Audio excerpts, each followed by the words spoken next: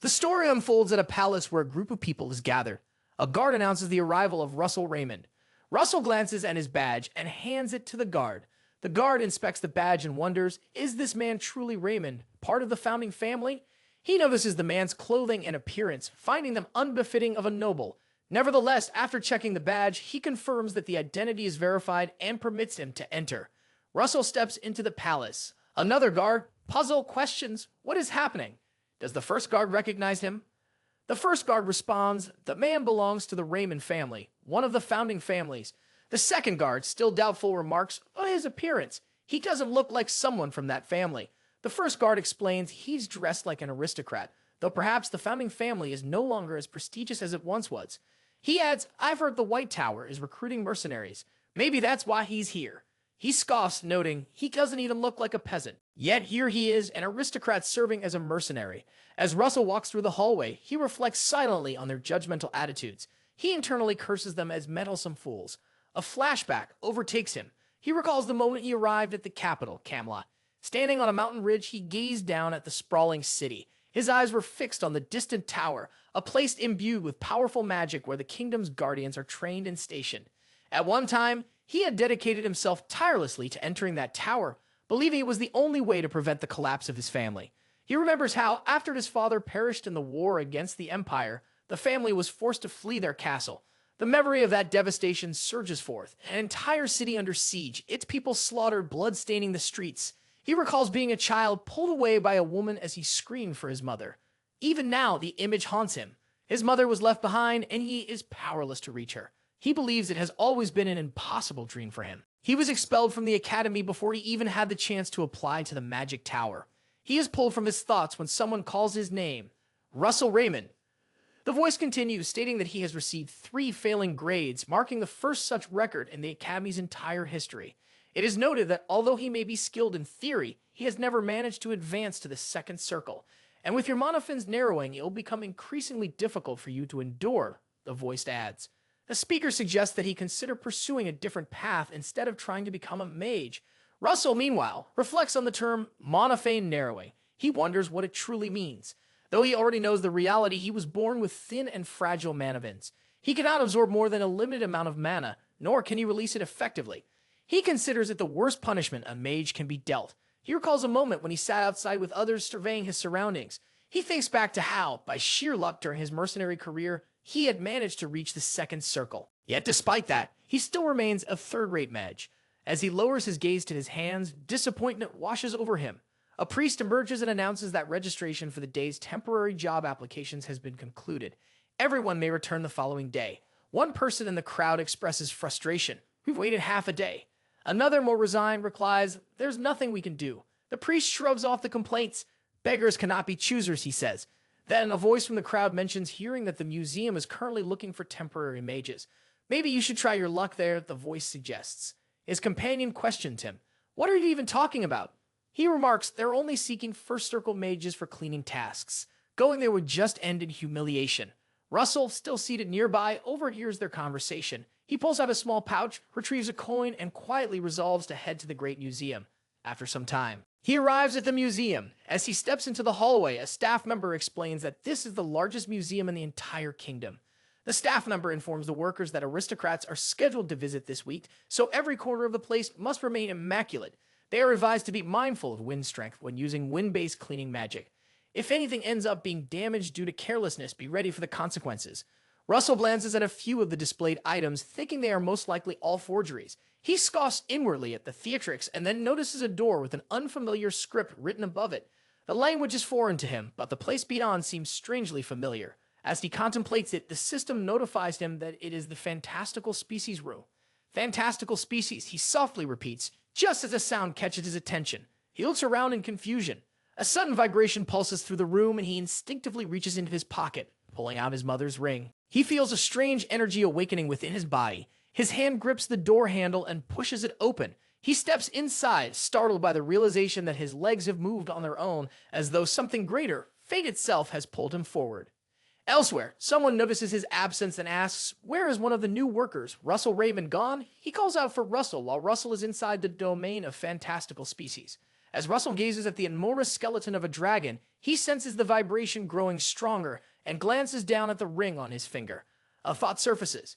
If there is something it wants to convey, then please let it be revealed. Tell him, mother. Suddenly, a memory resurfaces, a vivid flashback of when he first arrived there with his mother. His heart had brimmed with excitement as he pointed eagerly toward a particular item. As the memory fades, he instinctively walks in that same direction. A stone rests inside a box, catching his attention. He wonders what it could be. A system window appears, notifying him that it is the heart of an ancient dragon, she said. He looked again at the ring, contemplating the connection. A dragon's heart and a ring resembling a dragon's eye. As he slid the ring onto his finger, he pondered why she had been crying and why she had brought him to this place. At that moment, the vibration ceased. Turning toward the skeleton, he suspected his mind was playing tricks on him. Perhaps he was simply imagining things. He sighed at his own foolishness. But then, a surge of brilliant lightning burst from the ring. A radiant light emerged from the dragon's heart. In an instant, the skeletal remains began to transform. The massive dragon returned to its true form. The dragon spoke. The heart and the eye have reunited, it said. And now another eye shall open. Russell was deemed worthy to become the cornerstone of a new mythology. For the sake of that mythos, he was granted another chance. At that moment, Russell realized that the wheels which once turned the world had cracked. The long-awaited fate had begun to unfold. A system window appears, notifying that the Divine Dragon King's eye is now scanning the world's information. Another message follows. The status window and mission for the victor, Russel Raymond, are being activated. The scene shifts to the past. Professor Hubert shouts, "Russell!" Disoriented, Russell hears the voice but cannot immediately place it. It sounds angry, yet strangely familiar. A sharp blow from a book strikes his head. He jolts awake and quickly rises, confused. Professor Hubert stands before him, frowning. He comments, "All your grades are excellent. Having the audacity to sleep in my class takes some nerve." Russell stares at him in disbelief. Could it really be Professor Hubert? But he had already passed away. Nearby, another student glances at Russell, puzzled by his expression. Laughter bubbles from the others around him. Russell touches his face in disbelief, wondering what is happening. Somehow, he has returned to the past. Hubert remarks, "This behavior is unlike you, Russell." But it insists that punishment is still necessary and orders him to leave the classroom. Russell quickly runs out, his mind racing. Time travel. Can this even be called magic? He struggles to define it. His thoughts drift back to the moment when the dragon declares that with the opening of another pair of eyes, Russell will become the cornerstone of a new mythology. He had been urged not to fall short for the sake of that myth, and he had been granted another chance. They had clearly said it, a second chance. He looks down at his hand. The ring is no longer there. Did his mother help him somehow? Professor Hubert steps out of the classroom and calls his name. He notes again that it is unlike Russell to fall asleep during class. Russell lowers his head and offers an apology. Hubert responds that they will need a one-on-one conversation and instructs him to come to his office during lunch. Russell acknowledges the instruction and Hubert nods before walking away. Russell wonders how long it has been since he last got into trouble. Still, he finds a strange comfort in its familiarity. He glances toward the professor, a quiet smile on his face. Just then, another student exits the classroom and gives him a sharp snap on the head. Russell recoils, about to protest, but the other student casually asks, "What do you find so unpleasant?" Another nearby student comments that Russell seems far too relaxed and raises his hand again to strike him. Before the blow lands, a third student grabs the attacker's wrist and warns, "The professors are watching." He turns to Russell. "I asked you to take notes, but clearly, you've been too busy sleeping." Russell stares at him, recognition dawning. If this could be Coma Frederick, the student confirms it with a cold stare and mutters, "If you don't want to die, follow me to the bathroom." Without waiting for a response, he walks away. Russell watches him go and recalls that incidents like this had indeed happened.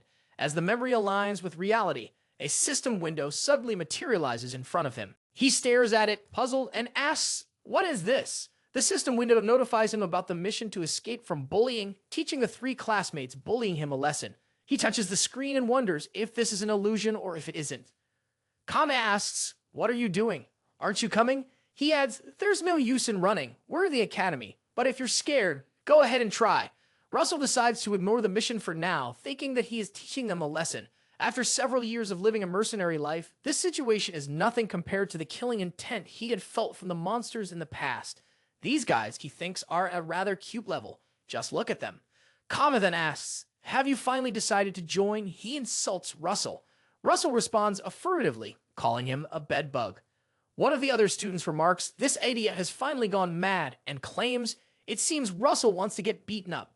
The student rushes to attack him, but Russel evades the attack and counters with a punch. The third student calls him trash, but Russel punches him in the face and throws him aside. Kama comments seriously, mentioning that since Russel cannot use magic, he must have learned some cheap martial arts. He adds that this is typical of a fallen family, throwing away his cigarette. He reminds Russel that magic cannot be used within the academy building, but Russel does not seem to know that they can use small artifacts. Kama rushes to attack Russel, calling him a little boy and saying, "Try dying." Russel blocks his punch, addresses him by the name of Coma Frederick, and twists his finger to break it. Kama falls to the ground, screaming in pain. He complains that his brothers pushed him down in the rankings, and even his family had given up on a fool like him. He admits that when his opponent is strong, he acts slowly, but when they are weak, he bullies them. In a demonic voice, he mutters that trash like Russel dares to mention his family and attempts to attack again. Ka demands, "Russel, listen for a moment." But Russel warns him, "Behave well from now on if you don't want to die."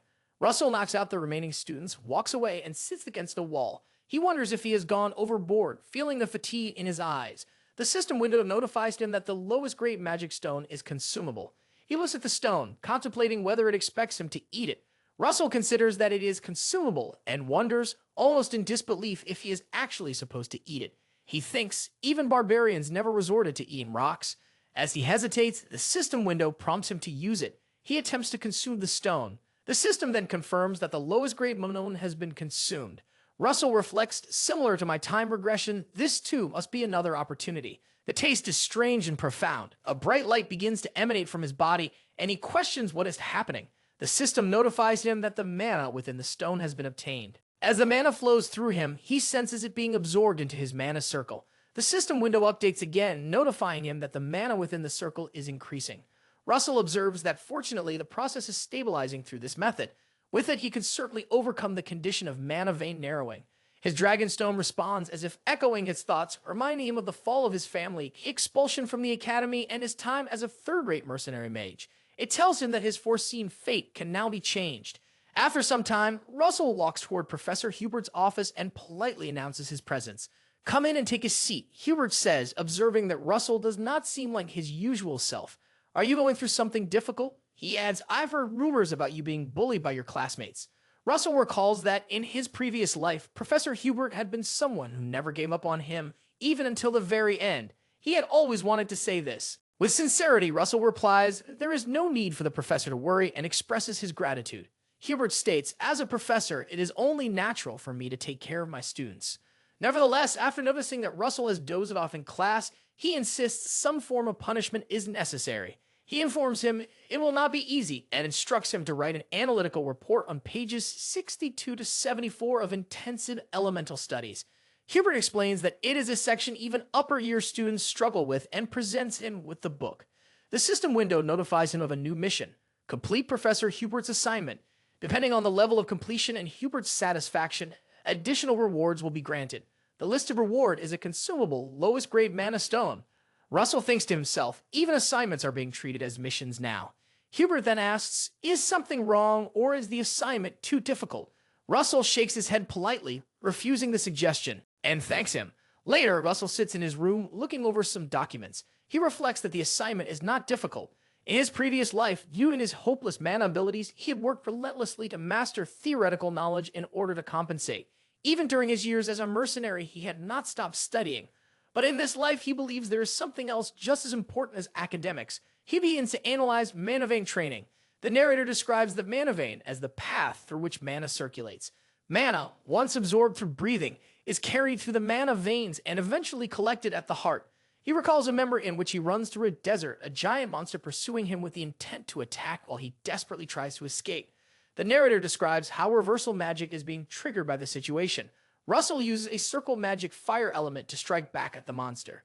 The narrator reflects that, in other words, the stronger the mana vein, the more can be collected. The faster it can be released. The monster breaks through his shield and launches another attack, sending him flying and destroying the surrounding buildings. As he crashes into a wall, he thinks about how his mana vein had once been excessively thin and fragile. The narrator describes whether the heavens sympathize with his unfortunate fate or if it had simply been luck. Russel is struggling to stand when the narrator describes a historic site of unknown origin that had been hidden deep within the sands. Inside, 2 grim stars had been sealed over vein and wizard body. Russell reflects on veins, and he has reached out to seize them. Snapping out of his thoughts, he runs toward a building while reflecting on the contents of those books. Overvein trains the physical body and expands the mana vein, while Wizard Body allows muscle tissue to be substituted with portions of the mana vein itself. He concludes that, in other words, the stronger his body becomes, the more solid and refined his mana vein grows. The extent of change was not significant when he possessed the body of an adult, but in his current stage of physical development, the results will become far more pronounced. He thinks to himself with certainty that this time he will overcome mana vein narrowing. After some time, he stands beside a tree, breathing heavily. I cannot continue any further, he says, but this much should be enough. Concluding that today's training is complete, the system window notifies him of the mission to practice the ancient magic over vein by running 5 kilometers. His current progress is displayed as 0.05 out of 5 kilometers. It is also clearly stated that completing the mission will increase the rate of constitutional improvement resulting from over vein by a certain amount. He wonders why the notification appears only now and remarks that everything had been quiet until this moment. As he looks at the system window, another notification appears. This one is a special notice. It explains that while practicing over vein, the mission can be repeated once per day. The required running distance will change depending on the current level of over vein. Another window further informs him that once a certain level of overexertion is reached, this mission will no longer appear. He shakes his head in refusal, questioning the urgency, but ultimately agrees. I will run, he says, thinking that he has barely managed to obtain this opportunity. He cannot afford to waste it by remaining idle.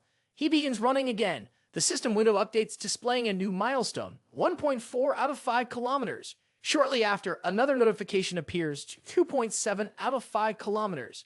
He thinks to himself, almost finished, just a little more. His body begins to tire from the prolonged exertion. Finally, the system window notifies him that the mission has been completed and the rewards granted. He collapses onto the ground, thinking that he cannot take another step, wondering how he will even make it back to the dormitories.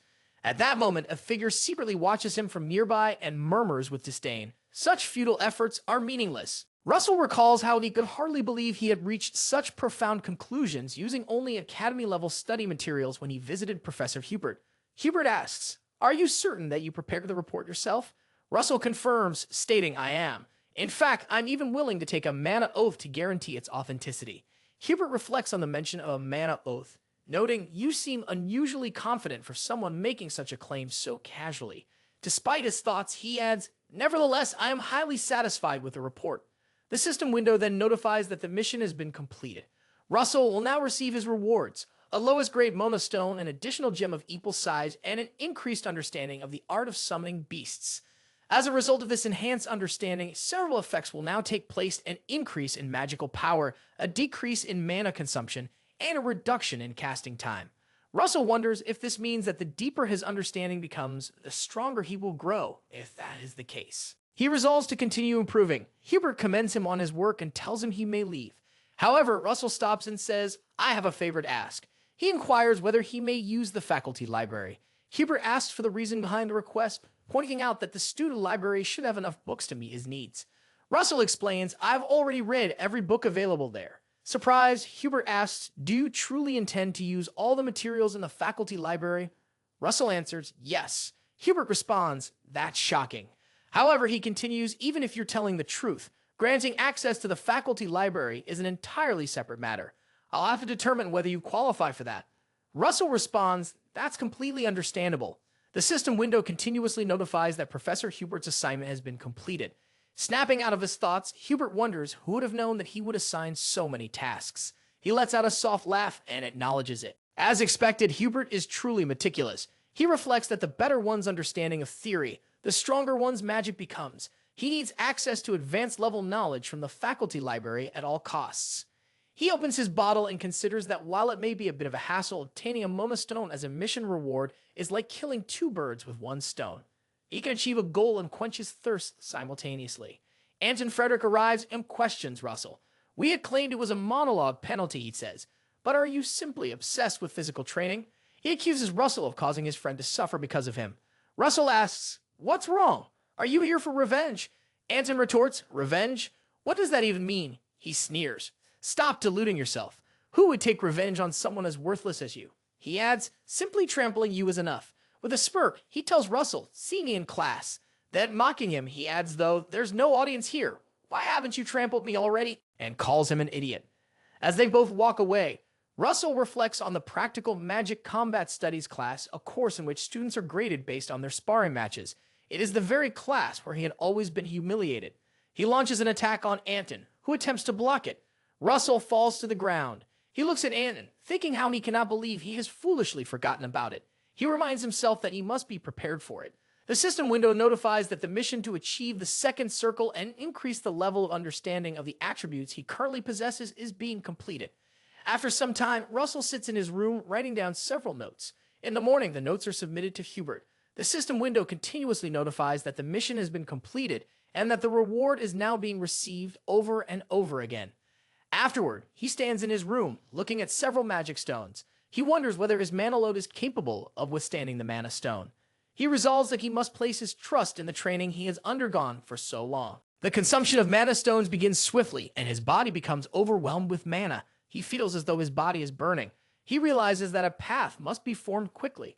The flow of mana must be molded, twirled around, and shaped into a new circle.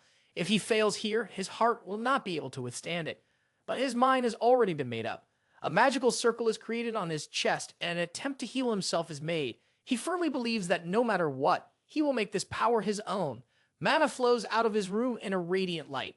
After a while, he believes that the second circle has been achieved as he collapses to the ground. The system window notifies that the mission has been completed and that the reward is now being granted. Another window confirms that his understanding of the fire attribute has increased significantly, and the power of his fire magic has also been greatly enhanced. A separate window reports a substantial rise in his understanding of the water attribute, along with a corresponding increase in the strength of his water magic. Another notification states that his comprehension of the electricity attribute has improved considerably, and the power of his electric magic has been elevated. Yet another window announces that his understanding of the earth attribute has advanced significantly, and the power of his earth magic has been amplified. He reflects silently for a moment. The following morning, Hubert sits in his office and remarks, "It is truly remarkable. I cannot believe all those tasks have been completed." He then adds, "One last question, a very vivid question." He considers it more fundamental than the previous ones, closer to the essence of magic itself. He asks, which of the four structures that comprise magic is the most important? While Russell pauses to think, Hubert reflects that he is posing a question to a student that he himself has only recently come to understand. He taps the table in frustration. "Wait," he says, "I will ask a different question." Meanwhile, Russell attempts to respond. Hubert wonders whether Russell already knows the answer. Russell states that the answer is the mental image, while Hubert asks why he believes that. Russell explains magic is the act of manifesting something into the real world through mana, and this process is categorized into 4 levels. He continues, the first stage is assimilation, where the principles of natural phenomena are learned. Next comes the mental image, where those principles are visualized internally. He goes on, then there's the construction of formulas, which are required to translate the visualized image into a magical structure. Finally, there's manifestation, where the magic takes form in the real world through those formulas. Russell adds, construction and manifestation can be mastered through sufficient effort and study. However, the mental image is not something that can be attained through effort alone. It is determined by one's ability to break past limitations and reach a state of imaginative freedom through courage. That, he says, defines the depth of a mental image. To demonstrate, Russell conjures a flame. He explains, if I imagine this flame is an arrow, it becomes second circle magic, fire arrow. But if he imagines something entirely different, the result will be transformed accordingly. He reflects that if he places no boundaries on his mental visualization, he can create something miraculous, even if it does not exist in this world. Hubert silently agrees. He thinks it is like sunlight shining in a shaded place, or the paradox of hot ice. Magic begins with understanding the world, but ultimately ends in bending its rules. That, to him, is the essence of true magic. He concludes that this student is exactly as he suspected. The student library, he thinks, is far too narrow a world for someone like Russell. At that moment, the system window notifies him that a mission has been accomplished. Permission to enter the first floor of the professor's library has been granted, and a low-grade monasteron is now consumable twice. After some time, he goes to the library and thinks that even the first floor alone is vast, far more expansive and refined than the student library. He reflects on the content of magic's 3-dimensional ballistic trajectory. Intensive magic botany and practical subjects still manage to thoroughly cover the foundational theories of magic. As he picks up a book, he begins to read. A woman arrives and remarks, "You are reading quite an interesting book." Russell turns around and asks, "Who is there?" She steps to the other side and gently says, "This way, child." He looks at her and wonders whether this person is Doraya Snow White. He rises and bows respectfully before her, introducing himself as Russel Raymond. "It is an honor to meet you, the master of the Flame Tower," he says. The narrator notes that she exists within the realm of the Eighth Circle, a realm few in the world have ever reached. Though she is over 80 years old, an immense reservoir of mana is being used to maintain her youthful appearance. She is introduced as a lean figure of the Red Tower faction, the most highly ranked magic tower. She acknowledges, "You seem to know who I am," while he wonders silently why someone of her stature would be present here. "Do not be nervous," she tells him, explaining that she is merely a fellow traveler walking the same path. She offers him a piece of candy. He asks, "Is it truly for me?" She inquires, "How has a student like you been granted access to the professor's library?" Then she walks away. He takes the candy and begins eating it. Professor Hubert gave me permission, he states. She asks with surprise that uptight man truly did. He recalls Hubert mentioning his ear was itchy, typical of someone upright and reserved. She remarks, "That makes sense. He was studying something quite fascinating, extremely pure mana." She notes, "Your mana distribution is also remarkably stable, an uncommon trait." He wonders to himself if she has noticed something deeper. She reassures him, "Don't worry, I haven't come to lecture you or impose anything." To which he replies with gratitude. She tells him, "Grow to the best of your abilities." He bows respectfully and agrees, and then walks toward the door, thinking, "I never expected to meet her there." What an unexpected gain, he reflects. Just outside, Anton notices him and scoffs. "Isn't that Russel? Why is he emerging from the professor's library?" He mutters, "Russel must have kissed up to a professor to get in, though it won't amount to anything." He tells himself Russel can try his best, but it won't do any good.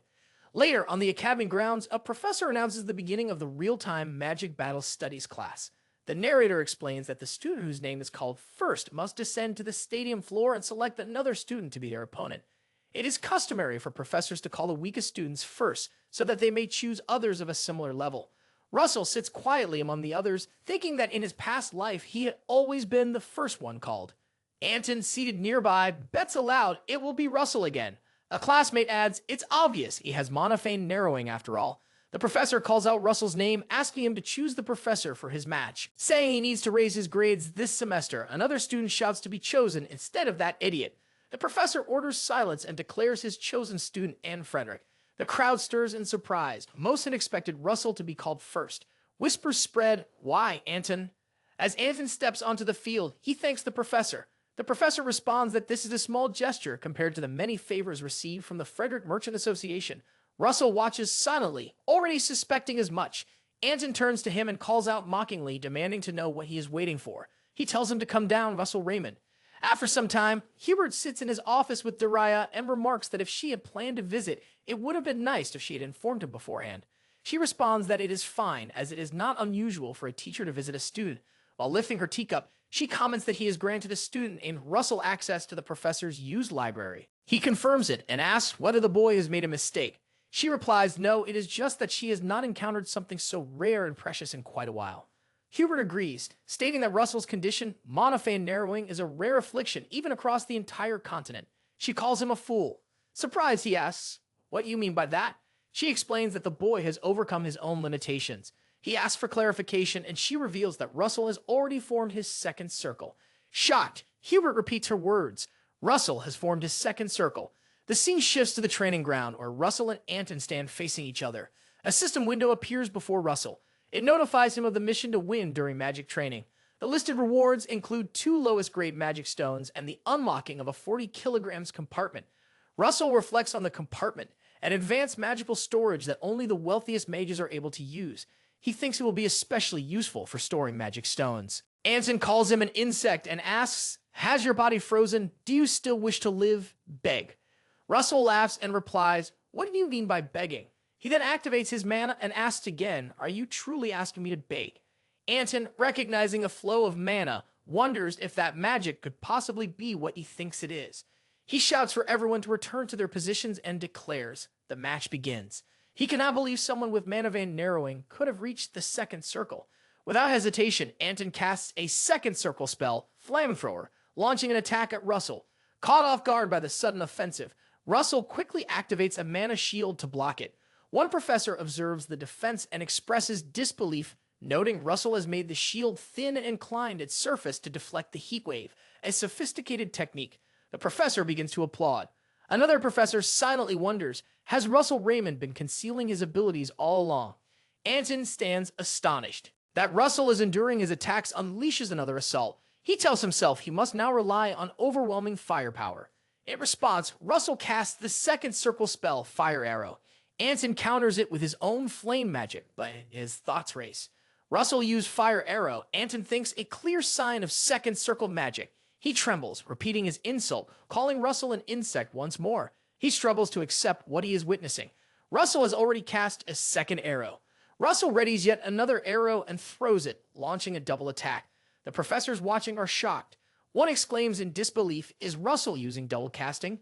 Another replies, I'm not sure. It doesn't appear to be traditional double casting. One professor suggests it seems Russell's casting speed is so fast it gives the illusion of double casting. Meanwhile, Anton wonders whether casting Fire Arrow is the extent of Russell's capabilities. He concludes that there is a way to counter it. With a shield specialized against fire, Russell immediately conjures a second circle spell, Protection from Fire. Russell thinks this is exactly what he has been waiting for. Anton assumes Russell intends to prolong the match until his mana is depleted, believing that will guarantee his victory. Suddenly, Russell commands the cancellation of his previous spell and begins preparing another. Anton is stunned at the sudden shift and demands to know what the new attack is. Russell unleashes second circle wind magic, Wind Arrow. It smashes through Anton's shield and sends him flying. Anton, shocked, realizes that Russell identified the type of shield and adjusted his casting to counter it. The professors watch in disbelief, questioning whether this is truly the same Russell they had known. Anton crashes to the ground and stares up in shock as Russell rushes toward him. Russell gathers lightning and flame mana into his fist and lands a powerful punch on him. The professors gasp at the sight, and one shouts for the match to be stopped immediately. Asked what kind of magic it is, Hubert calmly responds, it is not traditional magic. Look closely at what is covering Russell's body. Another professor notices and says it resembles the aura of a knight, not ordinary magic. Hubert acknowledges this, admitting, I don't know how Russell achieved it, but I can confirm that he has discovered a method. Russell charges forward again and attacks Anton with another strike. Hubert says Russell has discovered a method, while Russell knocks Anton unconscious, leaving the entire crowd in shock. One professor silently questions how such a feat is possible and tries to slip away unnoticed. But Hubert stops him. Where do you think you're going? He asks. He then reminds him, announce the result. The professor quickly recovers and declares, a winner is Russel Raymond, then steps onto the ground. You've done well, he tells Russell. You may leave now. Russell replies, the match is not yet over. The professor, confused, asks, what do you mean? Russell explains that, according to the class rules, unless the victor declares surrender, they are permitted to call upon their next opponent. He then points at another student and announces that he will be the next to fight. A system window appears, notifying him of a successful mission, victory in the magic duel. It states that the clear reward is a double set of lowest grade mana stones, with additional rewards granted in the case of consecutive wins. Russell calmly tells the next opponent to come forward. Sometime later, Hubert stands by the window in his room sipping tea. He reflects on Russell's 14 consecutive victories and acknowledges the remarkable insight the boy possesses. He recalls how, after observing Russell's mana only once, he had recognized its hidden potential. Still, he wonders how Russell has grown so quickly. Meanwhile, the system window notifies that the mission has been completed and the compartment has been fully unlocked as a reward. From now on, it states that all rewards will be automatically stored within the compartment. Another window appears, repeatedly notifying that additional Mona stones have been received. The system window once again notifies him that an unknown item has been received as a reward, just as a compartment appears before him. He wonders if the rewards are placed inside the compartment, then reaches in and pulls something out, asking, is this a map? The system window notifies him of the first mission. Head to the location marked on the map and complete the assigned task. When he approaches the location, the lights are set to guide his way. It is clearly stated that the rewards consist of 5 intermediate grade Mona stones along with a warning. The task should only be attempted after reaching the third circle. Russell asks, what does attempting it mean after reaching the third circle? He reflects on the third circle, recalling how he had tried countless times to reach it before his regression, yet had never succeeded. He wonders if this time will be different, and if he will finally be able to attain that level.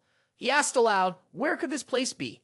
Admitting he cannot discern the location from the map and stares at it intently. Afterward, he heads to the library and searches through books, thinking that if he uses the information available in the professor's library, he might find a clue. He notes that the first possibility is the outer territories of the Endymion Kingdom, and the next is the Empire's seaside. It must at least be documented in the Outer Sea records. He searches everywhere for information and becomes exhausted. With a trembling voice, he murmurs, none of the places seem to match. He walks into the hallway, thinking that too much time has already been wasted searching for the location marked on the map. He decides to focus on reaching the third circle first. Some other people glance at him and begin gossiping, while one of them remarks he was present the last time as well. He looks at them and reflects that although he has managed to avoid resentment and bullying, he remains a loner. Hubert arrives and calls out to him, prompting Russel to turn around. Hubert asks, "Can you spare a moment to see me?" Russel agrees, and they both head into Hubert's office. Hubert serves Russel tea and mentions that summer break is approaching. He then asks if Russel has any plans. Russel replies, "Not yet, at least nothing concrete." Hubert suggests, "Why don't you join me on a research project? Depending on how well you do, your name might even appear right after mine as a co-author." "What do you think?" he adds. Russel glances at the books on the desk, his curiosity stirred. He wonders, what exactly is this project about? Hubert notices his hesitation. "What's on your mind?" he asks. Russel pauses for a moment, then says politely, "I'm sorry, Professor." He admits, "Actually, I already have plans for the summer." Hubert looks surprised, "But you just said you didn't." Russel replies, "I'm going to Maldiva." Looking at the book in his hand, Hubert remarks, "A vacation in Maldiva sounds nice." Later, Russel sits in his carriage, gazing out the window. He murmurs to himself, "It's quite a distance. I should eat something." He opens a small compartment, takes out a mana stone, and thinks, "This should help keep my energy up a bit." The carriage driver comments that although it is summer, the heat is unusually intense. Russel finds it strange as well and begins meditating to absorb mana into his body, thinking that he will reach the third circle before arriving in Maldiva. Meanwhile, Hubert also reflects that it is odd he too is heading to Maldiva. Still, he supposes it could turn out to be a good thing, especially since she must be in Maldiva by now. The scene shifts to the Maldiva Sea in Endymion, where Daria sits on the beach. She reflects that although it is her hometown, its beauty never fades. She wonders how long it has been since her last break. Her thoughts turn to the duties that occupy her life, protecting the Empire, presenting magical research, and guiding the development of her students. She recalls meeting her students and reciting the numbers 9, 6, and 3, each of which holds deep meaning for mages. The number 9 signifies the end, representing one who walks the path of the ninth circle of magic, as she demonstrates her fire magic. She explains that 6 signifies the completion of a sixth circle mage and the suffering one must endure to ascend to the rank of Grand Mage. The number 3, she notes, represents the beginning of the point at which a mage begins the path alone. Pulled from her thoughts, she contemplates the solitude that comes with such a path and wonders whether the child she once encountered is doing well. The memory of Russel sitting in the library comes back to her mind.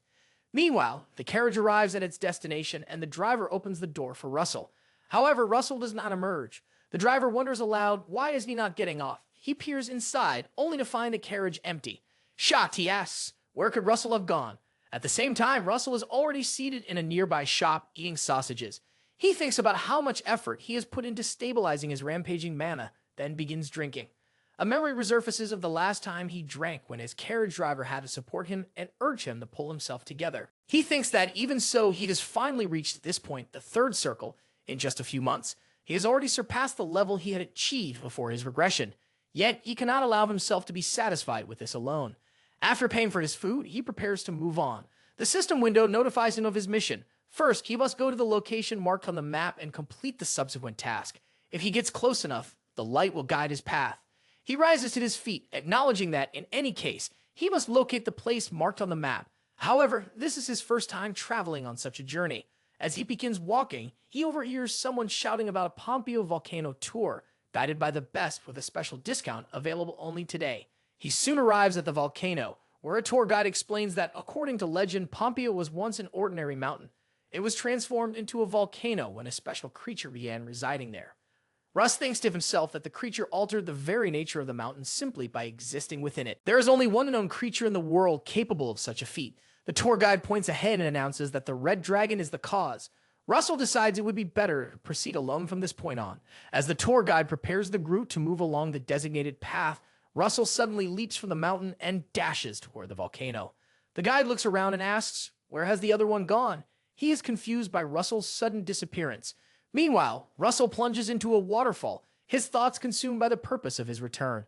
his growth through the missions and their rewards. Perhaps all of it is connected to the dragon. He looks at the map as a monocle appears on it, beginning to guide his path. He wonders if this is what the system meant when it said the light would show him the way. As the monocle floats across the waterfall, Russel becomes excited at the sight. He concludes that the destination must lie behind it. He rushes forward, conjures a wind arrow to clear a path through the falling water, and leaps inside. Upon landing, he expresses his surprise. Thinking that a lava cave like this exists here, it is no wonder no one knows about it. He glances around and recalls that the system instructed him to attempt this only after reaching the third circle. However, he sees no monsters, not even any wild beasts. He continues forward and notices a pillar. Curious, he wonders why it is here and touches it, questioning how old it might be. Then his gaze falls upon a door. "I have been wondering where it went," he remarks. "So it turns out I was here all along."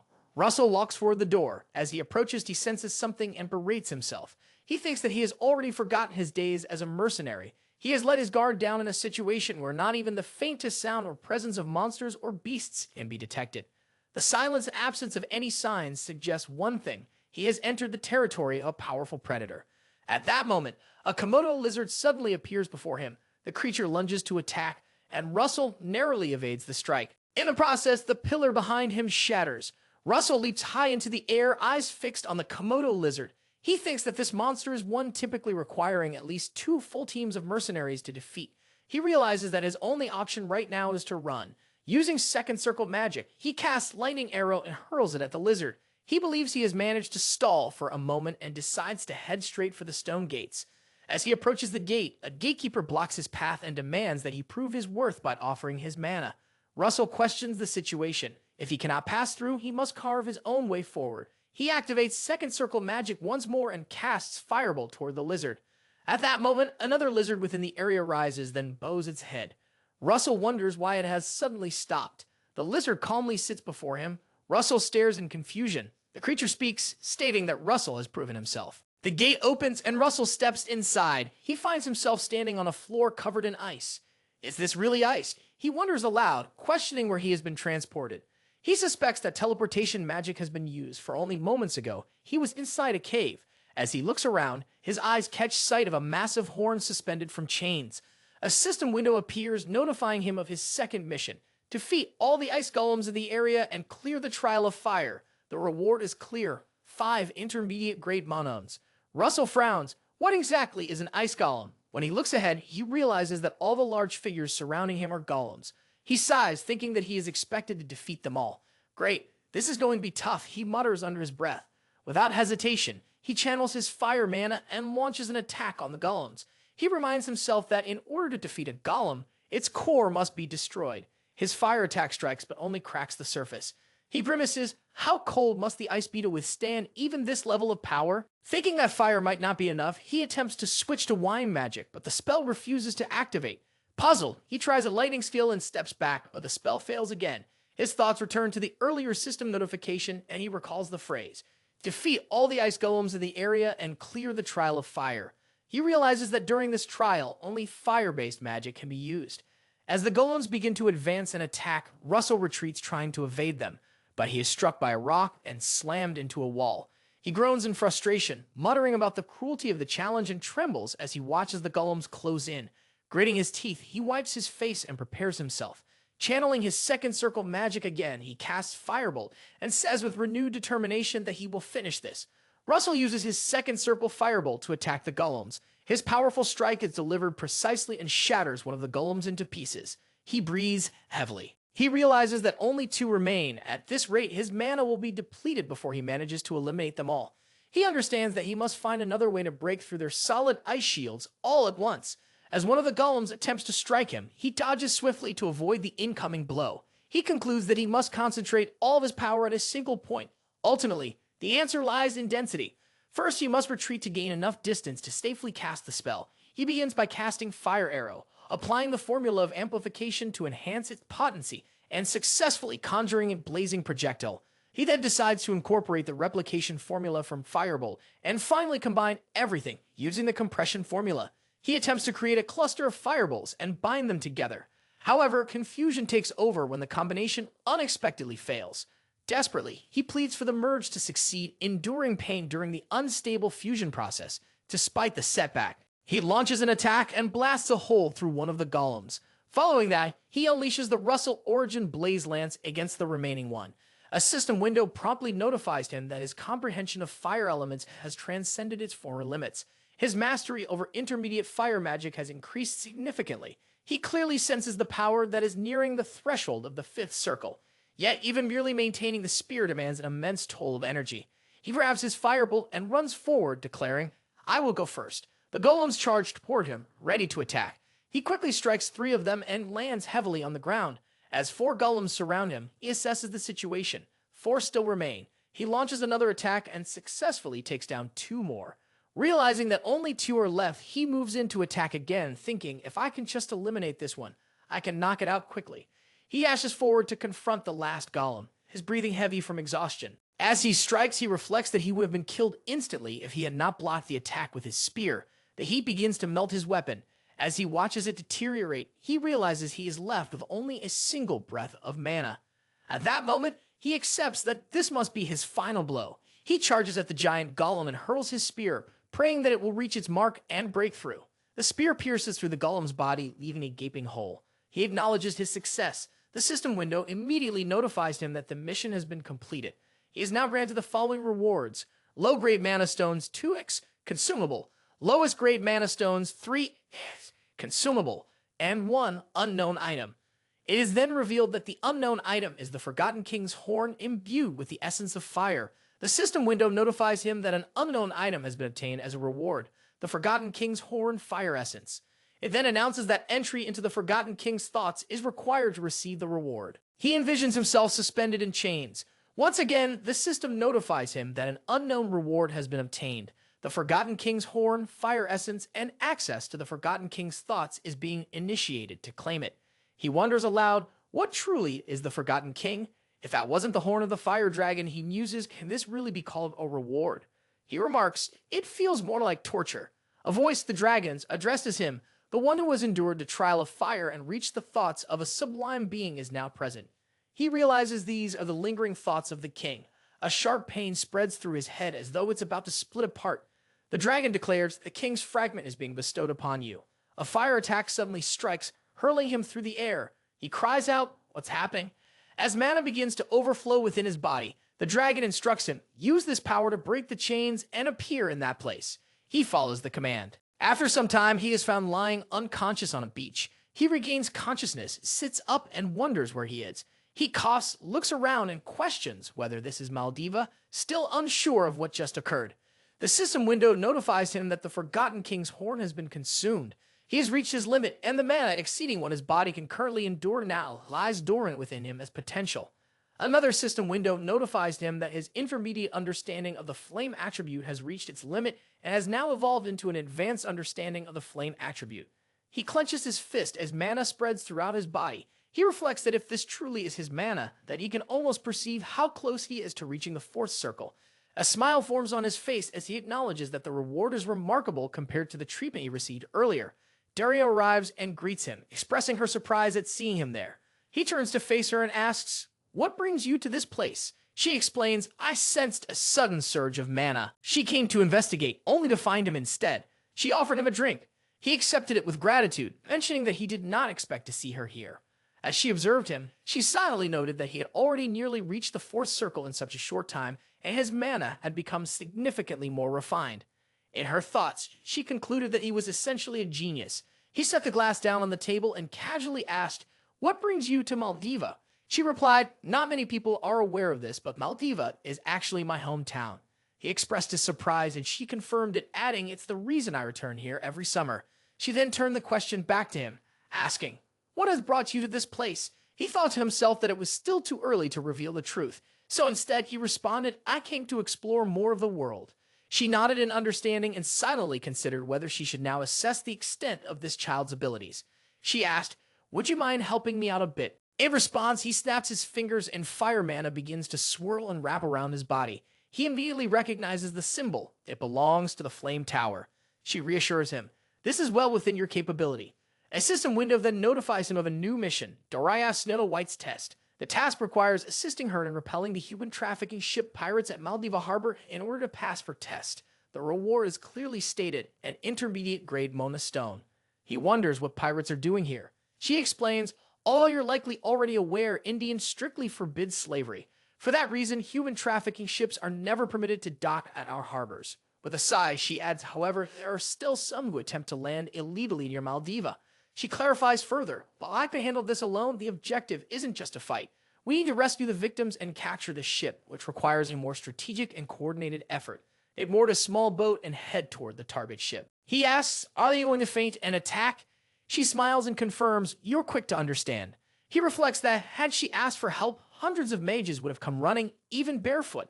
Since she is asking it in particular, this must be a test. She calls out to Russel. What comes next might be more than you expect. The path of a guardian, she continues, is not always smooth or noble. It is simply another part of a mage's fate. She instructs him, draw their attention while you rescue the victims. With that, she leaps high into the air toward the ship. Russel watches her go, contemplating the meaning of a guardian's path. She positions herself midair and declares, this spot should be just right. Then she calls to Russel, giving him the signal to begin. The pirates see her mana circle and claim it is an attack. They move quickly and begin firing at her, but their attacks are blocked by a shield she conjures. One of the pirates remarks, our attacks can't even reach her. She calls them fools and demands, do you truly dare hide in my hometown? She then declares, we shall see if your skill matches your audacity. She unleashes a burst of fire mana upon them, and flames begin to consume their bodies. One of the pirates, panicking, questions, what are you doing? Why won't you extinguish this minor fire? They attempt to escape as the flames spread slowly across their bodies.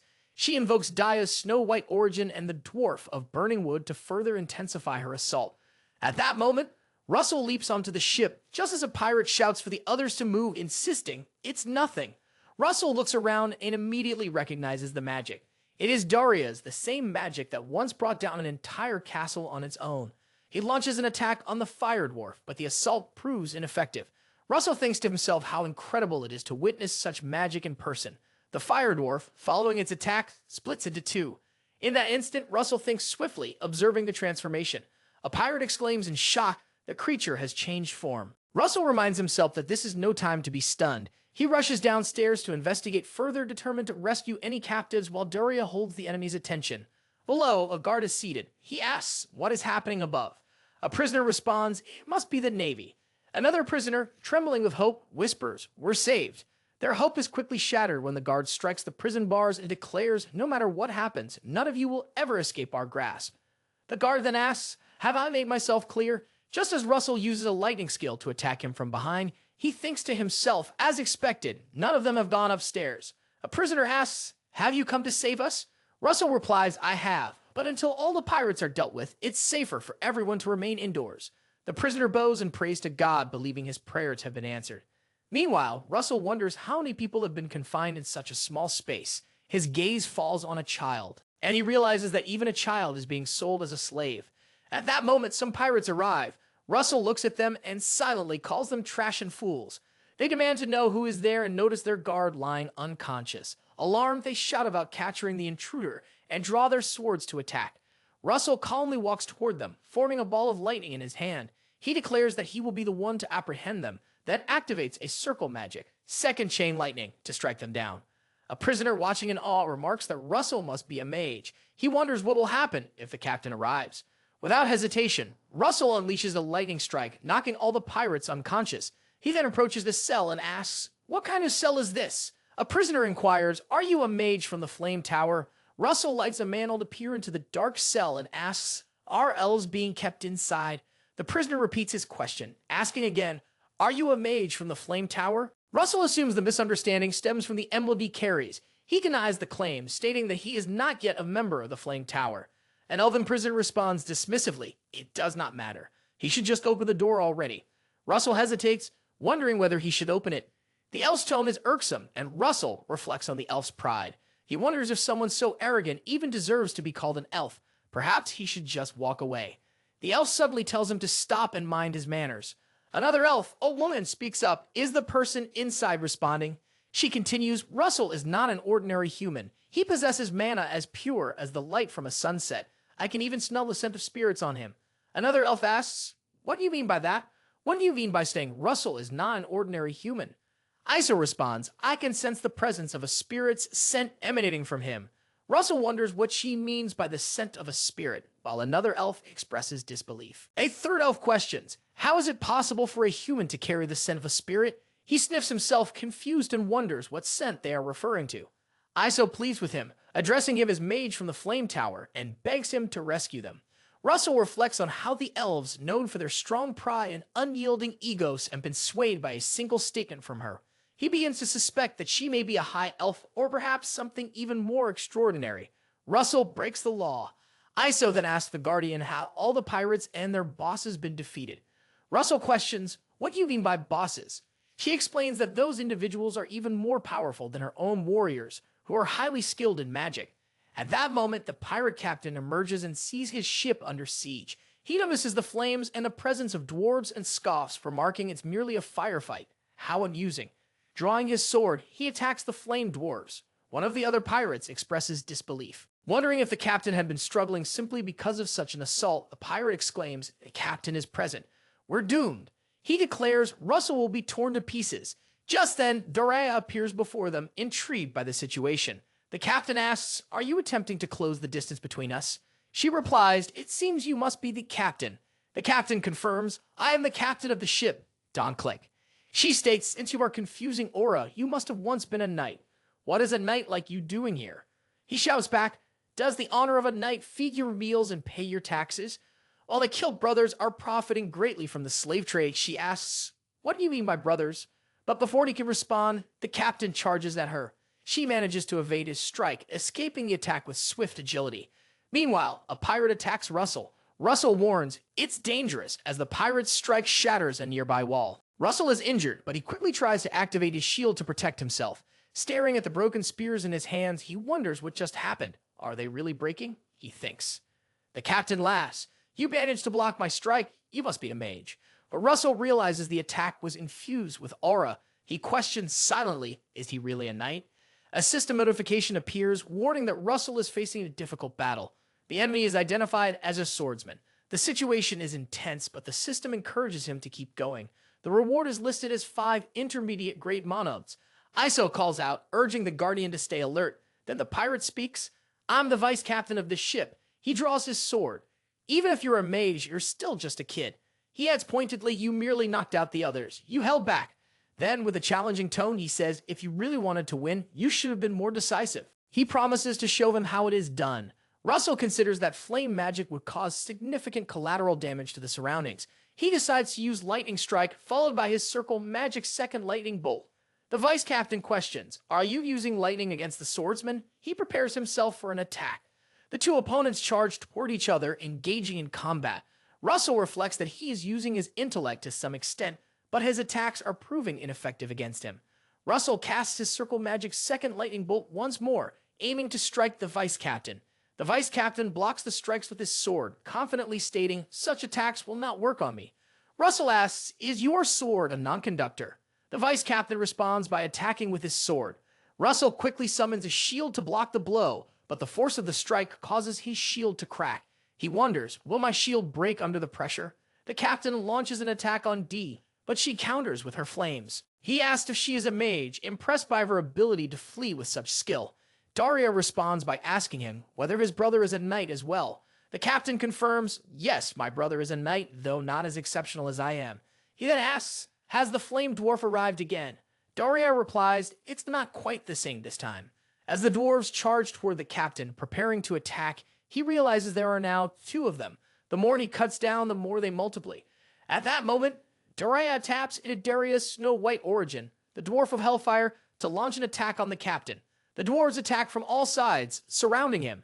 He exclaims this is impossible, and questions, how is the Witch of the Flame Tower involved in this? Meanwhile, Russell dodges an attack from the Vice Captain, pushing him back. The Vice Captain wonders, how did he evade the strike? He should have been sliced in 2. Russell channels his mana to heal himself, and the Vice Captain observes he must be using magic to enhance its physical abilities. Regardless of the method, the Vice Captain dismisses it, thinking that it changes nothing. Russell is like a rat caught in a trap, unable to escape. He calls out to Russell, referring to him as the Guardian. Russell recalls having met him once in his previous life. The vice captain had massacred an innocent mercenary group simply for bumping into him. He remembers that the one who had just barely managed to stop the vice captain's madness had been a mage. The method used to stop him had been the simple act of using a shield. Russel comes out of his thoughts as the vice captain attacks him again. He attempts to block the sword strike with his shield. The vice captain thinks with frustration that once again Russel has stopped his attack. Russel immediately responds by casting circle magic, second wand arrow, striking the vice captain and injuring him. However, Russel is also wounded and begins to feel faint. He wonders if he has lost too much blood, then gathers his mana to break the locks and calls out for everyone to come out. Iso expresses gratitude and the other elves thank him as well. Russel tells them, "Please follow me now." The vice captain curses under his breath, muttering that he should have aimed for Russel's head. Russel, however, believes he made the right decision. He instructs them to lead the captives upstairs. One elf asks, "Do you want us to free the human too?" Another elf questions, "What do you mean by that?" Hu acknowledges the command and proceeds with the rescue. The vice captain laughs, mockingly asking, "Do you really have the luxury of rescuing slaves?" Then he charges forward, shouting, "You should worry about yourself first." He strikes again, but Russel blocks the blow with his shield. The vice captain observes that Russel creates his shield every time, refusing to give him any chance to counterattack. Russel thinks to himself that he just needs to hold on a little longer until everyone is safe. Meanwhile, Iso helps guide the others out. Lu then informs Russel, everyone is safe. The space captain snarls, "Are you asking if this changes anything?" Russel answers confidently, "Certainly does. Now I'm going to crush him." He unleashes a powerful fire attack from all directions, surrounding the vice captain in flames. The vice captain wonders what is happening as the atmosphere shifts around him. He senses a change, as the opponent finally resolved to kill. Instinctively, he steps back. He believes the enemy will pierce through both him and his shield. At that moment, Russ activates his Russel Raymond Origin Blaze Lance and draws his fire spear. The vice captain sees it and questions, is it really a fire spear? But no, it is not. This weapon operates on a level several tiers higher. Russel then launches his attack. Meanwhile, the fired dwarves strike at the captain, who immediately retaliates. However, their numbers begin to multiply. He realizes that the more he slays, the more of them appear, yet he cannot kill them fast enough. He wonders, where is my foolish brother now? If only he had him here, he might catch up to the witch if he could just endure a little longer and hold the line against the fired dwarves. Suddenly, he senses a surge of powerful fire mana erupting from beneath the ground. He leaps backward, trying to assess the situation. A fiery blast bursts upward, obliterating a section of the ship. The vice captain is injured in the explosion and exclaims in disbelief. The blast also strikes the captain, who lets out a scream. Doraya stares in shock at the destruction. She gasps, asking, "What is it?" Her eyes turn to Russel, who now lies collapsed on the ground. She realizes she has underestimated the situation. Russel has taken the lead. At that moment, the system window displays a notification. The mission has been cleared. Rewards are being distributed. Russel has obtained an intermediate grade Mon. A pirate shouts, "The captain is down." Orders are given to surround them with the guard ships and to gather information. In response, Daya activates her mana. She admits to herself that she must reflect seriously on what just happened. She conjures powerful orbs of mana, drives her magic staff into the ground, and sends the glowing spheres outward in all directions, fleeing the pirates into the sea. Meanwhile, Iso is healing Russel. He asks what has happened. He attempts to sit up, but she tells him, "Don't move." He replies, "My mana hasn't fully recovered yet, so the healing is progressing slowly." Daya commends him, saying, "You've done a good job defeating 2 knights on your own." He responds, "I thought I was facing only one," to which she replies, "It turned out to be 2. Iso states, "I owe you a great debt, one I cannot repay immediately. But I, idol of the White Ash 3 tribes, swear upon the honor of my founding ancestors that this debt shall be repaid one day." Russel introduces himself, saying, "I am Russel Raymond. I have merely done what is expected of me as a guardian." Doria reminds Iso, "Don't forget us, the Flame Tower." At that moment, another elf becomes visibly shocked upon hearing this and asks, "Is Doria indeed the master of the Flame Tower?" The elves also report that the conditions of the prisoners have been checked. Dario responds, "Well done," noting that Russel has very kind subordinates. Russel observes that the elves are acting completely differently from how they behaved earlier. He turns to Lady Isolo and asks, "What did you mean back in the cabin?"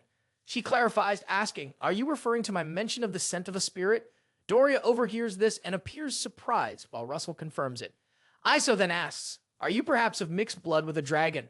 He echoes the word dragon and responds, "Yes, I do. In fact, carry the blood of the green dragon within my veins." Who says, of course, it's more like just a drop of water in a lake, but even that small amount can attract spirits to grab your hand and sniff it. She mentions, I could smell a thick scent of spirits from you, which is why I wanted to ask if you're mixed blood like him. Daria overhears their conversation and wonders if being a mixed blood dragon is the reason Russel grows stronger so quickly. She also wonders whether he might become a being who will shake up the Envian kingdom or even the entire world. They all safely reach the port and soldiers help the prisoners disembark. Are you going to stay in hiding until you regain all your mana? Day asks. Iso responds affirmatively. Daria suggests, my mansion is not far from here. You could stay there. I might also be able to assist with Russel's training. Russel asks, what is training? Iso adds, if I can repay my debt, I would be glad to do so. Daria raises an eyebrow. Why wouldn't you want to train? Russel quickly responds, of course. I'd love the special training of the Flame Tower Master. Daria nods. In that case, everything will be arranged. The carriages will arrive soon. Iso thanks her, and they all begin walking in the direction behind Daria. Russel turns to Daria asking, will it be okay? Considering the semester is starting soon, she reassures him, saying that Hubert will take care of it.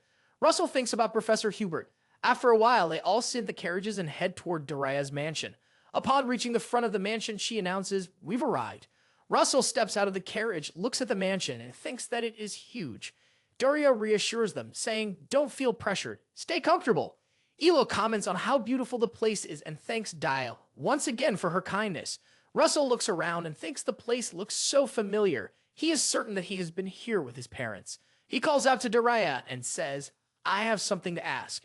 She stops, looks back at him, and asks, what is it?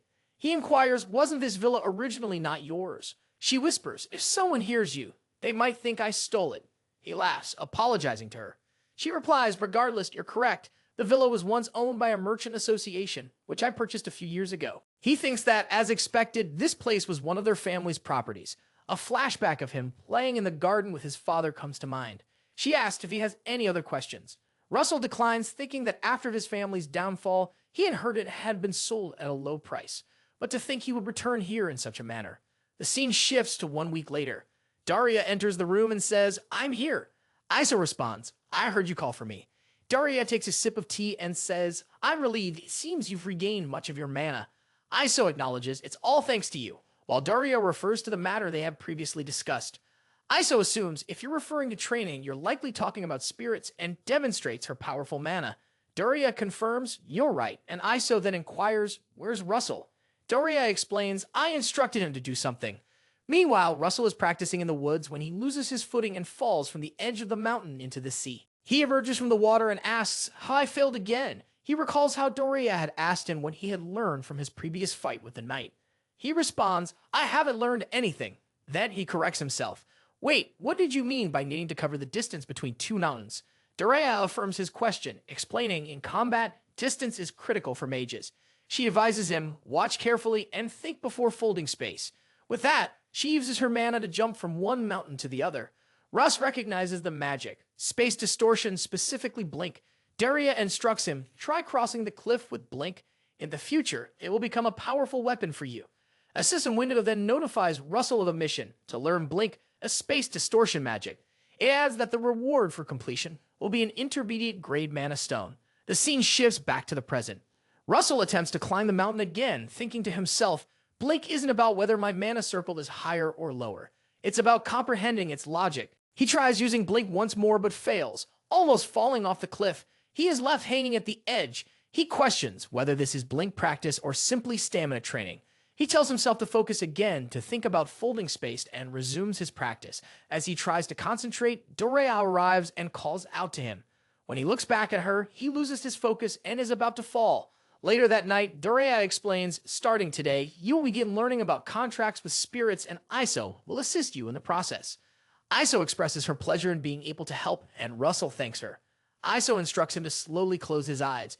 Anything, whether morning light, midday sun, or burning firewood, will suffice as long as fire mana spreads throughout your body. As the fire mana flows within Russel, Elo senses it and is amazed that such pure mana exists in the human body. She announces, I will enter your imagination and guide you, placing her hand on his back. She takes his hand and enters his inner world, a realm resembling a galaxy filled with stars and moons. She observes that most people remain unaware that the door to the spirit realm is open to all, Regardless of whether someone is human, elf, or any other entity born of nature, everyone's path inevitably leads to that point. The door opens when a surge occurs. Suddenly, she senses a violent torrent in his heart and identifies it as hatred. When she sees him stabbing someone, a door within Russel's imagination appears, from which a bright light emerges. She thinks that it might be his mana, overflowing from his body, transferring into hers, and then erupting in an explosion that spreads outward in all directions.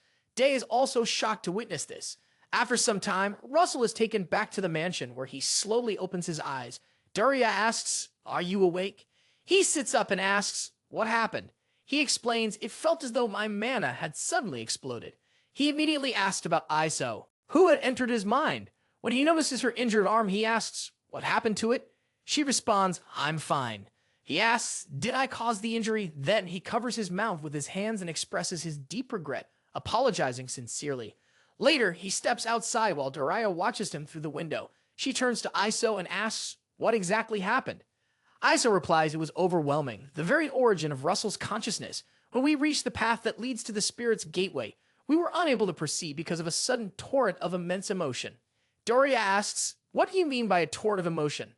Iso confirms it appeared to be hatred at first, but it felt more like sorrow. Such a deep and immense sorrow that I wondered how he didn't manage to suppress it for so long. They both step outside, and Daria calls Russel, informing him that they will begin a new phase of training today. He bows respectfully and asks, "Is that your command?" She confirms and responds, "The training involves cleaning." Russel is surprised to hear this. She explains that for the next week, he will assist the mansion's servants with a thorough deep cleaning. He wonders what Daria means by deep cleaning the mansion, while she continues explaining that in the meantime, she and Iso will be visiting the capital. Iso tells him, "I'll see you in a week." He responds politely, "Please take care of yourselves."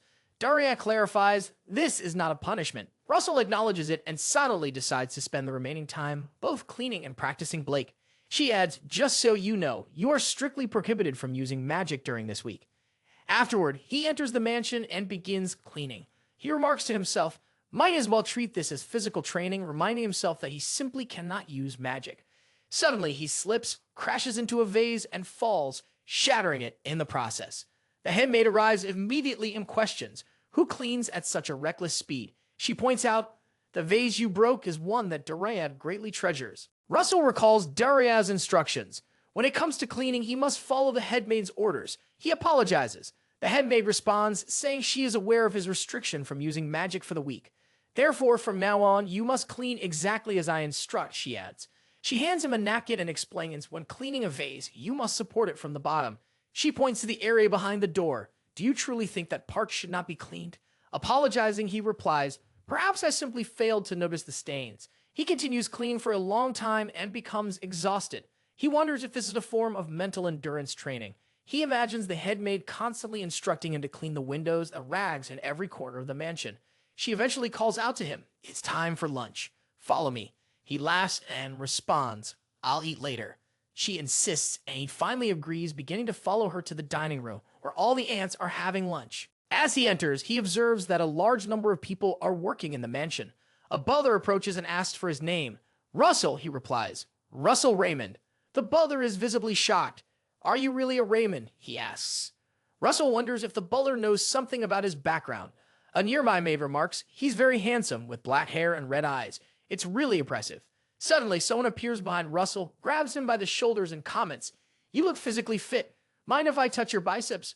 Russel turns, somewhat confused. "What do you mean by that?" The other person snaps his head back. "I'm only joking," he says quickly. Russel laughs awkwardly, thinking to himself, this must be part of the training. He tells himself to endure it for just 1 week. It's still training after all.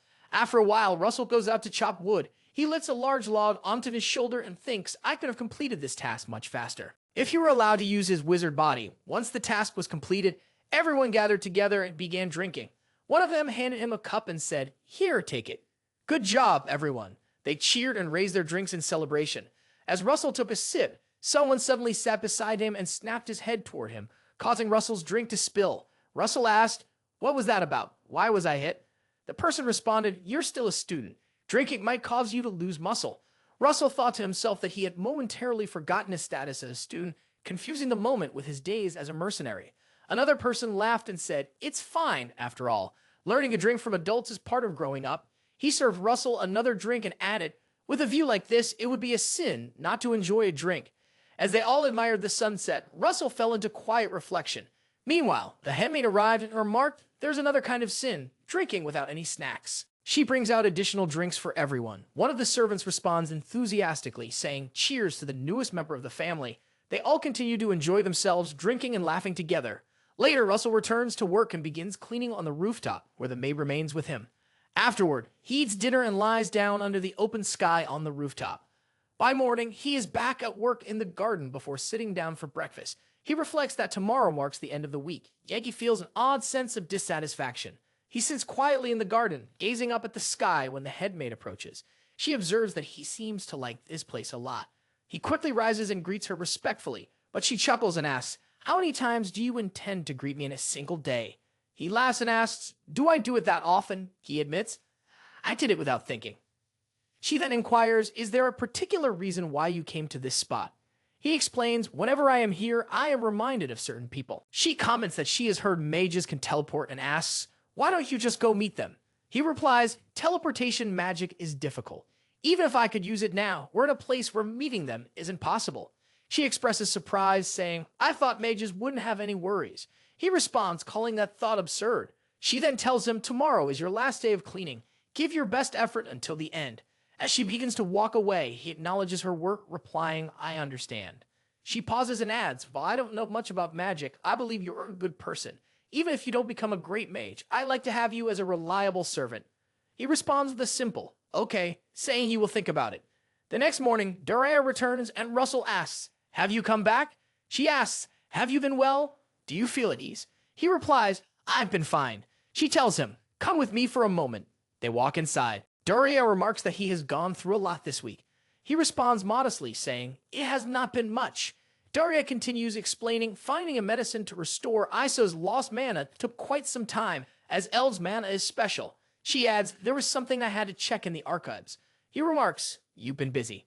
She responds, "This property once belonged to the Raymond family." She adds, "There is a great torrent in his heart, which is why he couldn't reach the door of spirits." She then asks, "Do you feel wronged, angry, or perhaps sad?" He replies, "I feel all of those things." She reflects, saying, "It reminds me of when I first saw you developing your magic. You fought alone back then, but looking back now, you were a lonely patriarch trying to rebuild your family." She suggests, "Take the property." He asks, "What do you mean by that?" She clarifies, "I'm not giving it to you for free. Become the war mage of the Flame Tower. Serve as the protector of the country, earn wealth from it, and then buy the property from her." She asks if he understands, referring to him as a young one. He wonders at her use of that term. She advises him not to struggle alone. That night, they all sit around the fire. Daria comments, "The last time I approached the door of spirits, I did not awaken his consciousness." Elo adds, "I only guided him with my unconscious mana." She suggests, "Let's switch things up and approach the door together." He expresses concern, asking, "What would happen if I accidentally hurt you again?" Elo reassures him, stating, "We've brought plenty of medicine, so it will be fine." He replies, "That's not what I meant." She tells him, "Close your eyes and imagine a fire, just like you did before. I will wake you up in your imagination."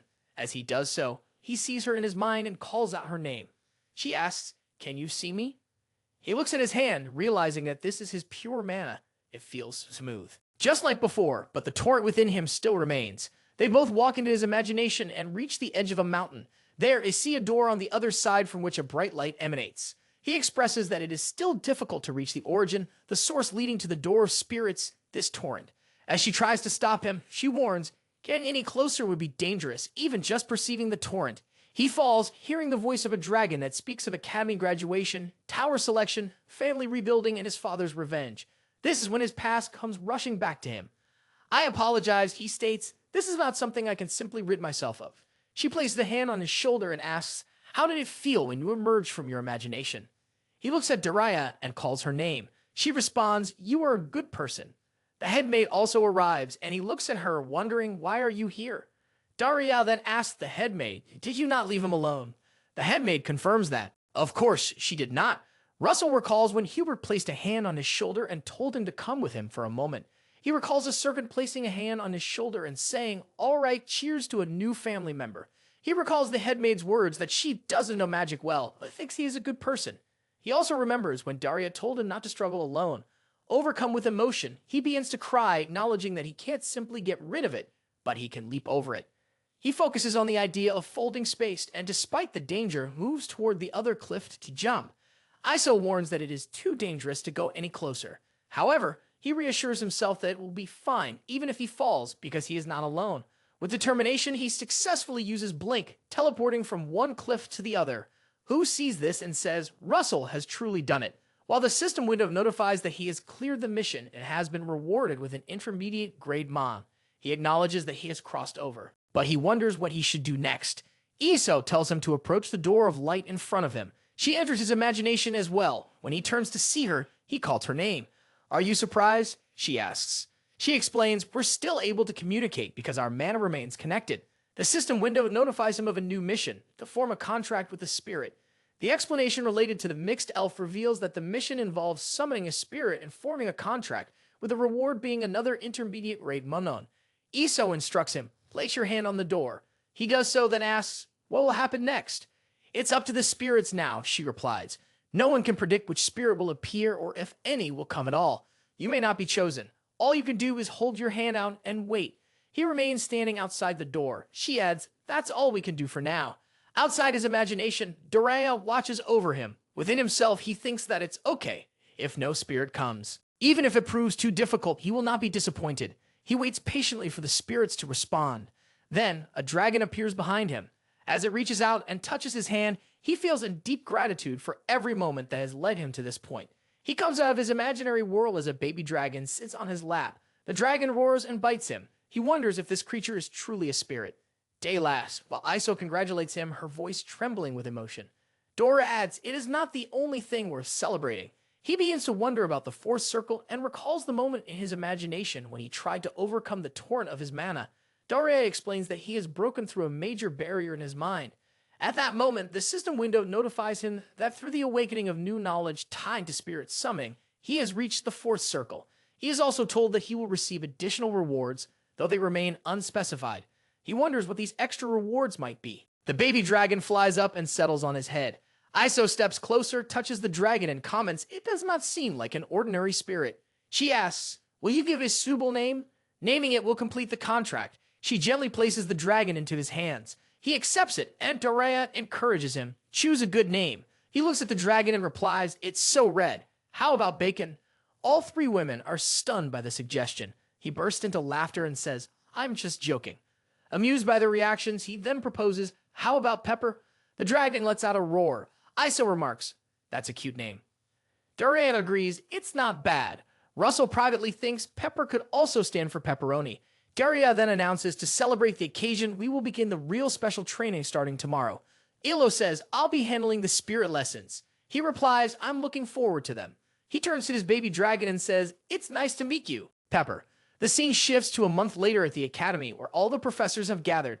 One professor comments, the time has finally come for the towers to select students. I wonder how many graduates will be chosen this year. Another professor remarks, the outcome is practically predetermined.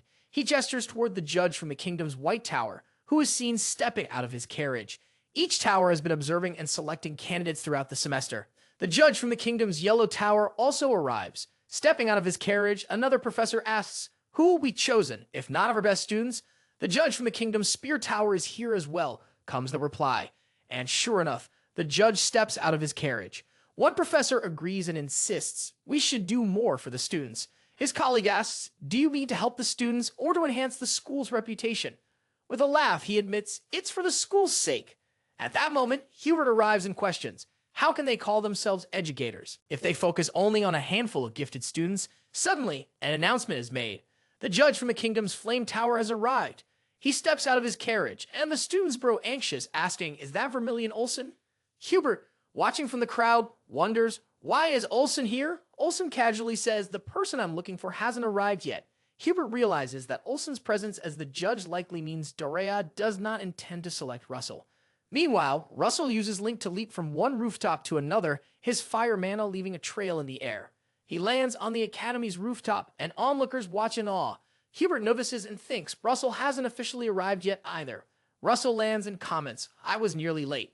Upon spotting Olsen, he recognizes him and thinks, this is going to be interesting. I'm going to enjoy breaking him. The scene shifts to Duraya's mansion.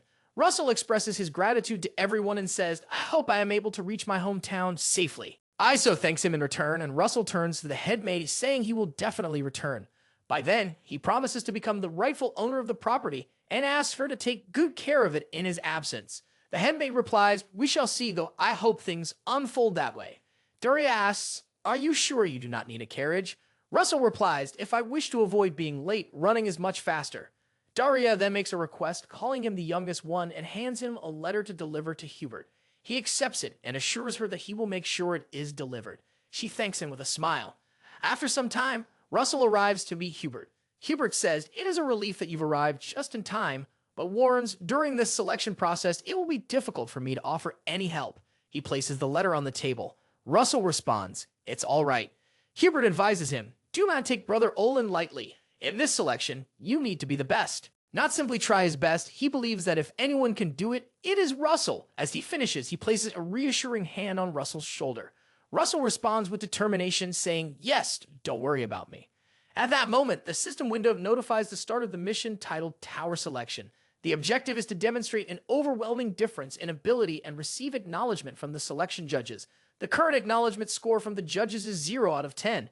The mission's reward is listed as a mid-grade monostone. After a while, the scene shifts to a classroom where all the students are seated. The professor announces that the first round of selection, the written exam, is about to begin. Russell believes the written exam is not difficult, as he has already failed it multiple times in his previous life. If anything concerns him, it is the contents of the teacher's letter. According to the letter, Professor Hubert's trips are expected to become more frequent, to the point where he will barely be able to teach his academy classes. Russell recalls that not long after that year, Professor Hubert took a sabbatical. He still does not know exactly what happened, but he remembers the memorial held for the professor where all faculty members had gathered. After the exam, Russell exits the classroom and notices a snake resting in a tree. He thinks it is likely connected to a highly dangerous task, one that would only be assigned to a high-ranking mage of the Flame Tower. Soon after, a professor announces that Russel Raymond earned the top score on the written exam. The students begin to murmur among themselves. Russell achieved the highest score, one student says. "He's incredible." Another exclaims, "He must have studied well." A third comments, "I feel envious," admits a fourth. The professor then presents a certificate to Russell in front of them all. Russell wonders if he is able to prevent the deaths of the professors. The professor then announces that the second stage of selection, the interview test, will begin shortly. All the students wait outside the interview room until their names are called. When the professor calls Russel Raymond, he rises and enters the room. He tells himself that he must stop it. He believes he can because the evidence from his previous life is right in front of his eyes. He looks at the judges and thinks he does not recall Brother Olson ever appearing as a selection judge. The future has already been altered, so he must join the Flame Tower and prevent the death of the professor. He knows he must earn their acknowledgement here. One of the professors announces that when the selection judges ask a question, the responses must be brief and verbal. Russell confirms his understanding. The Kingdom's White Tower judge states that the interview will begin immediately. He asks a question regarding a formula created 300 years ago by the Mage Origin Gone. Russell reflects for a moment and responds that the formula requires the application of the concept of cycling material in order to modify it. He thinks the interview questions are easier than those in the written exam, but he also knows that this stage involves another task. As the Kingdom's Yellow Tower judge asks further questions, Russell answers them confidently. He begins to feel the intense pressure of their mana and realizes he is currently enduring the mana exertion of the selection judges. In his previous life, he always failed at this stage, but this time it feels different. He remembers the weakened state he had endured before. As the judges continue, his mana begins to overflow through his body. He explains, by altering the proportion of the medicine's ingredients, it is possible to achieve 3 times the original effectiveness. The Yellow Tower judge remarks, Russell's expression remains remarkable even during the turbulent storm of mana. Then Olson speaks. "Is that all you're capable of?" he asks. Olson rises from his seat, releases a surge of mana into the air, and sends a direct mana attack at Russell. Russell is visibly stunned to see such an overwhelming strike. The Kingdom's Yellow Tower judge thinks to himself, Olson truly is a mad tiger. If this continues, the candidate could die. He looks at Russell, who stands calmly under the pressure, and wonders if he is truly enduring it. The Kingdom's Spear Tower judge finds it surprising and thinks that even the newly appointed professors assigned to the archives are struggling. Several professors are visibly affected by Olson's overwhelming mana, showing signs of pain and difficulty in breathing. The judge thinks Russell is undoubtedly a remarkable genius. The system window notifies that the selection judge's acknowledgement has reached 1 out of 10, then 2 out of 10, and continues increasing rapidly until it reaches 9 out of 10. Olsen looks at Russell and wonders if he is really managing to endure it. He intensifies his mana attack. Russell's body begins to weaken under the pressure, but he still tries to withstand the force. The Kingdom's Spear Tower judge rises and places a hand on Olsen's shoulder, stating that they still have more interviews and it is time to stop. He attempts to calm him down. Olsen looks at him and remarks that things are just starting to get interesting. What a shame. Nevertheless, he withdraws his mana. The professors breathe a sigh of relief, thinking they have barely survived it. The Kingdom's White Tower judge tells Russell, "You've done well," and instructs him to leave. The next candidate is called in. Russell steps out, sits down, and takes deep breaths, thinking he's about to pass out. The system window notifies him that the selection judge's acknowledgement still stands at 9 out of 10. He thinks it means that even this much is not enough and lets out a quiet laugh, realizing how difficult this challenge truly is. After a while, all the judges walk down the hallway. The Kingdom's Spear Tower judge mentions Russel Raymond, revealing that he is the one the Flame Tower Master has been watching. The Kingdom's Yellow Tower judge comments he was a man everyone desired, lamenting, "What a shame it was." The Kingdom's White Tower judge asks Olsen, "Do you intend to discipline him, given that he is already the youngest disciple?" Olsen slightly turns his head and asks who claimed he would be his junior. He then corrects himself, saying that what he meant was different. Olsen turns and starts walking away. The scene shifts to a flashback where some warriors attempt to protect a barrier. One of the warriors tells a newbie to perform his job properly in defense. The newbie notices the barrier cracking and exclaims, "There's a crack in the barrier." Just then, an attack strikes them, and they are killed. After a while, Olsen arrives, sees the dead bodies scattered around, and murmurs, "One weakling." Tears begin to fall from his eyes. The scene shifts back to the present where Olsen reflects, if that person falls, everyone else will soon follow. After a while, a priest announces the start of the 3rd round of the screening test. This time, the test is a treasure hunt of sorts. He presents a crystal and explains, in the lush Walker Hill forest, participants must find green mana stones. Points will be awarded based on the number of mana stones found and the order in which they return. Russell stands in line with the other candidates. Thinking that everyone will be desperate to steal mana stones from one another, he then instructs the candidates to line up. As he waits, Russell notices his system window appear. He recalls Olsen and wonders whether senior disciple Olsen will even acknowledge him if he clears the 3rd round of the screening. The priest announces the beginning of the test, and everyone begins running toward the forest. Russell thinks that, for now, there is only one thing he can do. He considers calling out to him, believing Olsen must have felt suffocated. He retrieves Pepper from his inventory, noting that it has been a while and apologizing for not being able to use magic while at school. "Can you assist me?" he asks. Then he pulls out a stone from his inventory. "I need to find a stone that resembles this one," he explains. Pepper sniffs the stone and begins moving. Russell recalls hearing that spirits who cross over from the Mono world are capable of detecting even the faintest traces of magic. He realizes that Pepper has located something. This Pepper turns back toward him. Russell asks, should we track it down? Then he spots a magical star on a tree and remarks, "I finally found it." Meanwhile, Professor Hubert, his face concealed by a mask, grabs a man by the collar. "Where is the mage with whom the trade was made?" he demands. The man replies, "I don't know. I only sold the mage raw materials for a ritual." Professor Hubert narrows his eyes. "Were you aware that the ritual in question was intended for a pagan spell?" The man appears shocked and asks for clarification. Without hesitation, Professor Hubert slams him against the wall, still gripping his collar. Aiding a cult is considered an act of treason against the kingdom. He leans closer. "I'll ask you once more, where did the mage go?" The man insists, "I truly don't know." Professor Hubert then recalls fragments of past conversations. He reflects on what he had heard, that the woman known for killing people by burning them had taken in a disciple. He had planned to investigate the matter himself. After some time, Professor Hubert removes his mask while walking and considers the implications. If the cult holds a grudge against a woman, he thinks it could only be referring to the teacher. This means Russell is in danger. He then realizes that the entire screening test is in jeopardy. As flames begin to spread, he rushes forward without delay.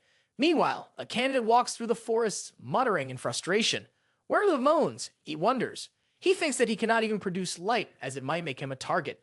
Then he notices a shadowy figure in the distance and questions what it could be. The shadowy figure suddenly shouts a wand arrow and hurls a wand toward him. The candidate quickly leaps back, startled. "That caught me off guard," he remarks. He considers that if the figure is another candidate, then it's not a matter of life or death. It is, after all, a competition. Then he realizes that he might be carrying monons. As he looks ahead, he sees no one there and wonders where the person has gone, unaware that a monster is now standing behind him and preparing to strike. Elsewhere, Russell walks through the forest, wondering if he has reached the center. He notices several pouches filled with stones scattered on the ground and thinks that something feels off. Why are all the monons gathered in one place? He pats Pepper and tells him, "You've done well." Then he notices a broken crystal ball. He reaches out to pick it up and thinks, this is a golem's core. It is already shattered. It appears to have been broken before the golem could even be summoned. He questions, who could have done such a thing? Suddenly, the ground near him erupts with a violent explosion. He is stunned to see it and quickly leaps aside with Pepper. He thinks that the attacker is using both earth magic and light magic. Then he notices orbs of light flying toward him. He leaps again to block them, and as they strike the ground, they explode. He realizes it is not the work of a single person. Suddenly, a flurry of arrows follows him, but Pepper counters by hurling fire, burning them midair. "Good job," Russell praises him. "Well done," Pepper responds with a cheerful carrot.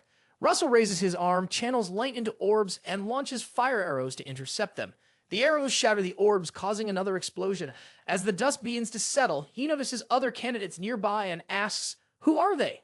One of them responds, "We are honor students selected by the tower," then accuses Russell of using cowardly tactics.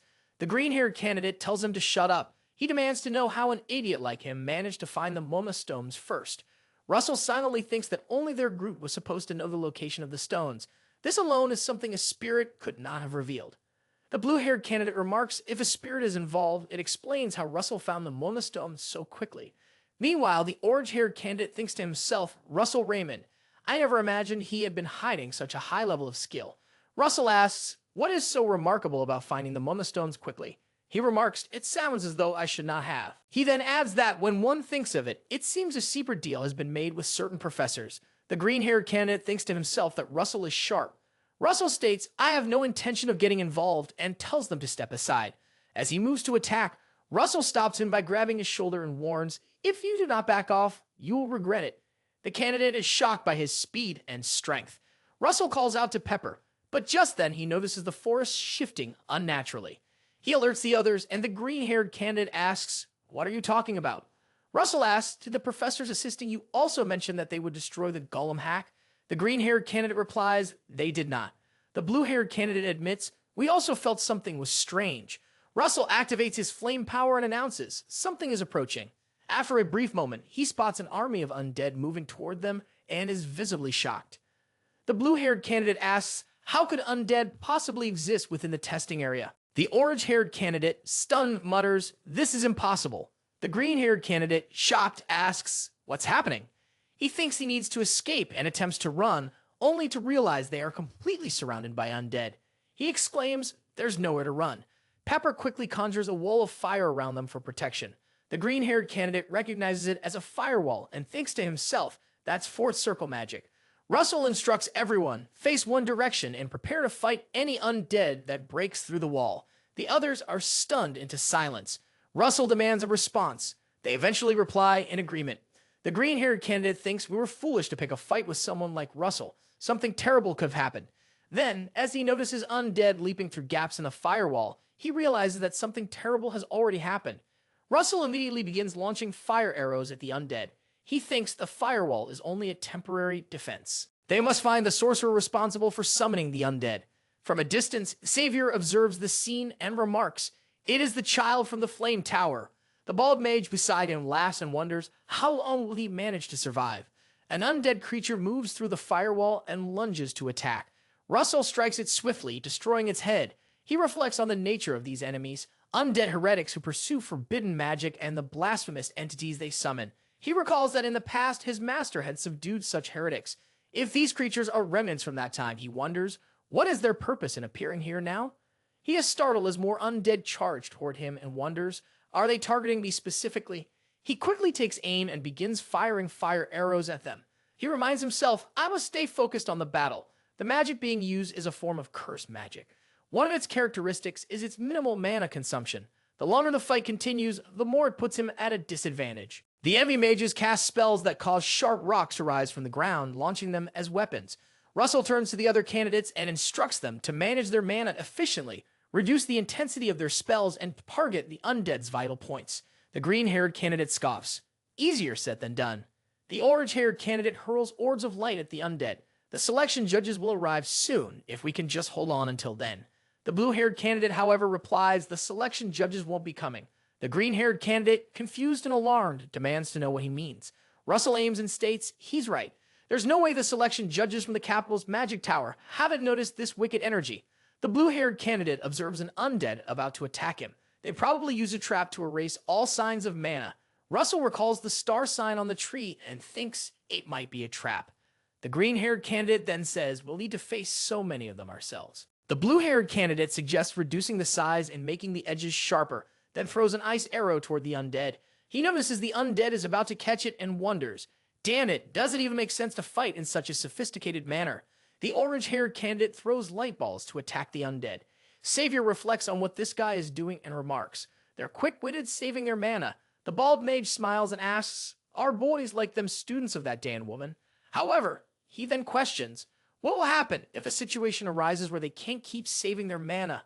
Just then, a large troll emerges from the firewall and walks toward them.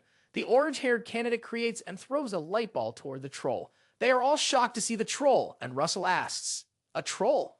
The blue-haired candidate slides on the floor and uses the ice field skill to freeze his foot.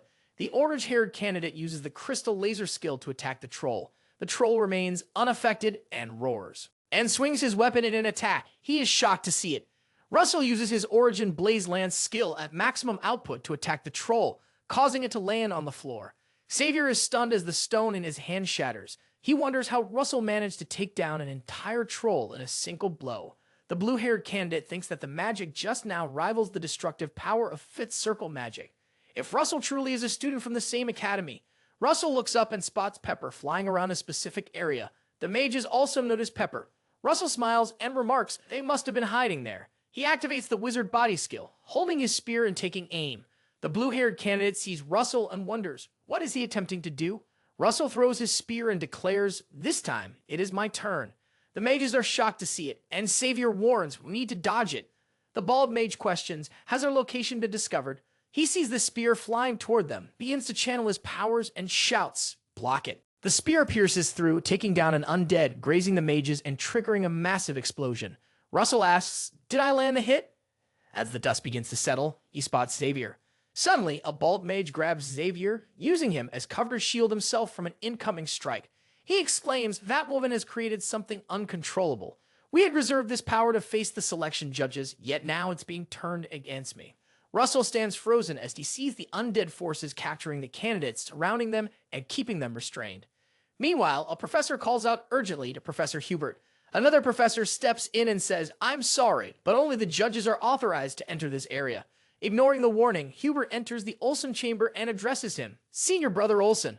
Olsen turns and calmly says, the mission is over. He continues, the cult followers are on the move. They're targeting Russel, and the candidates at the examination site are in danger as well. Olsen frowns. How bold of them, to stir up trouble right under my nose. Meanwhile, the bald mage declares, if Russel so much as moves a finger, I will kill all of them and turn them into my soldiers. Russel realizes that he has been gagged to prevent him from chanting. He thinks if I can't stop this man, even with blink, we will all die. He begins to visualize the process of attacking him. The bald mage commands, do not resist. Step forward, referring to Russel as the kid from the Flame Tower. Russel thinks, just as I suspected, I am their target and walks toward the mage. He remarks, impressive, you're willing to give up your life to save your friends. Russel responds with a question, friends? He continues, it calls someone weak if they are weak, and strong if they are strong. They scorn, loathe, and envy. These people are simply jealous of others. You probably don't understand. He pauses, then adds, it is the mission of a guardian to protect people. The bald mage holds his head and questions, in a world where the strong prey upon the weak. What mission justice is, he asks. He claims that this is merely grandiose talk from weak individuals. Russel responds, pointing out the man hiding in the back. He lacks the courage to take his own life, Russel says. Since he desires it so much, I will kill him with my own hands. Referring to him as the Flame Tower Kid, Russel uses his power to create a bone sword. It's a shame I won't hear him scream, he laments. But I have no choice in the matter. The undead soldier ties Russell's mouth with a rope. Russel thinks about a magic spell, one that doesn't require chanting and can be cast within their minds. As he recalls a memory, a system notification appears. You have completed the mission. You will receive an intermediate grade mana stone as a reward. Russell gains great enlightenment by summoning the spirit, reaching the fourth circle. The notification continues, you have earned an additional reward. He thinks about the additional reward, a ring. It is none other than the artifact magic known as the Cloudy Ring. It takes the form of a ring, but transforms into a thundercloud when needed. Its functions and power are unleashed as the user grows stronger. The bald mage is about to attack. He declares, Russell's death shall mark the beginning of our revenge. He notices a flash of thunderlight and looks up. Meanwhile, Russell, through telepathy, commands thunder hooves to crush them. His entire body becomes illuminated with thunderlight as he activates the Call Lightning skill. A brilliant light descends from the sky, engulfing the area and killing the undead. The bald mage's sword begins to shatter, and he is burned by the lightning. Russell struggles to untie his hands. The blue-haired candidate quickly moves toward him to assist, expressing disbelief. How could you think of artifact magic in a situation like this? He says, you truly are something remarkable. Russell removes the cloth from his mouth and thanks him. He replies, we should be the ones thanking you. The judges must be called here immediately. He looks toward the other candidates, while the green-haired and orange-haired candidates assist the others. It appears everyone is in need of treatment, he remarks. The green-haired candidate unties a girl and tells her, don't forget to inform the judges of what I've done for you. Russell states, the judges will arrive soon. The blue-haired candidate asks, how would they know about what happened? Russell replies, my friend will guide them here. Meanwhile, Pepper breathes fire and sets a tree ablaze, creating a signal to lead the judges to Russell. On the other side, the blue-haired candidate wonders how many steps ahead Russell had been thinking. Russell also notices his ring glowing and realizes that the Cloudy Ring consumes significantly more mana than expected. The bald mage lies on the ground, injured, and begins chanting a spell, offering his devotion, his life, his lifespan, and even his death to summon a giant skeleton. They are shocked as the bones of the undead start to gather and merge, forming a massive skeleton that now stands before them. Russell thinks that this power far exceeds the level of the fifth circle. The blue-haired candidate shouts, everyone, run into the forest. The green-haired candidate tries to flee, thinking he must escape no matter what. As he runs, he notices the pouch of Monstones. The blue-haired candidate sees Russell moving toward the giant skeleton and activating his power. He asks, what is Russell doing? Why isn't he retreating? Russell replies, I'm aiming for the skeleton. I'm the only one who can buy enough time until the judges arrive. Elsewhere, Olsen and Hubert are seen running through the forest. Meanwhile, the blue-haired candidate watches Russell and thinks he should be out of mana by now. What is Russel Raymond planning to do? The giant skeleton raises its hand to strike Russell. Russell prepares a flame spear, thinking that this is not an attack he can block with a shield. Getting hit even once would be fatal. He propels himself high into the air with fire magic and hurls spears at the skeleton. The attack strikes the skeleton near the waist, causing it to roar in pain. Russell believes the attack has landed effectively, but he acknowledges the difficulty of the fight. He then sees the skeleton begin to regenerate and wonders, does it possess regenerative abilities as well? Suddenly, he notices something moving underground toward him. It emerges abruptly, attempting to strike. He steps back, realizing it is the skeleton's tail. The skeleton swings its tail again, aiming to strike. Russell raises his hand to block, cursing under his breath. At that moment, the blue-haired candidate freezes the tail using his ice field skill. I just saved your life, he says. I can't simply abandon you now.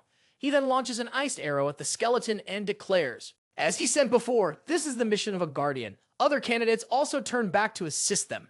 The green-haired candidate exclaims in disbelief, why are they all returning? Have they gone mad? He adds, it's not my concern if anything happens to them. Elsewhere, Savior lies injured on the ground. He opens his eyes and sees the giant skeleton. He wonders aloud, is this the result of a sacrificial summoning spell? He laughs bitterly and remarks, Russell got what he deserved trying to survive on his own while the others have already assumed formation over there. The orange-haired candidate arrives and apologizes to Russell for being late. Russell thinks to himself, this was never part of my plan, then activates his Blaze Lance skill. He says, since you've chosen to fight together, I won't stop you. But if you want to survive, if you want to win, you must listen to me carefully. The giant skeleton breaks free from the ice that had frozen it. Russell says, I'll create a crack to trap the skeleton. So he puts them all into it, and then hurls his flame spear at him in an attempt to strike. As the spear is about to hit his face, he signals the other candidates to act. They all throw their spears at the giant skeleton, triggering a massive explosion. The giant skeleton begins to regenerate once again. Russell grabs his trembling hand and mutters in frustration, urging himself to try once more. One more time. Blaze lands. Meanwhile, Olsen is still running through the forest, trying to reach the candidates to offer help. Russell reflects on the fact that everyone has risked their lives to be here and face this danger. not only for the mission of a guardian, but also for him. The blue-haired candidate launches a volley of iced arrows to attack the giant skeleton, while the orange-haired candidate fires orbs of light in an attempt to restrain him. Russel realizes that they must go even further. He knows he must protect them. He activates his Blaze Lance skill at full output, unleashing a wave of flames around him. Clenching his spear tightly, he throws it at the giant skeleton, shouting for an attack. The other candidates also hurl their spears in unison, igniting the skeleton in flames and shattering its bones under the combined assault. At that moment, Olsen arrives, notices the skeleton, and questions, is it truly a giant skeleton? The skeleton attempts to strike the orange-haired candidate, but he swiftly leaps backward to evade the blow. Olsen becomes angry and thinks, these weaklings working together are wasting their efforts. They should have simply fled. The narrator explains that Vermilion Olsen has always believed fragility to be a weakness. If one person falls, the rest inevitably fall with them. Russel once again activates his Blaze Lance skill, unleashing a wave of fire that causes a violent explosion. Olsen is left stunned by what he witnesses. The narrator continues, stating that on that very day, Olsen comes to understand a new truth. Because they are fragile, if one among them rises, all of them rise together. Its attack shatters the giant skeleton's head. The other candidates also channel their powers to join in the assault, and a massive explosion follows. As the dust begins to settle, the bald mage emerges from the remnants of the skeleton's body, furious. It's not over yet, he declares, attempting to regenerate the skeleton's form.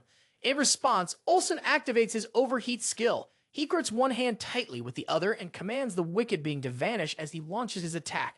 The candidates are stunned to see the enemy destroyed in a single strike. Russel remarks to Olsen, if you were going to show up, you should have come sooner. He smiles. Just then, Hubert places a hand on Russel's shoulder from behind and offers words of praise as Russel loses consciousness. The system window displays a notification. Selection judge's approval, 10 out of 10. The mission is completed.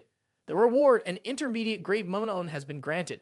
Sometime later, Hubert asks, have you regained consciousness? As Russel lies in bed, slowly opening his eyes. He immediately sits up and asks whether the other candidates are safe.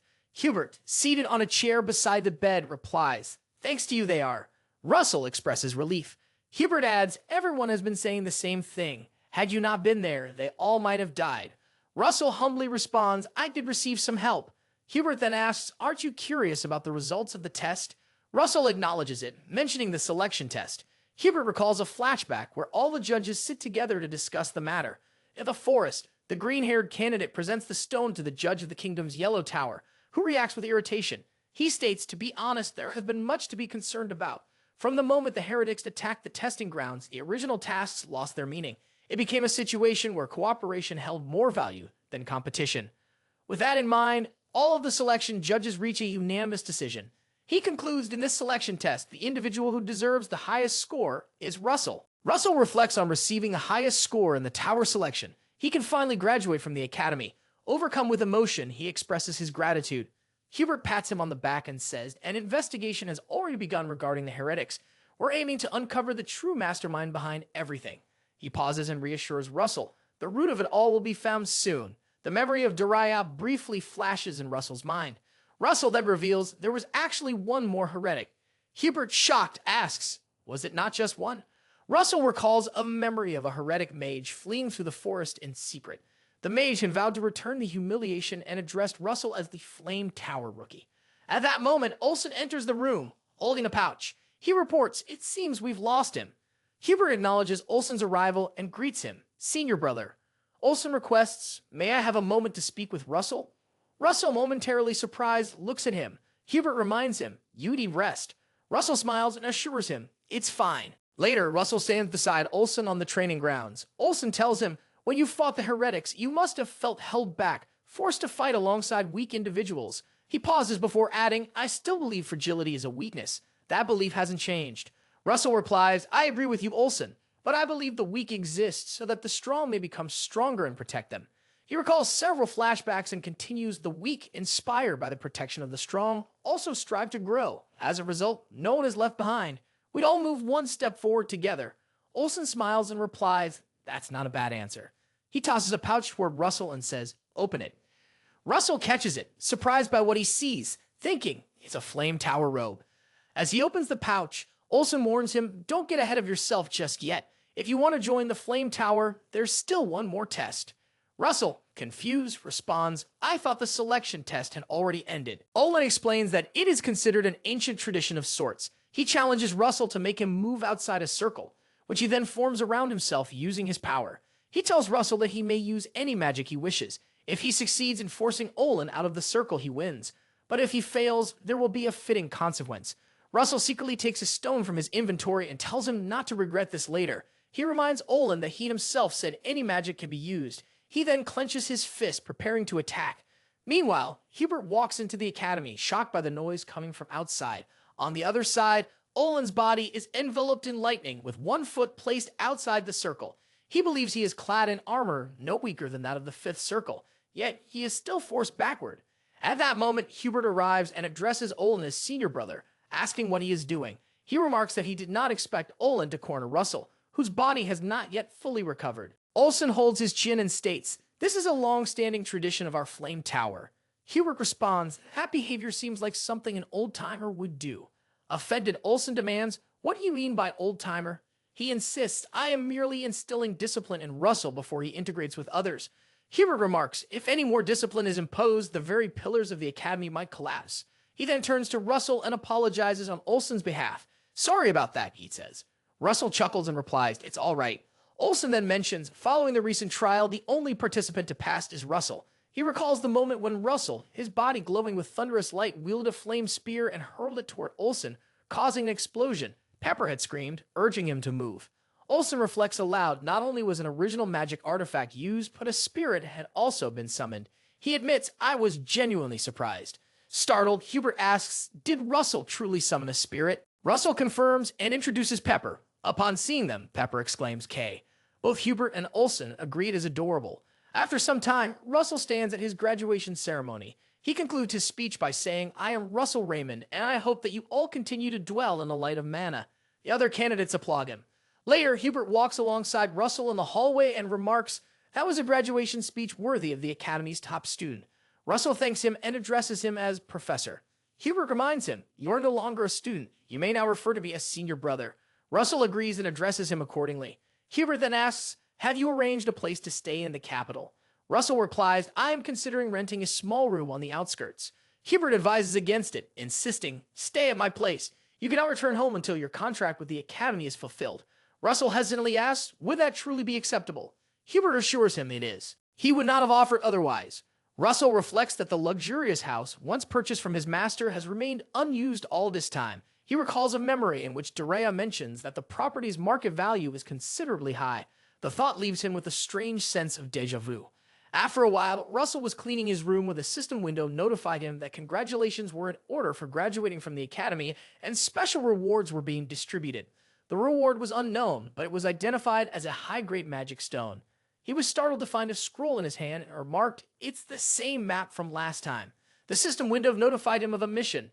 Mission 1. Go to the location marked on the map and complete the connected tasks. He muttered, "There's no way I would know this place." The narrator explained that it was a forbidden island, Curl Island, where humans were not allowed to step. It was swarmed with magic beasts and considered an extremely dangerous place, requiring someone at least at the 6th circle of power to survive. He placed the scroll into his inventory and expressed curiosity about the opportunity that had come his way. He wondered what was expected of him, especially with the horns of the king supposedly being carved onto him. He recalled some memories and questioned whether it simply wanted him to become stronger or whether there was a deeper goal behind it, one that required him to grow stronger. He was uncertain of what this strength would ultimately lead to. Sitting on his bed, he patted Pepper's head, holding him in his hands. "I have to grow stronger," he said. "There's much to protect after all." After a while, Russell sat in a carriage with Olsen. Olsen asked, "Is this your first time going to the capital?" Russell replied, "It's not. I've been there before." He thought to himself, "I must be Raymond," but he simply misspoke. Russell turned to his senior brother. "I have something to ask you," he said. Olsen raised an eyebrow. "What is it?" Russell continued, "The duty assigned to Professor Hubert is related to the heretics, isn't it?"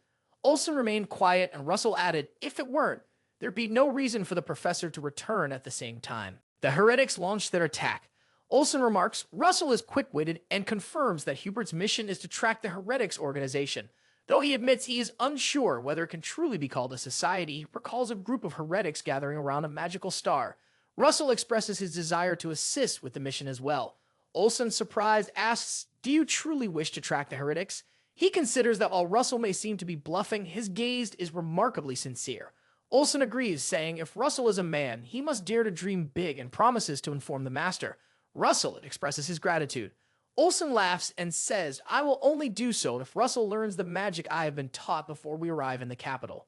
Russel thinks to hemself that Olsen really enjoys making bets. He then reveals his magical power, stating its name is Overheat, a one-hit kill spell performed by focusing mana. He shows a purple flame on his finger and thinks that although it is temporary, it is still powerful, he explains.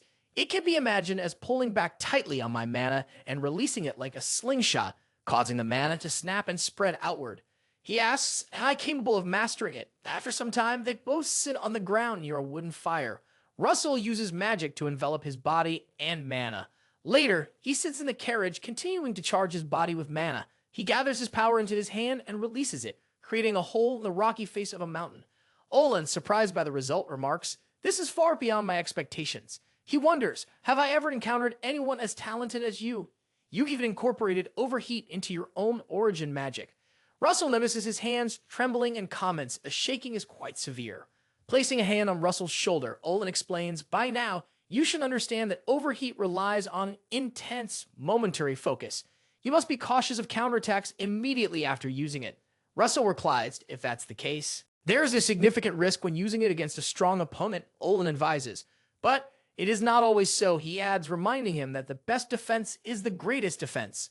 After a while, the narrator explains, as has been said, one never knows when someone stronger will appear. However, he continues, the strong are often bound to underestimate the weak, leaving a brief moment when their guard is lowered. Russell's carriage stops outside a palace. As he steps down, he is startled to see Alan Page assisting Hemingway Mel, who is stepping down from another carriage in front of the palace. Alan gestures carefully in front of Hemingway, asking him to descend slowly. Russell reflects on that person. The narrator adds, when the critical moment comes, the trick up his sleeve will determine the victor. Later, Russell bows before Daria and expresses his gratitude. Thank you, Master, for helping me rise to my current position, he says. Daria congratulates him on joining the Flame Tower and remarks, fortunately, your arrival coincides with the visit of the Spear Tower Master. Hemingway, the Spear Tower Master, comments that he had been wondering why Daria chose today of all days to arrange a meeting. Only then did he realize it was to boast about the disciple she acquired late in her life. Russell laughs quietly. Daria responds, of course I would boast. After all, he is a hero who defeated a heretic at a young age. And to be honest, if I wish to take pride in my disciple, it's not something you ought to complain about. She sighs. I'm so tired of hearing about it. Russell stares at Alan and thinks Alan Page, within just a few years, has earned the title of the youngest Sixth Circle Mage, a strange genius. In his previous life, Russell had received great help from him. And now, to think they would meet again in this way feels almost unreal. Hemingway remarks, for him, boasting is understandable. If viewed objectively, Alan's skills are superior. Olsen sits on a chair, thinking that they are at it again. Daria asks, have you forgotten that our youngest disciple is even younger? Hemingway replies that he has already taken that into account before speaking. They both begin to spread their mana throughout the room. She laughs and says, you're so clever to have considered that detail. Hemingway laughs in return and asks, are you planning to train your disciple just to argue back at me? At that moment, Alan places a hand on Hemingway's shoulder and says, our master is not usually like this, but when he's around Daria, a childish side of him is revealed. Hemingway asks, what do you mean? Alan responds, perhaps he simply misses his youth. Hemingway calls him a rascal for speaking such nonsense. Alan then reminds Hemingway, you also have to visit the royal palace today. Hemingway confirms, it's true. Alan turns to Russell and says, I apologize for my insolence during our first meeting, extending his hand for a handshake. Russell takes his hand and replies, it's fine. However, he adds, I'm slightly disappointed. I wanted to show you my magic. He also notices Alan and thinks to himself, this guy is something else. Hemingway laughs, finding Russell's boldness amusing and wonders where such confidence comes from. He spreads mana throughout the room in the form of water droplets surrounding Russell. Russell stands stunned, thinking that if this is the mana of the Spear Tower Master, it feels as if he is submerged in an ocean. He had not expected that at his age, there would still be things capable of surprising him. Hemingway rises from his seat and proposes a bet to the Flame Tower Master. Daria asks, do you truly mean a bet? Hemingway replies, within 5 years, if Russell can completely catch up to Alan, I will gift him one of my mythical relics. She smiles and asks, are you serious? Russell, amazed, thinks about the significance of a mythical relic. The narrator explains that relics from the Age of Myths are ancient artifacts from a forgotten era, and according to what Russel has heard, even the weakest among them possess mana bordering the fifth circle. Daria declares 3 years. Hemingway, startled, asks, "What do you mean?" She raises 3 fingers and says that if her disciple does not catch up to his within 3 years, she will offer her own mythical relic, calling him an old man. Hemingway laughs and replies, "You can't take it back now." Daria responds, "You should prepare your artifact ahead of time." Hemingway turns to leave and says, "We should go. This has been enough of a warm welcome." Alan bows respectfully to Daria and says, "We will now take our leave, Flame Tower Master." Later, as they descend the stairs, Alan, following behind Hemingway, asks, "Is it truly acceptable to wager a mythical relic on a bet?" Hemingway answers, "Of course it's not." Alan, surprised, asks, "What do you mean?" Hemingway tells him, "Do your best. Give it your all." Alan agrees, saying, "I must fulfill my role as the elder," while thinking about Raymond. After some time, Olsen remarks to Russell, "You don't seem able to stay still, even on your first day. Is Alan Page your friend?" Russell apologizes and laughs inwardly. Wondering if he has truly regressed, Daria sits holding a cup of tea. She tells Russell that, according to Olin, he would like to assist in tracking down the cult members. Russell stands respectfully nearby and responds, "Yes, I will, teacher." She shows him a page and explains, just in time, a report from the spies has been received. They have discovered traces of the cult members who attacked the academy. The location is Sudra, the neutral city. The target appears to be attempting to flee alone. Russell, surprised, thinks about Sudra, the so-called paradise of criminals. He notes that the man has chosen a fitting place to escape to. Daria continues, "Since you have confronted the offender directly, it will be easier for you to track him down. However, he will likely be prepared to defend himself again." She pauses and asks, "Are you still willing to take the risk?" Russell firmly declares, "I shall fulfill my duty as a guardian of the kingdom," and punches his fist with determination. Daria acknowledges his resolve and instructs him to depart the next morning. She assures him that the Warp Gate will be prepared for his journey and reminds him not to forget to take supplies. Russell thinks to himself, thank God she has granted permission. It seems he has taken the first step toward preventing Professor Hubert's death. The scene shifts to the next morning. Russell sits in the carriage, holding potion bottles. He remarks, "I can hardly believe they've given me 2 highest grade potion items, so expensive that I could not even afford to glance at them in my previous life."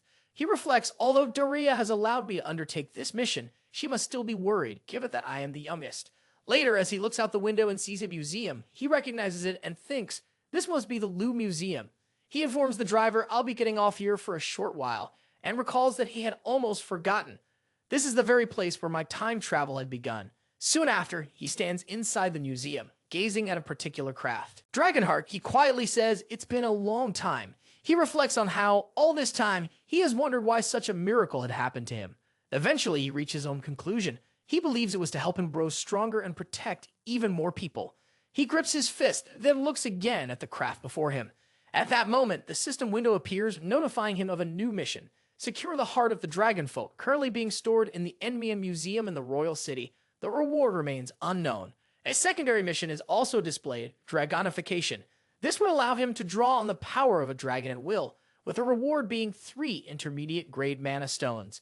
He asks, is the system being overly generous with its missions? He thinks that securing the heart of the dragonfolk first would make a great enough contribution to earn a commodity belonging to the royal family. It is difficult, but not impossible. As he sees the system window, he wonders aloud, what exactly is Dragonification? The system window then notifies him that it is now explaining Dragonification. Suddenly, his entire body powers up, becoming surrounded by dark red mana. He thinks to himself that this sensation is familiar. He has felt it before, the sudden surge of magic and moments of crisis. He catches a glimpse of his darkened eyes in the mirror and quietly asks, is this truly me? After a while, Russell sits on a bed in his room and reflects. This power must have first manifested during the fire trial. He recalls the system window's earlier notification, explaining that he had absorbed the Forgotten King's Hornfire essence to its utmost limit. Any mana exceeding the absorption limit would seep into his body as latent powers. He pats Pepper gently and remarks, if only I could control these sensations at will, I might be able to amplify my force further. By adding overheat to Dragonification, he could create an extreme death blow, one that might even approach the strength of a 6th circle mage. He lies back on the bed and sighs. The problem is, he murmurs, I don't have a way to master it. After all, the power only manifests itself when he is in danger. He does not have the time to train properly because of the mission, and even if he did, it would not be possible with ordinary image training. Pepper starts biting his pen just as he wonders aloud what he should do, lamenting that no matter how much he focuses, he cannot recreate the same sense of crisis he felt before. Suddenly, Pepper, seemingly frustrated, spits out small flames at him and lets out a fierce growl. Russel quickly sits up and asks, "Is that your way of suggesting you can help me?" Pepper laughs mischievously and growls again in agreement. Russel folds his legs on the bed and Pepper climbs onto his head. At the next moment, Russel finds himself transported into the spirit realm. Looking forward, he realizes where he is, the spirit realm where he first met Pepper. He reflects that in this place, the flow of time moves differently compared to the outside world, making it potentially perfect for magical training. However, he worries that he has no sparring partner. Turning around, he notices a dragon looming behind him and calls out to Pepper. "Pepper," he yells. Pepper lowers his head near him, confirming it with a playful gesture. Russel pats him affectionately. "I'm grateful for the help," he says, "but fighting just for me might not be enough." At that moment, many other monsters appear and surround him. Looking at them, Russel chuckles. "Guess I was worried for nothing," he says. He stretches out his hand and invites them. "Now will they do me the favor of helping me train?" After a while, a scout member reports to the captains that the pagans have left the city. Another member asks, "Should we pursue them?" The captain readies his weapon and commands, "All hands on deck." He turns to Jackson and instructs him, "Report that the situation at the Flame Tower has changed." Jackson gives a hand gesture and responds, "Yes, sir. All of them must be careful." He smiles and reassures him. "Don't worry," Jackson says. "Apparently a divinity nurtured by Dariah himself is being sent to assist." He couldn't afford to miss the opportunity to participate, and they set off immediately. The scene shifts to 3 days later. Jackson stands beside a crystal orb, deep in thought. He hopes a representative of the Flame Tower will arrive soon while he watches a glowing message appear on the orb. The narrator announces, "An urgent report from Supra states that scouts from the Flame Tower have gone missing." Later, in the bustling marketplace of Neutral City, people from Supra give Russel curious glances. One person asks, "What's going on?" and comments on how unusual it is to see a child like him in Cedra. As Russel walks through the crowded streets, he reflects quietly. Without the war gate in the royal capital, it would have taken him a week to reach Cedra. However, thanks to his image-based training in the spirit realm, where time flows differently, it feels as if he spent months preparing for this journey. The scene shifts to a flashback. In the spirit realm, Russel glides across the training floor, practicing combat against a creature. His body becomes surrounded by flames as he focuses his energy, thinking, "I've finally succeeded in achieving draconification." A system window notifies that the manifestation of dragon power at will has been accomplished through his own efforts. His dragon horns are manifested according to his current level. During dragonification, his understanding of the flame attribute is dramatically enhanced. He reflects that too many problems still need to be solved. Charging his spear with energy, he prepares for another strike. As the countdown begins, he launches an attack against the monster, but the monsters retaliate, throwing a strange liquid at him. Russel is stunned as he watches the spear vanish before being struck by their assault. He thinks that the first major issue is the short duration of the transformation. The second is the severe recoil it causes. He collapses to the ground, cursing that it lasts only 15 seconds.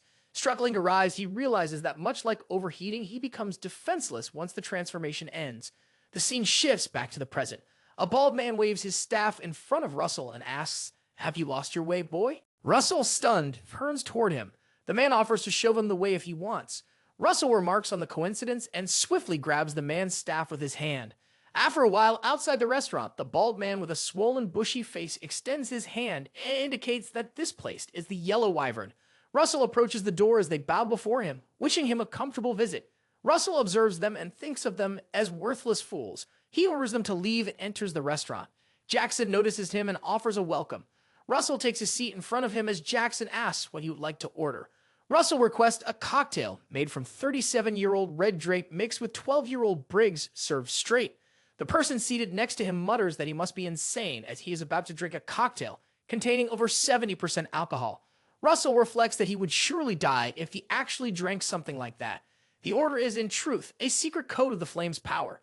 Jackson thinks he can hardly believe that such a young boy is a divinity of the Flame Tower. If he is not far too young, he mutters to himself. He places a drink in front of Russel and announces, "Your order has been prepared, sir."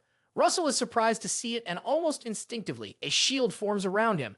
Jackson notices this and smiles. "It's soundproofing magic," he explains. "No one else can hear our conversation." Jackson then introduces himself. "I'm Jackson, a mage of the Red Tower. I was dispatched here and currently working undercover as the manager of the Yellow Wyvern." Russel, still cautious, introduces himself in return. I'm Russel Raymond of the Flame Tower. After a brief pause, Russel suggests perhaps we should move to another location. A while later, Russel asks, is it true that 3 days ago, the Flame Tower's scouts went missing? Jackson nods, confirming the information. He recalls the last report, adding, the scouts were headed toward the desert ruins. Russel furrows his brow. Do you think they might have fallen into a trap? Jackson shakes his head. They're not the type to act impulsively or fall for an ambush so easily. Russel then asks, do you have a map of the route to the desert ruins? Jackson repeats the word map with hesitation. Russel insists, I need to rescue them. Jackson responds, the ruins are not a place to be ventured into alone. The location where the scouts disappeared lies near the Empire's borders. It's extremely dangerous unless we wait for additional reinforcements. Russel, sensing Jackson's distrust, reveals his power. He covers his body in red monoflames and calmly asserts it's acceptable for me to depart first. Jackson, stunned by the display, thinks to himself. Although he had heard that Russel recently reached the 4th circle, the magic he's witnessing is clearly at the level of the 5th circle. Russel is controlling it effortlessly. Jackson coughs, placing a hand on his chest. I may have been too cautious, he admits. I'll provide directions to the ruins. Meanwhile, Stager kneels before Beth and her companions, reporting, according to my orders, traces have been deliberately left behind. Beth responds with satisfaction. I can already sense the blood of those who will come chasing after us. After a while, Russel walks through the desert, drinks some water, and thinks to himself, if I had known this, I would have practiced more ice-type magic. He pours water over his head and remarks, it's extremely hot. Later, he sees a palace in the distance ahead of him and reflects, in any case, this place is larger than I had anticipated. He quickly runs toward it, observing that there are numerous entrances leading inside. If my mission were only to locate the cultists, he thinks that the ruins would simply be destroyed, forcing them to emerge. However, since scouts might be captured within, such an action cannot be taken. He stands outside the palace and concludes, I must enter. He knows that traps have likely been set throughout the area. Swiftly, he leaps, stepping onto a tower and moving onto the roof. In this situation, I must find the most unexpected point of entry. He jumps down through a glass window, using the skill of wind to land without injury. He looks around and notes with relief that no traps have been placed nearby. Observing the paintings on the walls, he recognizes a mural depicting a dragon and a black-haired warrior. He wonders who their opponent might be. Just then, Savior appears, laughing. Quite a surprise, he remarks. Russel slightly turns his head and observes him. There he is, he mutters, noticing many soldiers entering the room alongside Xavier. I can't believe the man from the academy is the one pursuing me, he says, frustration in his voice. Since he has walked into this place on his own, Russel thinks, he will not have to endure much trouble locating him again. As a token of gratitude, Russel adds coldly, death shall be granted to him. Russel then questions, haven't you been running a bit too far for someone who speaks so boldly? The arrogant punk must die, he declares, his tone filled with venom. Immediately, the undead soldiers move to attack. Russel reasons that these are the corpses of elite soldiers who have fallen on the battlefield, and they are incomparably stronger compared to those he faced in the previous fight. This place shall become my grave, he concludes grimly.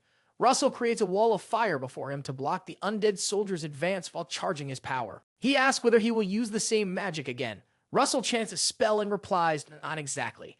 I wager it will be different this time. He recalls memories from the spirit realm and reflects that Draification is not the only art he has practiced during this period.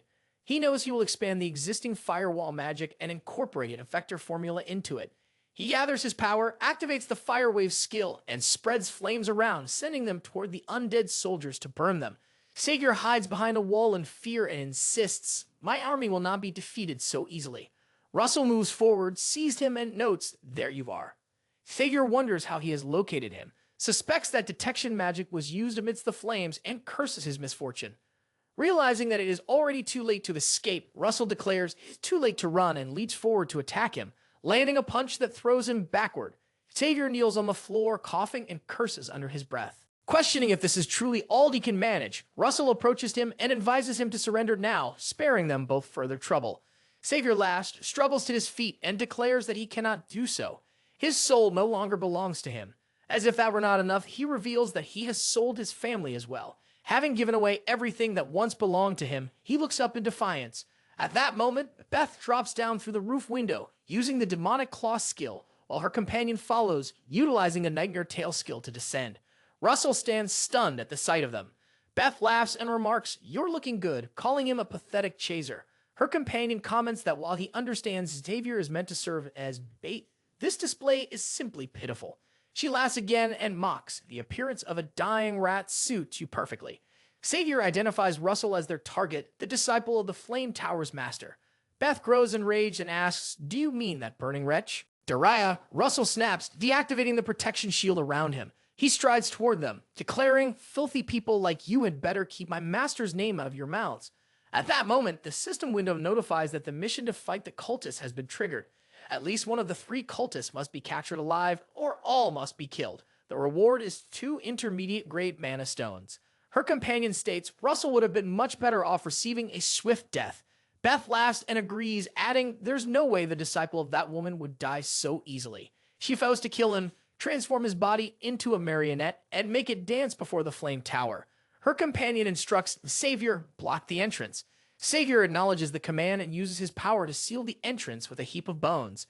Beth laughs once more, declaring, "Finally, things are becoming interesting." Russell sees them and reflects that they are not summoning the dead from the shadows, but instead opting for a full mental assault. They are nothing like the opponents he has encountered thus far. Beth asks, "Are you not planning to come forward?" She warns, "If you don't, then we will." Russell responds, "I have one question to ask." He inquires, "What have you done to the scouts who came before me?" He repeats the question about the scouts.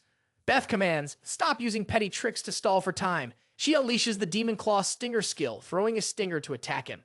Russell quickly retreats, wondering whether they genuinely do not know about the scouts. He uses the Nightmare Tail skill, launching ropes at her in an attempt to capture her. Startled, Russell swiftly leaps back, thinking that whether they are pretending ignorance or not, there will always be a way to uncover the truth. Beth curses him, demanding, "Are you trying to flee?" She launches another attack. Russell conjures a flame spear using the Blaze Lance skill, blocking her strike by skillfully maneuvering it. She stands stunned, thinking that he has managed to block it. Xavier exclaims, claiming, "It's the spear," the very same spear that crushed the giant skeleton. She laughs and remarks, "Things are becoming exciting." She uses the Demon Claw 2-hand skill, enlarging her hands and merging them together. She then creates a spear using the Demon Claw spear skill and challenges him to guess which one is sharper. Her companion warns, "Beth, don't act on your own." Ignoring him, she charges forward with the spear, declaring, "It's too humiliating to be afraid of a mere child." Russell also advances, raising his spear to counter her attack. Their spears clash, resulting in a burst of light and an explosion. Russell's spear grows more powerful, shattering Beth's spear and continuing forward to burn her arm. She screams in shock as she watches her arm catch fire. Beth's companion swiftly wraps his rope around her body, pulling her back to prevent further harm. He chastises her, calling her a fool for disobeying his warning not to act alone. He acknowledges Russell, the disciple of the Flame Tower, is indeed his enemy. With a grim smile, he swings his hunter's ropes and declares, "From this moment onward, I will tear Russell apart with all my strength." He uses the Nightmare Tail Twister skill, creating a whirlwind of rope aimed toward Russell, and declares, "No matter how impressive Russell may be, will not matter." He challenges, "Can Russell defend himself when attacks come from all directions?" Russell activates the Blink skill, instantly closing the distance between them. His body ignites with flames as he grabs his arm to amplify his strength. He then strikes with a punch empowered by the combined force of the Overheat and Wizard body skills. Xavier watches in shock, thinking this situation is beyond comprehension. They are losing once again. He witnesses Russell seizing Beth's companion by the head and relentlessly pummeling him.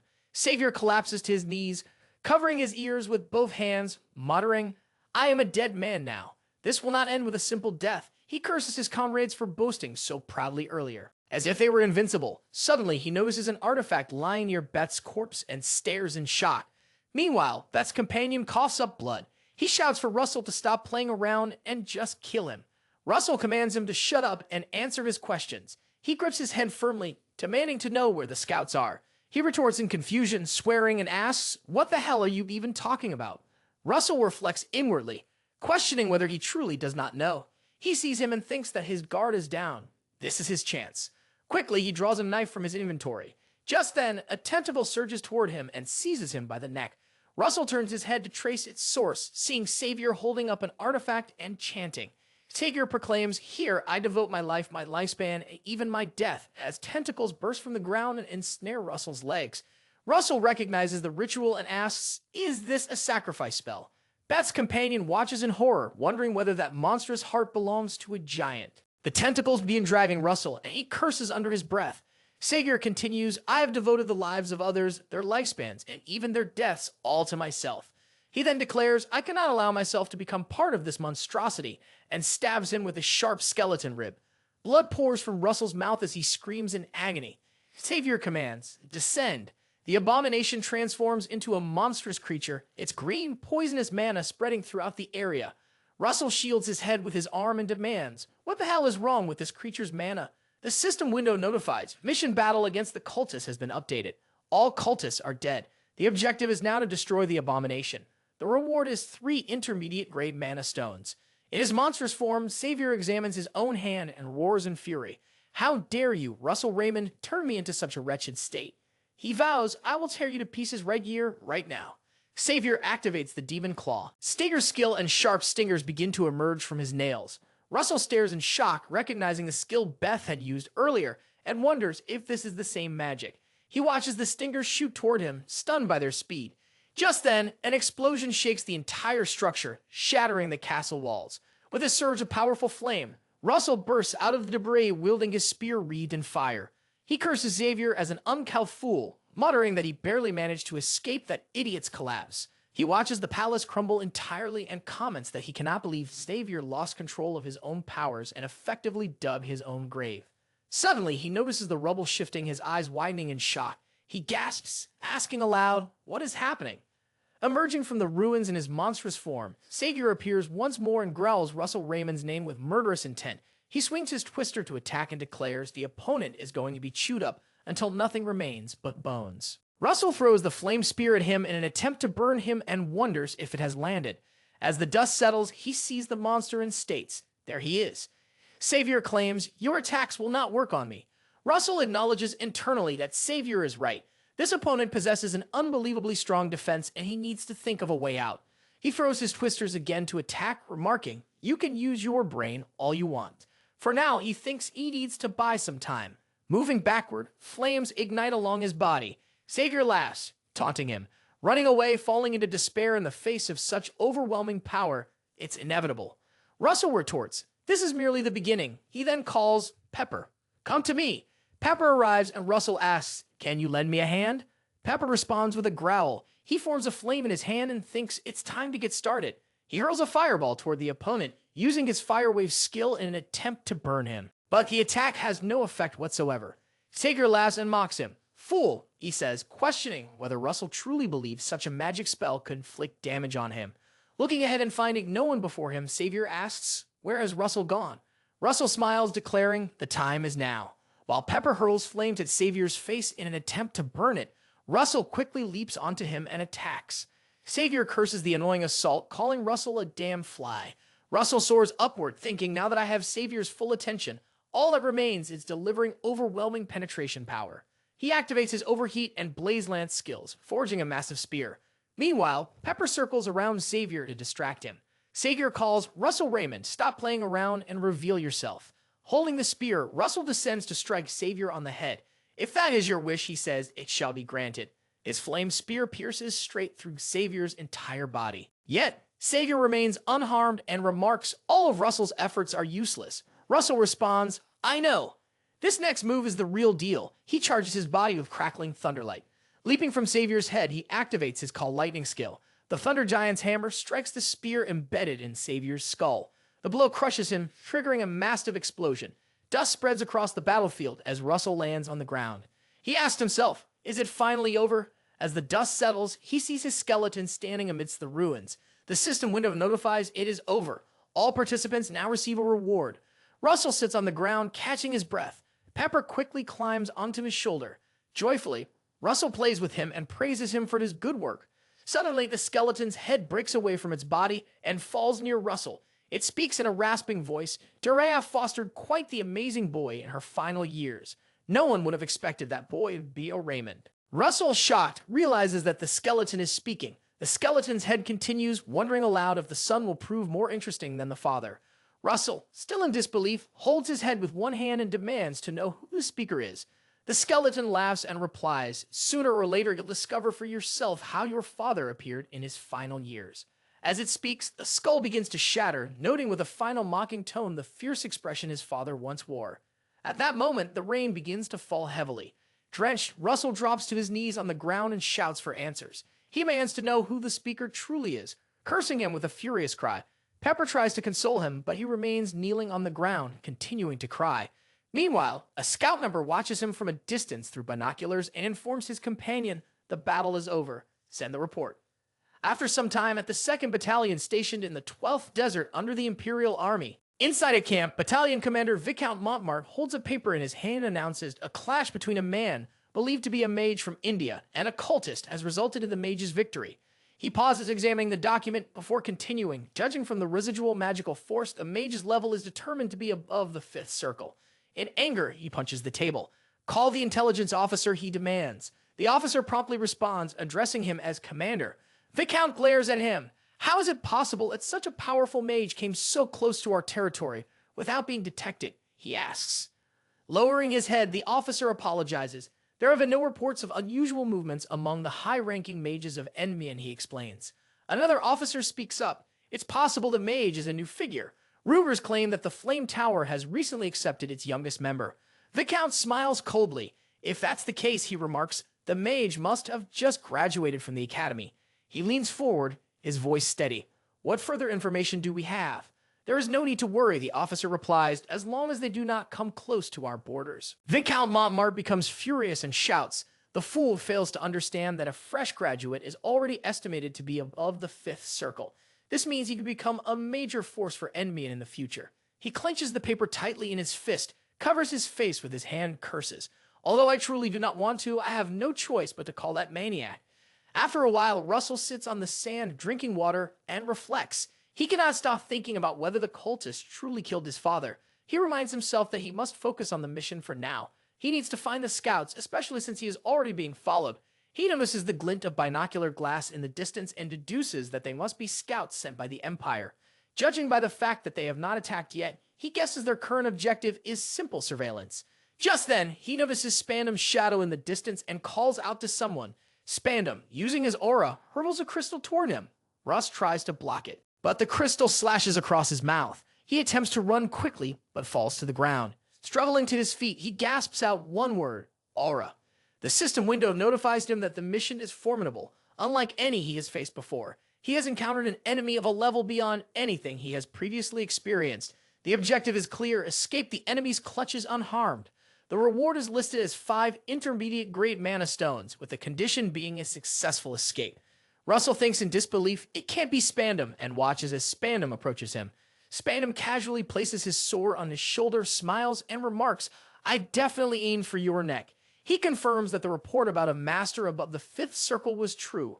Russell, growing furious, recalls the name of the Empire's superhuman, the disciple of the great master swordsman Kray. Yet, in the end, the best way to describe Spandam is far simpler. Spandam smirks. It will be fun, he says, to slash you apart. Russell glares and calls him what he truly is. Spandam, the homicidal maniac. Spandam, grinning, says that he even knows Russell's name, which is a relief. He then charges his sword with mana. Russell covers his own body with mana and stares at it intently. He declares that now he is prepared to endure the time of utter pain that awaits. Russell thinks of Spandam, the homicidal maniac. Recalling that blood-shaded aura, he remembers it vividly. The scene shifts to a flashback. Russell reflects on how Spandam had mercilessly massacred a mercenary corps for merely bumping into his shoulder, nearly killing him in the process. Spandam had placed his sword on Russell's neck, intending to attack. But Alan had quickly intervened, blocking his path with ice magic. He stared at Spandam while the man smirked, attempting to strike once more. However, Alan froze him in an ice block with his power. Russell recalls that at that moment he had crossed the threshold into becoming a warlock. Even Alan Page had barely been able to subdue him. In short, Spandam was a formidable foe. The scene shifts back to the present as Spandam declares, it's time to get serious, swinging his sword with the Volair Sang and flying blood skills. Russell activates Shield X5 in front of him to block the attack, but Spandam's strike shatters the shield. Russell is shocked to witness this and quickly leaps aside, thinking to himself, even after piercing through 5 layers of protection, the force is still overwhelming. He wonders how on earth Alan Page had managed to fight such a person. Spandam remarks, while layering the shields showed great judgment, your mana density is far too low. He swings his sword again, using the blood-flying skill to launch another attack. Russell smiles and retorts, density, huh? He then summons his flame spear to counter Spandam's attack. Spandam, startled, asks, "What is this?" To which Russell responds, "I've been hiding something quite useful." Russell spins his spear in his hand and asks, "What do you think of this?" before throwing it toward him. Spandam observes that the spear remains intact even after encountering Volar Sang's flying bloodwave skill. He comments, as expected, this is the great aspect of a fight between mages. Russell quickly appears behind him, clenching his spear and attempting to strike. Spandam, startled, exclaims that idiot rat-looking fool knows how to use blink as well. He turns his head and notices the blood drops in the air, realizing he has cut his leg with a swing. He laughs heavily and states, "I haven't had this much fun in a while." Russell quickly falls to the ground due to his injuries. Spandam remarks, "You better stop the bleeding. I'll wait for you." Russell creates a fireball in his hand, thinking while Spandam is strengthening his physical abilities by wrapping his body in aura, "My own wizard body pales in comparison." Spandam asks, "Are you planning to cauterize your flesh to stop the bleeding?" "Come on." He then inquires, "Are all the people from the Flame Tower this strong-willed to begin with, or if that is the only way they can get in?" Russell, startled by this, asks, "What does Spandam mean by that?" Spandam laughs and responds, "The ones I met a few days ago wouldn't give up until the very end either." Russell, shocked, then asks, "Were the missing scouts you're doing?" Russell clenches his fist in anger. He recalls the system window of notification that indicated he had encountered an enemy of a level he had never faced before. The message stated that if he escaped the clutches of the enemy unharmed and armed, he would receive a clear reward, 5 intermediate grade mana stones. The condition for this reward was escape. He thinks about locating the scouts as he had planned to escape after a brief confrontation. But this is not the time to think about the future. He charges his body with mana. Spandam asks, "Had you been hiding your true powers during our fight?" He adds, "We'll see if you can remain carefree while your body is racked with pain from being torn to shreds, all while charging up your sword." Russell notices his cloud ring shining and thinks that it has not been recharged yet. In the end, there is only one way out. Spandam swings his sword upward, using Volar Sang's Rattle Torrent skill to strike him. Russell sees the attack coming and activates Drayification, moving toward him while enveloped in flames. He pierces through the attack. Spandam, shocked, wonders if he has actually pierced through his strike. Russell leaps toward him, thinking there are only 14 seconds left. He charges at him, clenching his spear and using his Russell Origin Blaze Lance skill. Spandam grits his teeth and mutters that this might be quite dangerous as he sees Russell preparing to attack him. After striking, Russell lands on the ground and looks at his spear. Suddenly, Spandam appears behind him and comments that he does not know what trick he has used, but he is certain that he has temporarily boosted his power.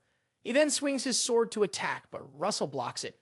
While thinking that there are only 9 seconds remaining, he counters by swinging his spear. Releasing strong flames, Spandam quickly retreats and remarks, "If even that is not enough, it is a useless power." He suggests it's time to end this and leaps forward, using Volar Sang's Cyclone Typhoon skill to attack, enveloping his body in dark red mana. Russell blocks the attack with his spear, but his sword pierces through it, causing an explosion. As the dust settles, Russell kneels down exhausted, while Spandam stands near him and asks, "Are you finally finished?" Russell, still determined, replies, "There's still 1 second left." He places both hands on the ground and begins casting magic, activating his 6th-circle magic skill. The entire ground beneath them starts to break apart, with fire flames erupting from the cracks. Spandam, shocked by this, watches as the ground melts and turns into molten lava, the result of Russell's meltdown skill. The scene shifts to a flashback. Russell sits reading a book, thinking about meltdown. He understands the principle behind it, but he realizes that, since it requires 6th-circle magic, he is unable to use this advanced spell. Starting from small embers, the magic spreads, quickly covering the entire area with magma. Back in the present, Pepper helps Russell, holding his mouth, and Russell thanks him.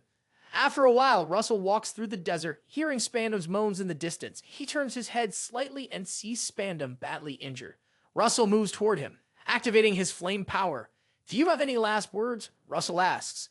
Spandam responds, "It's funny. They sent you to war in the name of protecting the country, but never told me how to escape it. I had to kill over and over again. The path of a guardian is indeed a bloody one. Welcome to it." Russell is shocked by these words, but he smiles and then falls unconscious. The system window notifies Russell that he has completed the mission, exceeding the requirements. As a result, he will receive 8 intermediate trait Monstones. After a while, a man sits in front of Jackson, surrounded by a soundproof shield. He reports that word is spreading about Spandam, a knight of the Empire, acting in secret in the desert. The disappearance of the scouts might also be connected to him. Jackson takes out a card from his pocket and thinks, "Damn it, if this is true, the divinity of the Flame Tower is in danger as well." He wonders, no matter how skilled he is against Spandam, he is weak. Just then, Russell enters the restaurant and places Spandam's sword on the table in front of Jackson. Jackson, shocked, asks, "Is that not Spandam's sword?" Russell responds, "Whether it's the Red Drake or Briggs, I would like a glass of water, please." Jackson, still stunned, agrees, saying, "You can have whatever you want." After a while, Jackson stands in front of a crystal ball, reading a message displayed on it. He holds the ball in his hand and thinks about the contents. Suture report. Flame Tower scouts, a warrior on a mission. Russel Raymond killed the pagans and Spandam. The narrator explains that the word quickly spread throughout Camelot, the capital of Endymion. Russel Raymond, the last heir to the fallen house of Raymond, was rumored to have defeated the abomination, the magical beast of the pagans, and even beaten Spandam, a knight of the Empire. Despite being a newcomer in the Flame Tower, this rumor circulated widely. However, it was hard to believe, and it was met with mixed feelings. After a while, Russell emerges from the portal and is surprised to see Daria Alce and Hubert standing in front of him. Daria places a hand on his head and expresses gratitude. "I'm glad you made it back alive," she says. Later, Hemingway, holding his head while reading a letter, mutters, "This is going to be a tough bet." Alan Page stands nearby and comments, "This junior is far more impressive than I had initially thought." Meanwhile, on the other side, McCry Hughes, the sword master of the Empire, cleans his sword with a napkin. He asks, "Is Spandam dead? Is that all I've been told?" A soldier stands before him, bows, and confirms that it is. McCry then declares an eye for an eye, a disciple for a disciple, and strikes his sword with full force against the floor. He swears that Daria Snow White will pay for this at all costs. The narrator reflects that some felt relief, others became competitive, and some were filled with hate and rage. Despite the different emotions, everyone shared one thing in common, a strong impression of Russel Raymond. After a while on the carriage, Dee sits beside Russell and asks, "Is what you're saying true, that the pagans were involved in your father's death?" He confirms, "Yes, that's correct." She notes, "Many records were lost during the war, making it difficult to determine the true situation," and adds, "Identifying the culprit will not be easy." Russell acknowledges, "I'm well aware of this." Daria takes his hands in both of hers and reassures him, "One thing is certain, if we continue to pursue the pagans, we will eventually uncover the truth." She asks, "Don't you think so as well?" She promises that she, along with the Flame Tower, will always be there to help him. Russell thanks her. Just then, the carriage driver announces their arrival. Daria steps out of the carriage and expresses her hope that Russell can set aside his doubts and anxieties for the day, focusing on expanding the horizons of his knowledge. She walks toward the palace as she speaks. The narrator explains that the Magic Tower Council, a magical society consisting of the masters of more than 20 magic towers within Endymion, is where Russell has arrived. 2 months ago, thanks to his feat of defeating Spandam, he was able to attend this gathering as an aide to a master, despite being a rookie within the tower. Later, inside the palace, a man points at Russell and comments that this is the divinity. The old man standing beside him says, "It is an honor." Russell laughs and thanks them. Just then, Niccolo McCavely arrives and greets them, saying that it has been a while, senior. Daria turns to him and responds that it indeed has been a long time. Yellow Tower Master. She then introduces Russell, pointing to Niccolo. This is Niccolo McCavely, the organizer of today's Magic Tower Council. Russell bows and offers his greetings. Niccolo laughs. "There is no need to be so formal," he says, placing a hand on Russell's shoulder. "After all, you took down the disciple of that damned idiot." Russell, confused, thinks to himself about the mention of the damned idiot. Daria explains McCry Hughes, the Empire's swordmaster, is the man whose disciple Spandam Russell took down. Niccolo, holding his face, responds, "It's refreshing to hear that." Startled, Russell notices the cut on Niccolo's eye. At that moment, Hemingway enters. Enough with the old wounds, Hemingway urges. "Niccolo, you need to get ready for your presentation. Didn't I mention that you have an important agenda for the day?" He then greets both the Flame Tower Master and the Yellow Tower Master. "How are you both doing?" he asks. Daria notices him and thinks he must be the Spear Tower Master. She comments that he seems jealous of her disciple being praised. He asks, "Do you really think I'm as petty as you are?" and laughs, staring at her. Niccolo laughs as well, saying, "I'll go prepare," and moves to leave. Hemingway, seizing the opportunity, asks, "Has Daria forgotten about our bet on the relic from the era of the gods?" She responds, "Of course I haven't forgotten." Hemingway continues, "My dear Alan is already ready," and Alan grabs him by the shoulder, urging him to head to their seats while starting to drag him away. Hemingway complains, calling Alan a brat and a little idiot, telling him to let go of him. Russell laughs at the scene. After a while, Niccolo stands on the platform and announces a session of the Magic Tower Council will now begin. He continues, stating the main agenda for this meeting concerns the ruins being excavated at Mount Halvane. These ruins appear to date from the end of the mythological era, and so far, no evidence has been found to suggest they were Eid. In other words, there is a good chance that a relic is still intact. Russell comments, it could be a relic from the mythological era. Daria adds, we might unearth an artifact that will shake the very foundations of time itself. Niccolo explains, we need your help to secure the site. He addresses Sir Alan Page of the Spear Tower and Sir Russel Raymond of the Flame Tower, asking both of them for this favor. A woman responds, agreeing. That is a good idea. A man adds, Russell has already proven his skills. Daria thinks to herself, this is no surprise considering whose disciple Russell is. Just then, Blaine Trilogy, the Red Tower Master, objects. He and Juron, a Red Tower Mage, enter the room. Niccolo is surprised to see him. Thinking of the Red Tower Master, he asks, Blaine, do you mind explaining the reason for your objection? Blaine glares at Russell and responds, it's because of Alex Raymond's defeat. One person in the room questions, how can a son be blamed for his father's defeat? Another person agrees. Stating that the war with the Empire occurred a long time ago, Blaine counters that the defeat still cost the kingdom its finest and most elite soldiers, many of whom lost their lives after leaving the fight without permission. Daria argues that this is pure speculation, pointing out that there are no records from that time. Blaine insists that he is not wrong as he was there. Everyone is shocked to hear this, and Blaine adds that he saw Alex Raymond run away with his own 2 eyes. Russell is stunned. His mind races with the thought that his father had fled. He thinks it is no secret that his father died during the war, but wonders why that man is spouting such nonsense. Blaine asserts that the Raymond family owes a debt to the kingdom that must be repaid, questioning how the kingdom's youth would feel if such an important mission were entrusted to the Raymond family. He further states that if Russell is in charge of the guard, the Red Tower will not provide any support for the expedition. The crowd begins to gossip. Niccolo observes this and thinks that Blaine has swayed the crowd with just a few words, as expected of the Red Tower. However, upon reflecting on Blaine's background, Niccolo realizes this behavior is likely obvious to him. He recalls that Blaine is trusted by the king's uncle, Archduke Bismarck, the most powerful man in the land. He understands that opposing Blaine would mean animosity toward the Archduke's faction. Niccolo realizes that the only people in the room who do not walk on eggshells around Blaine are probably just Daria and himself. Hemingway, clearly frustrated, exclaims, this is unreasonable. Daria calmly tells Russell, don't get involved, assuring him that she will handle the situation. She then turns to Blaine and expresses that she would like to ask him something. Russell, filled with anger, asks Blaine, can you take responsibility for what you just said? Blaine responds, what do you mean by responsibility? Russell clarifies, I'm referring to the responsibility for insulting the House of Raymond. Daria intervenes, placing a hand on his shoulder, and tells him now is not the time. Russell protests, but Blaine scoffs, saying that the honor of such a fallen, lowly family means nothing. He tells Russel Raymond to be grateful that Daria is his master. At that moment, Princess Kate Rathmose enters and remarks, had I been there, I would have torn out Blaine's tongue and used him as an example for all other arrogant and prudent mages.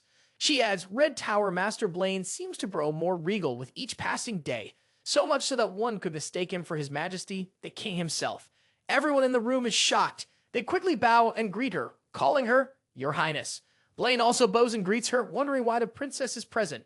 Kate laughs lightly, explaining that she had been listening in from outside. She then agrees with Blaine, acknowledging that he seems to have a point. Her gaze shifts to Russell, and she states, if one owes a debt, one must repay it. Daria speaks up, saying, however, Her Highness Kate responds that even so, he must be given the chance to repay the debt. For this excavation, she orders the Spear Tower and the Flame Tower to act as guards alongside the Red Tower.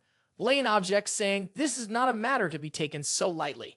In response, Kate calls out to the Yellow Tower Master, Niccolo. He answers promptly, yes, Your Highness. She then asks, who is the greatest sponsor of this excavation? Niccolo replies, it is you, Your Highness. Kate smiles and says, in that case, we shall proceed according to my decision. She turns to leave. Niccolo laughs lightly and adds, the next item on the agenda is the schedule for the excavation. Russell stands there with a confused expression, lost in thought about Kate Rathmose. Later, Blaine sits inside a carriage brooding. He thinks, this is my chance to crush the Raymond family completely. He cannot believe the princess has interfered. Meanwhile, Jerevan, startled, quickly climbs onto the carriage roof as Daria steps in front of the carriage to block their path. Blaine sees her and says, you still haven't learned any manners. Daria replies calmly, I didn't think it was only me if you did. Hurian points his sword at her, and she calmly asks, "Do you truly think that's enough?" Blame orders him, "Put your weapon away." Geron bows his head and steps back. Lame walks toward her and says, "Considering our relationship, it doesn't seem like you've come to offer an apology." He asks, "What is it that you wish to say?" She brings up Alex Raymond and asks, "Did you also witness his death?" Lane admits, "I did not see it directly." She replies, "It's a shame," and then explains, "I'm trying to get to the bottom of this, and I thought I might as well ask you." Blaine smirks and says, "I can't believe you'd go to such lengths. Were you personally acquainted with the late Raymond?" She frowns and states firmly, "It's a matter concerning my youngest disciple. A disciple's matters are a master's matters. I'm simply trying to help my disciple and settle the score, whoever the opponent may be." Tapping her staff against the ground, she vanishes from sight using her magic. Blaine turns to Geron and instructs him to turn the carriage around and head to the Archduke's mansion, saying there is something he needs to confirm. Meanwhile, elsewhere, a skeleton head rests on a table. A star-shaped mark is carved onto its forehead. Its eyes begin to glow ominously. After a while, Dia says he is leaving tomorrow and asks, "How will you be able to perform well on the mission when you are so distracted?" She stands on a floating shield in the air and remarks, "I guess what that old man said is still troubling you." Russell kneels on the ground, holding his spear, and says, "No, master." Daria thinks that those who once praised him as a divinity are now slandering his late father as a coward and wonders if there is any way he would not be shaken by it. She lands on the ground, walks toward him, and says, "The truth will eventually come to the surface." She wishes he would focus only on walking his own path. Russell thinks about walking his path and says, "Master, please guide him once again." Daria smiles faintly and thinks, although it will not be an easy path, it is a path that must be walked. For children must eventually step out of the shadows of their parents, no matter how enormous that shadow may be.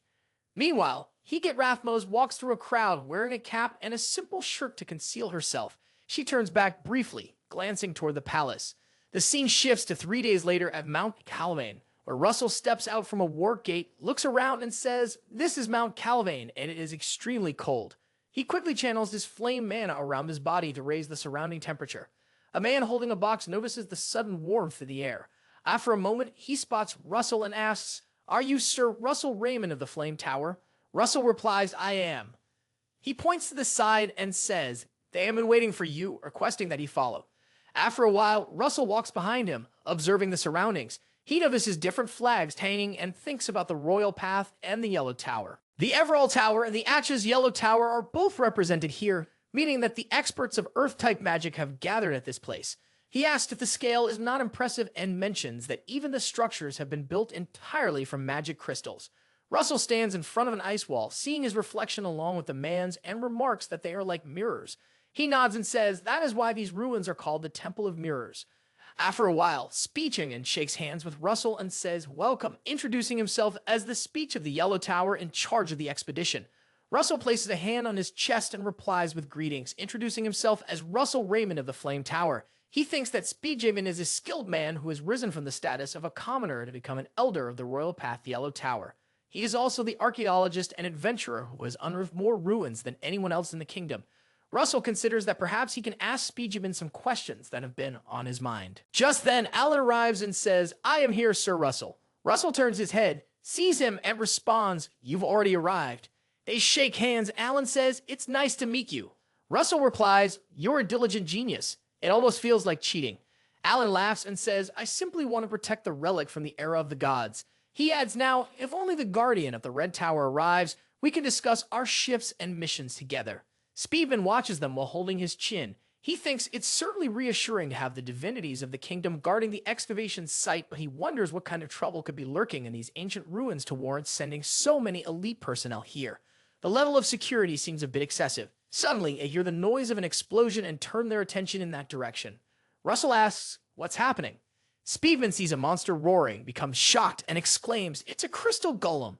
Alan immediately instructs everyone, run to a safe location. The crystal golem launched a flurry of crystal needles toward them. The soldiers raised their shields in defense, but the sharp projectiles broke through and injured several of them. Speedman realized the shields wouldn't hold. Without hesitation, he placed both hands on the ground and cast his magic, breaking the floor beneath and raising an earthen wall to intercept the next wave. He shouted to the others, "Raise the earth walls! Block the attack!" Meanwhile, Hecat carried an injured soldier over her shoulder, urging him to hang in there just a little longer. Suddenly, the golem appeared behind her and fired another sharp crystal needle. She noticed the threat and began preparing a spell. But before she could react, Russell stepped in between her and the danger. Activating his Origin Blaze Lance skill, he slammed his spear into the ground, unleashing powerful flames that incinerated the incoming crystals. Then he turned to her and asked, "Are you all right?" As he caught sight of her flowing purple hair, his eyes widened in surprise. "Wait, are you the princess?" Kate was just as stunned to hear those words. The golem moves to attack them, while Alan uses his original glacier bow and shoots an arrow at it. However, it does not affect the golem. The golem then charges, covering itself in dark mana. Alan believes he attempted to destroy its entire torso, but it proved to be quite difficult. The golem tries to strike them, but Jaren uses his original Bloody Flame sword skill and shatters the crystal golem in a single strike. He states, "I don't think I'm too late." Russell and Kate are shocked by his attack. Jaren announces, "I am Jiran of the Red Tower." The scene shifts to 3 days earlier.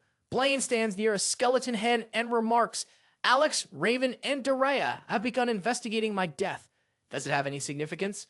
The skeleton head responds, "I have no idea. I can think of no reason other than that you ordered your own death." It asks, "Are you afraid of being caught?" In frustration, Blaine slams his fist on the table and says, "It's not fear, it's disappointment." He expresses that if he had properly dealt with Russel Raymond during the tower's screening, Daraya would never have had any reason to suspect anything. He adds that this situation occurred because he received incorrect intelligence, believing Russel Raymond was just a child. Blaine asks, "Am I being blamed at this moment?" Just then, Bismarck Rathmos arrives and questions, "Have I been summoned merely to witness the two of you fighting?" He sits on a chair while Blaine bows before him and offers his greetings to the Arch. He remarks, "I understand that my little niece has interfered and how swiftly time passes." Blaine confirms this, explaining, "We had originally planned to keep the number of guards to a minimum." Bismarck instructs him to get to the point and asks, "How do you intend to take the ruins?" Blaine responds, "Jirion, my disciple present here, will join the guards. Once Jiran creates a breach in the protective barrier established by the Yellow Tower, the henchmen of the ill-mannered pagan will ambush the expedition team." Bismarck holds his chin and states that, as they all understand, in order for their plan to succeed, the masters protecting the current king must be subdued. To cut off the support of those masters, the article from the ruins must be secured. He then asks, "In that case, should we not arrange for a little extra insurance?" He holds a box covered in a dark aura. The scene shifts back to the present, where Russell is dragged behind Kate. He pleads, "Wait, let go of me, princess." She places a finger on her lips. "You must remain quiet," she says. "My presence here is top secret, and it must remain so in the future. You simply need to ignore me and continue on your own path."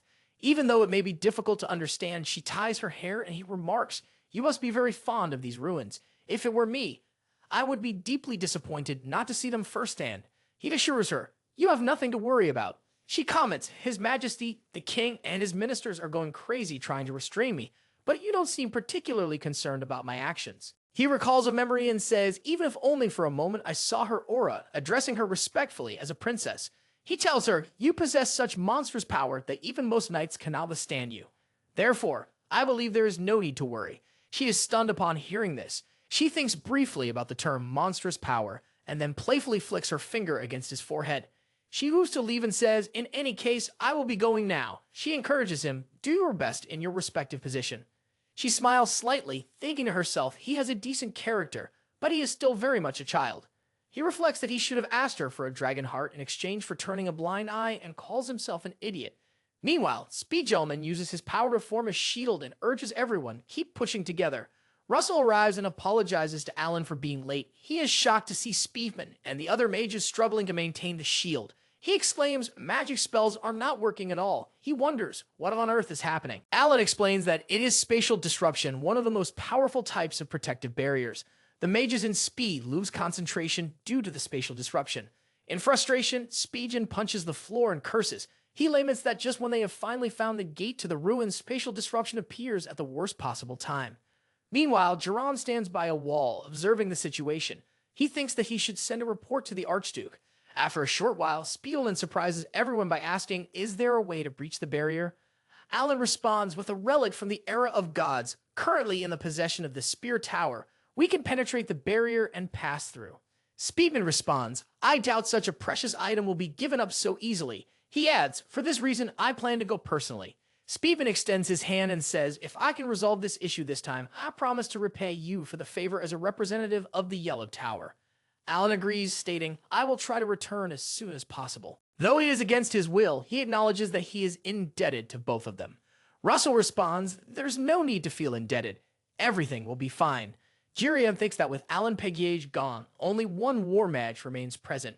Russel addresses Jirion, saying we need to discuss duty rotations for the night watch. He smiles, adding, I'll go first. I'm tired before moving to leave. I'll get going. Russel is shocked. He thinks to himself, Jirion has such a creepy smile. After a while, two soldiers sit near the fire to keep warm. Just then, some mages appear on the other side of the protective barrier. One soldier asks, who are they? He tells them to stop, declaring, this area is under the Yellow Tower's jurisdiction. At that moment, Jirion throws needles toward them, piercing them and causing them to burn. He then uses magic to create a passage through the barrier. There's been a change of plans, he says. A space disruption has appeared in the area where the ruins are being guarded. The beasts enter the area. He instructs them to bring the artifact capable of breaking it down, mentioning that Alan Pegage is headed for the Spear Tower. The masked mage raises his hand, looking up, and comments on the smell of burnt corpses, remarking how disgustingly lovely it is. Jirion suggests, in order to blackmail him, we simply need to take Speedman as a hostage. He then asks about the individual referred to as the divinity of the Flame Tower. Jirion responds, we should kill him. He will not tolerate mistakes like the last time. The Black Iron Warrior, along with the mages, comments on the excessive nagging coming from an onlooker. The masked mage places a hand on his weapon and asserts, I am on the same side and thus cannot allow such actions. He adds the person in question to Sir Blaine's cherished illegitimate child. He cannot be harmed. In anger, Jirion draws his sword to attack, but the masked mage creates a portal through which Jirion's sword passes. Another portal opens near Jirion, and the sword emerges aiming at him. Jirion is shocked. What did you just say? He asks. The other responds, you can't even joke around in this situation. Open up your heart a little.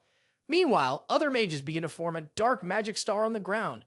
Monsters start emerging from it. Like these creatures, he comments, there's no way it will succeed. However, he adds, but if things go wrong, don't forget the object the Archduke gave you. The scene shifts to a flashback. Blaine instructs, remember, after the mission ends, you'll live as a ghost until the day the Archduke ascends the throne. Not a single survivor must return from the expedition. Jirion asks, is it acceptable to use the object the Archduke gave me if things worsen? Blaine places a hand on his shoulder. Do you not desire my acknowledgement? Blaine asks, I simply believe you won't fail, no matter the cost. The scene shifts back to the present, where Jirion stands near a fire explosion, and solemnly says that, as he wishes, he shall become a ghost, one that spreads fear and despair. Meanwhile, Speechman remarks, I wonder what is going on with you. Do you want to know about the multi-horned dragon? He inquires, what has brought this up all of a sudden? Russel recalls a memory and explains, I saw a mural in a mission area. It caught my eye because it was eccentric. Speedman admits, honestly, I can't even provide a straight answer. Russel asks, is that truly the case? Speedman responds, there is one creature worth considering as an analogy, the Divine Dragon King. Russel thinks to himself, such a creature actually exists. Speedman holds his chin and says, since there aren't enough historical records, little is known about these creatures, but it is said that one raised a person capable of standing against any great evil. At that moment, Pepper appears on Russel's head and Russel notices him. Speedman, happy to see him, asks, do you know how to summon spirit as well? Pepper jumps off Russel's head and runs toward the outside. Russel is shocked to see him leave. Just then, a monstrous roar echoes from outside. They are stunned upon seeing the source. Suddenly, a massive explosion occurs. On the other side, a soldier reports that they are under attack. Suddenly, a Black Iron Warrior steps in front of them, placing his hammer on his shoulder. A soldier shouts, it is an enemy. Join forces and take him down. They begin using their magic, sending earth needles toward him to strike. However, the Black Iron Warrior shatters them effortlessly. Pathetic, he remarks. The soldiers are shocked to see him unharmed. One soldier exclaims, he's fine, even after taking all that damage. The Black Iron Warrior charges his hammer with a dark aura and strikes the floor, causing it to shatter. The soldiers, frightened, retreat. Meanwhile, the masked mage stands with his hands behind his head, relaxed, and watches as the soldiers run. The soldiers stop upon seeing him and aim earth arrows at him. The masked mage creates a portal through which the earth arrows passed and opens another portal behind them, causing the earth arrows to come from there. The soldiers, shocked, see the arrows coming toward them and ask, what is happening? Both are struck and killed by the arrows. The masked mage walks away from the scene casually asking, "Where is the old man's speed?" Meanwhile, Russell creates a protective barrier and asks, "Is speech all right?" Speedman raises an earth wall and demands to know, which lunatics dared to ambush the Enbian excavation site.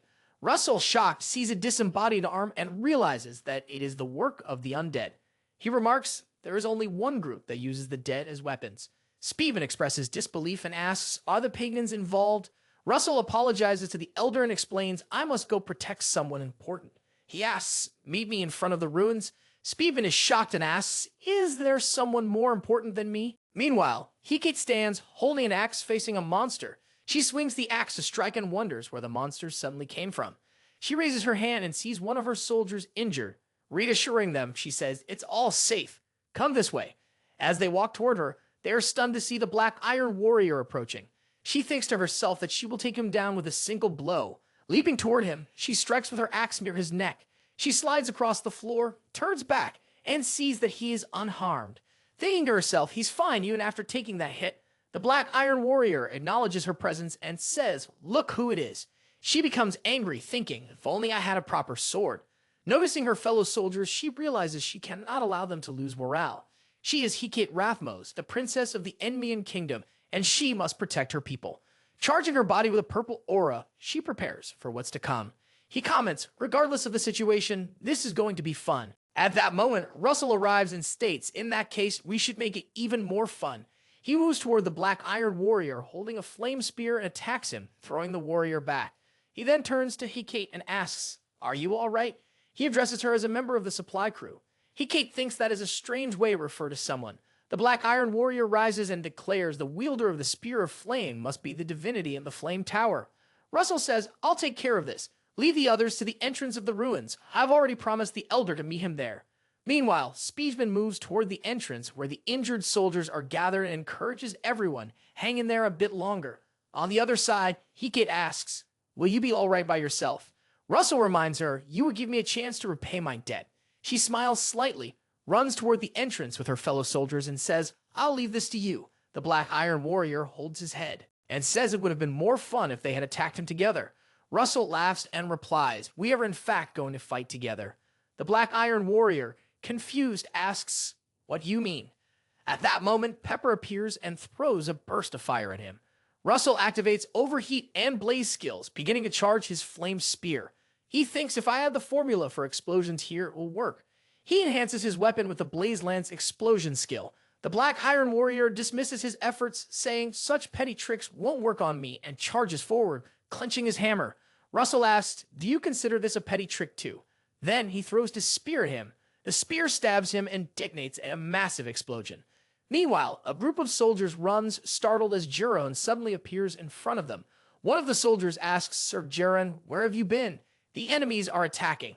Without hesitation, Geron swings his sword and slashes it down in a single strike. He then looks down from the top of a mountain, spotting a group of people. He thinks about Speedman, wondering if they are forming defensive positions around the ruins. Meanwhile, Hecate reaches Speed with a group of soldiers. She slightly turns her head, sensing something unusual. Geron, seeing her, is shocked. He thinks to himself, that is Princess Hecate. Just then, he notices an explosion in the distance. Meanwhile, as the dust clears, the Black Iron Warrior is injured. Pieces of iron begin to fall from him. He thinks that the black iron, forged by a curse, has just broken into pieces. Russell addresses the Black Iron Warrior, saying, finally, your great face is visible. But it's not such a great look after all. The Black Iron Warrior calls him an arrogant fool. Don't flatter yourself, he says, and then leaps toward Russell, spreading his aura. Russell, shocked, thinks about the sudden appearance of the aura. He realizes that the Black Iron Warrior is using the knight's heart that had been transplanted into him with great difficulty. He charges his hammer with the aura from the knight's heart and declares, I will rip you to shreds. He strikes his hammer against the ground, but Russell quickly moves aside, thinking to himself that while he is fast, the Black Iron Warrior is even faster. Russell slides back across the floor, then leaps forward, using the Blaze Lance Cutter skill to deliver a deep cut across the warrior's belly. The Black Iron Warrior coughs and kneels down. Russell stands before him, clenching his spear, ready to attack again. It's time to end this, Russell says. Suddenly, a torrent of water surges in and throws Russell away. He gets up, drenched, and wonders what just happened. Seeing himself soaked, he questions whether he is responsible. At that moment, the masked mage appears through a portal and remarks, This intense pressure is rather useful, if nothing else. The Black Iron Warrior stands and tells him, "Shut up." Russel, startled, resolves not to miss his next chance. He uses the Cyclone skill, creating a fiery vortex, and hurls his flame spear toward them, thinking that this time they will not be able to evade. The masked mage, however, grins and creates a portal. It opens at the entrance of the ruins, where Spiegelman, Hecate, and the soldiers are gathered. Russel, shocked, sees this happening. On the other side, the soldiers also notice a fire cyclone emerging from the portal. A soldier, alarmed, asks, "What is that?" Hecate stares wide-eyed as Russel's flame spear comes hurtling toward them, shocking Spiegelman as well. Russel, horrified, shouts, "No." But the spear strikes the ground, triggering a massive explosion. As the dust settles, Russel sees everything around him destroyed and says, "No." He calls for the princess and the elder. Spiegelman raises his hand and says, "I am here." Seeing him injured, Russel approaches and asks, "Are you okay?" He notices several dead bodies scattered around. He kneels down and says, "I am sorry." Just then, Geron appears carrying Hecate in his arms. Shock. Russel calls for the princess. Spiegelman immediately thinks of Princess Hecate. Russel moves closer to her and says, "I'm thankful you are safe." He then expresses his gratitude to Sir Geron for rescuing the princess. Geron smiles and suddenly stabs Russel in the belly with a sword. Russel, shocked, coughs up blood. Spiegelman, equally stunned, cries out, "Sir Russel!" Pepper emerges and charges at Geron. The masked mage creates a portal in front of him, sending him away. He remarks, "Pepper has been bothering me since earlier, calling me a damned insect." Russel, using telepathy, tells Pepper, "My body no longer has any strength." Geron turns to him and says, "I'm sure I instructed you to take Spiegelman hostage." The masked mage responds, Spiegelman could serve as the hostage as well. Spiegelman attempts to attack and demands to know, "How dare you betray us, Geron?" The Black Iron Warrior strikes Spiegelman with his hammer and orders, "Shut up, old man." The masked mage then notices Hecate and casually asks, "Who is that woman?" Geron replies, "If we had Princess Hecate, we could control the Enmian Kingdom, and because of his foolish actions, everything almost got ruined. But it's all good as long as she's not dead." Russel stands up and declares, "I can't allow that to happen. You're not getting your way." The Black Iron Warrior moves toward him, stating, "I will finish you off." Russel uses the Cloudbring's Mist skill. As the warrior is about to attack, he mutters, "This is for that earlier kid." The masked mage notices the mist and launches an attack, shouting, "Die." However, Russel activates Dragonification and leaps high into the air, vanishing from sight. The masked mage thinks in disbelief, "The mist was meant to block our vision." They are startled when an explosion is heard. The masked mage begins creating portals and realizes there's a reason those before us were defeated. I can sense it without needing to see it. A rapid surge in mana defies common sense. He creates numerous portals around himself and wonders what on earth is happening. Suddenly, Russel stabs him with a flame spear. He laughs and declares that he is basically a monster. Russel slashes him again. On the other side, Geron places Hecate on the ground. He thinks that if he leaves the survivors, the mission will ultimately fail. Geron uses double casting of the Bloody Flame sword skill and leaps to attack Russel while gripping both swords. He challenges him to come at him. Russel turns toward him and realizes that Draconification is about to end. He moves forward to attack, clenching his spear tightly. He decides to bet everything on this final strike. An explosion occurs as their attacks collide. Russel kneels down, coughing. He sees Geron with a large hole in his chest, also kneeling before falling backward. Russel slightly turns his head and notices the masked mage. The masked mage curses under his breath and remarks, "In the end, Geron merely fainted." He muttered that Jiria must have thought he was the only one with two hearts, calling him a simpleton. He added that Russel was the same. He knew it. A dark cloud formed above Russell's head as the masked mage pointed toward Geron and declared him a possessor of powers rivaling a dragon, a chimera's heart. Russel was shocked to see Geron begin to transform into a monster. Russel thought that with a chimera's heart, the scale of his mana was so vast it was almost immeasurable. Geron moved his hand forward, clenched his fist, and spread a red aura. The masked mage saw the same aura and felt it tightening around his neck, choking him. Geron asked if he had been hiding his powers on purpose, so that he would be forced to use his heart. He laughed and taunted him, saying he knew he wanted to. He stared at the magical circle around Russell's heart and asked if he had not advanced several circles thanks to that heart. He added that he did not pressure him into losing against the other opponent, if that is what he thought. Geron throws him away and admits that he is right. He went about it in the wrong order. He declares, "I'm going to end Russel Raymond first," dragging him toward himself with an aura hand. He clenches Russell's neck and remarks, although you left quite the impression just now, in the end, you couldn't protect anything. He lifts him up and says, it's over now. Jiren spreads his red aura around and shatters the protective barrier. The masked mage is astonished and realizes that a rift has been created in the spatial disruption barrier. Gurren appears to be enjoying himself. Russell moves his hand toward him, charging up flame arrows and declares it's not over yet. He shoots at him, but it has no effect. Darren smiles and says, I understand now. Russell, you've changed your mind. He offers, I'll grant you the death you deserve, and throws him into the rift of spatial disruption. Russell, shocked, finds himself pierced by the sharp edges of the barrier as it closes in, pushing him to the other side. Jiren declares, you should feel the pain of being torn into pieces inside the rift and die. Cursing his own incompetence for the short time he has left, the scene shifts to a hospital where Russell suddenly screams and sits up. A nurse stands beside him and asks, can you hear me now? Breathing heavily, he looks at his hands and asks, where am I? She replies, you're at Camelot Capital Hospital. He repeats the word hospital and urgently asks about the battle in the ruins. She apologizes, saying, I don't quite understand what you mean. He grabs her shoulders and demands, are the princess and the elder safe? At that moment, a ward boy enters and asks Russell to calm down. The nurse explains, you've been admitted here because you suddenly showed symptoms of a seizure while cleaning in the Louvre Museum. Russell, shocked by this revelation, asks, what are you talking about? He calls out to Pepper and asks, where am I? As they grab him by the arms, Russell realizes with horror that he has returned to the time before he regressed.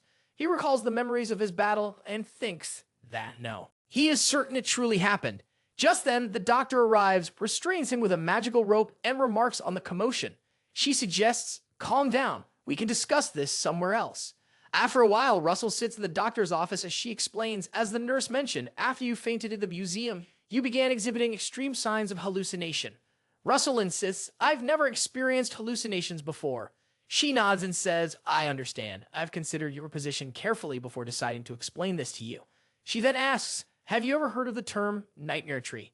She explains it's a wicked tree that deludes people with the sweetest hallucinations, causing them to starve under its influence while using their corpses as nourishment.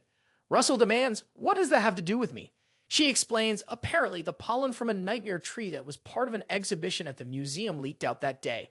Apart from you, several others also showed symptoms of hallucination. Russell, shocked, asks what she means. She stands up while writing something on a piece of paper and says, the good news is the museum will cover the entire cost of your treatment. She then politely asked him not to be upset and to accept the compensation amount as well. He wonders if all of that had truly been a hallucination. She shows him a paper and says, this is your written diagnosis. When a representative from the museum visits you, you can receive the compensation. She adjusts his chair and says, now it is time for you to wake up from the dream. No, he reminds himself. Master Doraya definitely existed. After a while, two guards stand outside the Doraya Palace.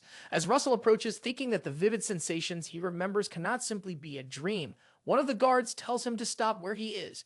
Russell says, I've come to see Miss Raya, and thinks that his master will surely recognize him. One guard turns to the other and asks, who is this guy? Russell looks up desperately and pleads internally, please, let this not be a dream. He introduces himself as Russel Raymond, a former disciple of Miss Doraya. One guard repeats incredulously Miss Doraya's disciple. The other guard says, I've never heard of such a person, and calls Russell a lunatic. He clenches his fists in anger, ordering, throw him out.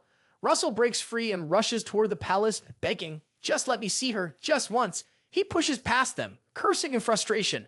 As Russell struggles to get up, calling for his master, a carriage arrives. From its window, Doraya looks out and asks, what is happening? A guard addresses her, saying, the Flame Tower Master is here, claiming to be your disciple. She looks surprised and asks aloud, my disciple. Then, turning to Russell, she asks, do I know you? Russell is shocked to hear this and collapses to his knees on the floor. Daria simply says, we should leave now. After a while, Russell notices an artifact and wonders, did everything truly happen because of the nightmare tree's pollen? In a fit of anger, he punches the mirror surrounding the artifact. Shattering it, he shouts that it is nonsense. He thinks that if this is truly a dream, then for God's sake, someone should wake him up before it goes any further. He insists there is no way this can be real. At that moment, the alarm begins ringing and the guards rush in. One of the guards demands to know who he is and along with another, grabs him by the arms. A guard orders that he be dragged out. Russell screams in denial, shouting that there is no way this is really happening. Later, Russell reflects that after that day, he tried to prove that his life had not been a dream, but all of it was useless. As a few years pass, he continues desperately resisting this utterly incomprehensible reality, but time slowly dulls his spirit. After some time, a person hands Russell a paper. He reads it and sees a photo of Alan Page under the headline, announcing him as the youngest Spear Tower Master. Russell, stunned, thinks to himself that after all, there was no way someone like him would have been given such a chance in the first place. The scene shifts to Walker Hill Academy, where several carriages stop outside the palace. After a while, Russell is seen sweeping the garden, reflecting that he never expected to end up back in this place. He emptied his mind, abandoned his ambitions once, and in the end, abandoned himself. He thinks that, come to think of it, this life is not half bad. In fact, it might just be the right path for the person he has become. Just then, he hears a commotion in the distance and secretly glances toward the source where some boys are bullying Spiegel. Kay's son demands, "What makes you think you can act like that? Know your place." He mocks him, saying, "Just because we spoke to you a little doesn't mean we're on the same level." Russell watches from behind his broom and thinks that this has nothing to do with him. He decides he should ignore it. Spiegel, however, declares, "No matter what you say, I'm going to become a mage." Kay's son sneers, asking, "Why would an idiot who suffers from monophane narrowing dare to be so chatty?" He also reminds him of the crime his family committed. The boys grab Spiegel by the arms while Ka's son raises a flame from his fingertip, threatening to leave a brand that Spiegel will never forget. Spiegel, terrified, shuts his eyes tightly. Later, he opens them again and is shocked to see all the boys lying injured on the ground. In the distance, he notices Russell standing silently. Russell thinks to himself that this spot has gotten terribly dirty. After a while, Russell sits eating a sandwich, thinking how annoying it is that Spiegel keeps following him around. Spiegel sits beside him, holding a book, and says that he is simply reading, and that this place is good if he wants to focus.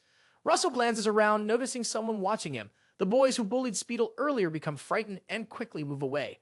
Russell mutters about mana, his gaze narrowing. He says he once knew someone just like Spiegel who attended this academy. Spiegel asks what happened to that person.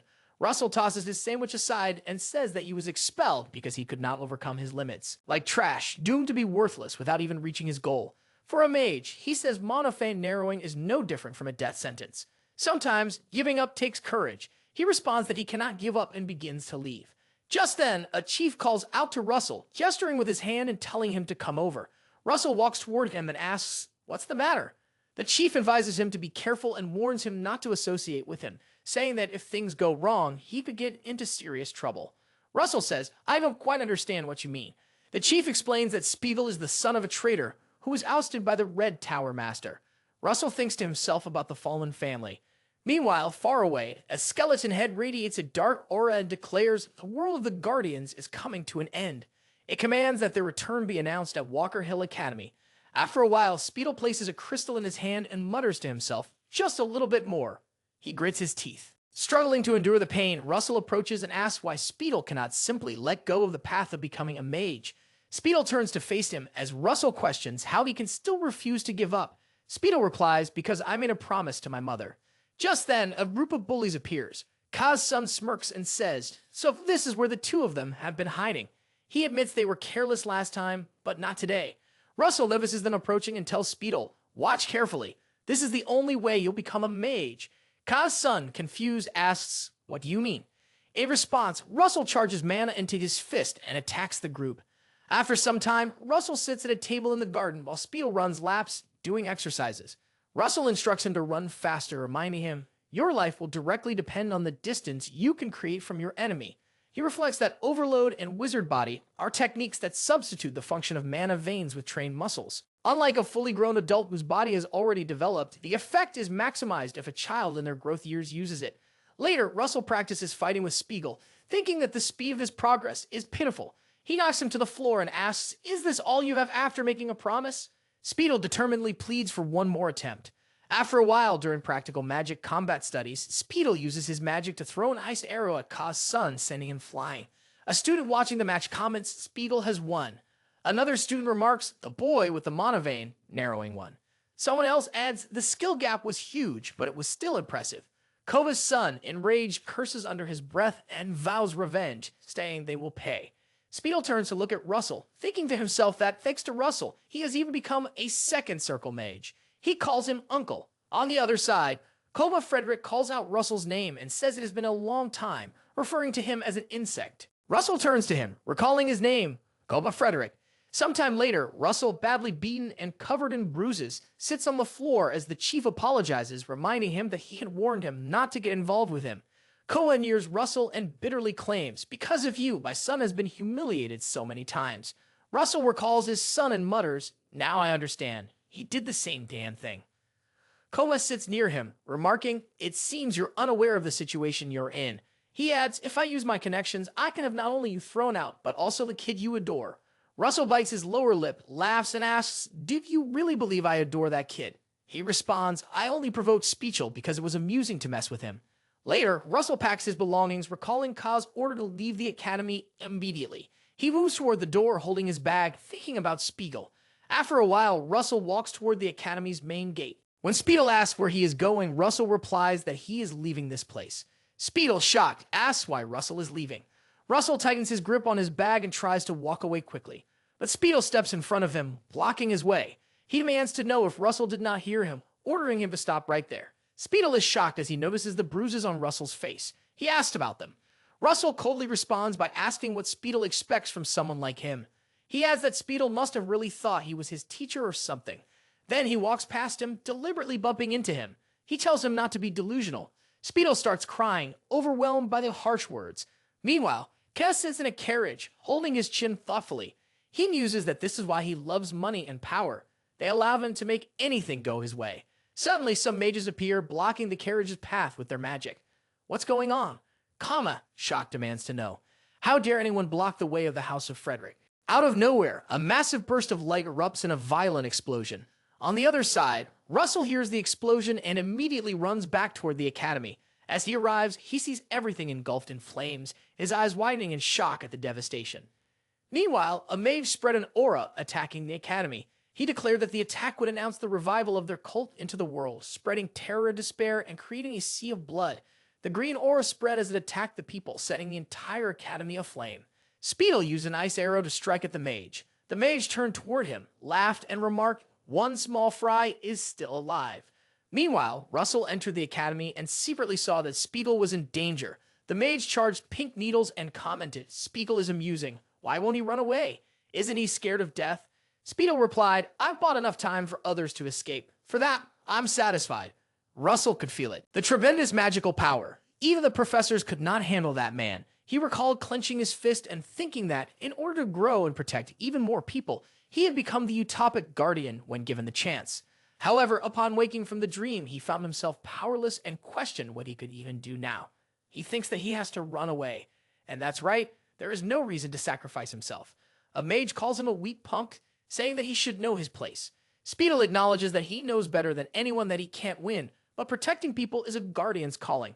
Russell is shocked to hear this. He attempts to attack Spiegel, declaring that his naivety will get him killed. Suddenly, Russell stabs him near the waist with a sword. The mage counterattacks, throwing him away and cursing the damn insects, questioning how they dare to oppose him. Spiegel uses Circle 3 magic, Ice Bolt skill, sending ice needles toward the mage to attack. Russell picks up a spear from the floor and moves toward the mage to strike. He stabs him in the neck, killing him. Spiegel approaches Russell, asking, "Are you okay?" Russell holds his wound and says, "The blood won't stop." "Leave quickly," Russell urges. "Others will be here soon." Spiegel replies, "I can't leave you alone." He grabs him by the shoulder, adding, "Do you plan to turn me into a teacher who can't even protect one of his disciples?" Spiegel is shocked upon hearing the word disciple.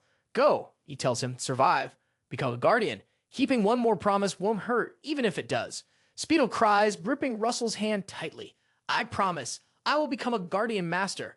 He runs away, reflecting, "I've always been like that from the start, just like him.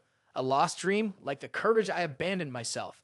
That was why he hated him, but also why he liked him.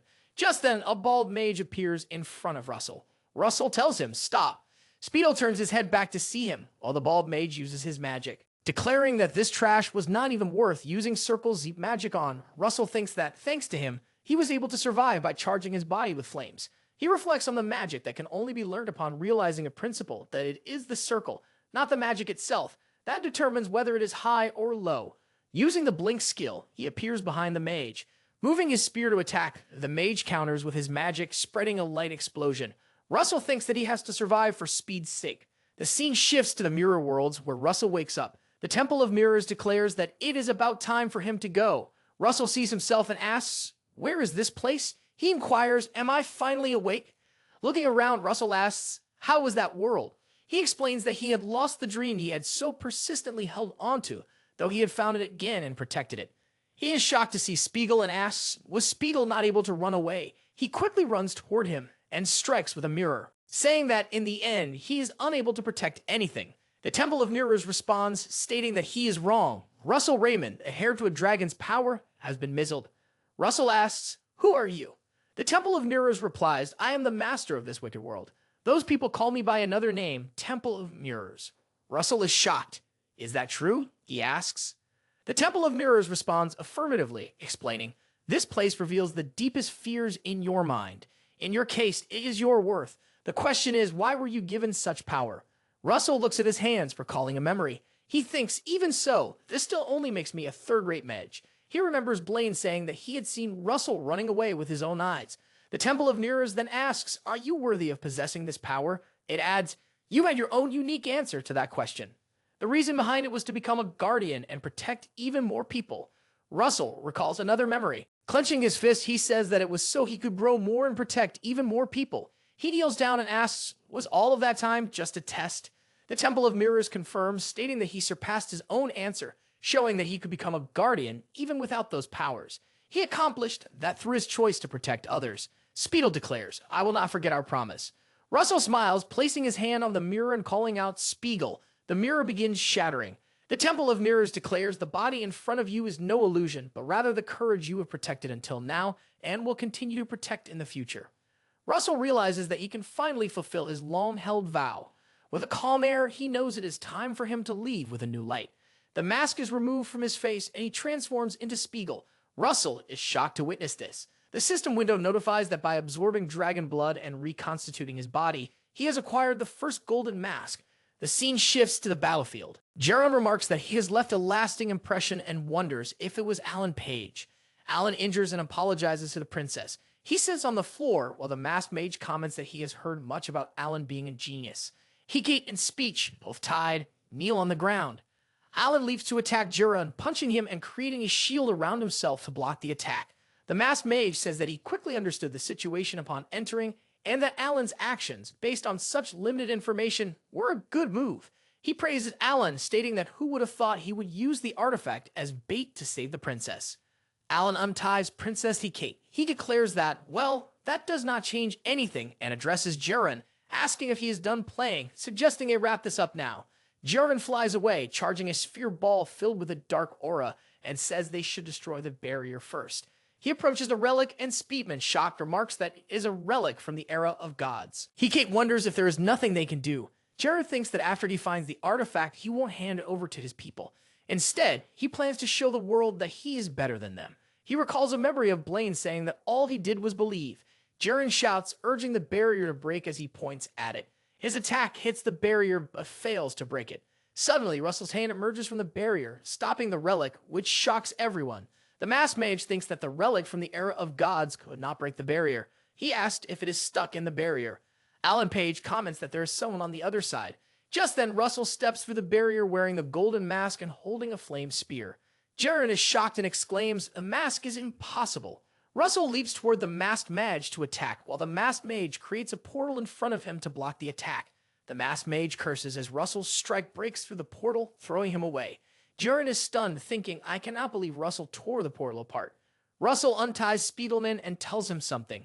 As Speedman and Hegate turn back, confused, Speedman asks, what did he just say? Russell removes his mask and says, I'm glad you're safe. They are shocked to see him. Hegate asks, is he Russel Raymond? Speedman asks, how is he here? Alan smiles and thanks his master, commenting, I didn't think the bet would be so easy. Hegate reaches out to touch Russell, saying, I can't believe you came back alive. He holds her hand to stop her and notices Jaron flying. Let's talk about this later, he suggests. He declares that Lily Brad is getting on my nerves. My return changes nothing. I'll kill them and take the artifact. He charges his body with power, tearing his clothes. Suddenly, the volcano begins erupting and an explosion occurs. As they both attack each other, Jaron declares, the mask belongs to me. Russell asks, did Blaine orchestrate all of this? Jaron tells him to shut up and throws him away, hitting him with his tail. Russell uses Blink to appear behind him, intending to attack. Stop this, he demands. Admit it. Admit that you're Blaine's shadow.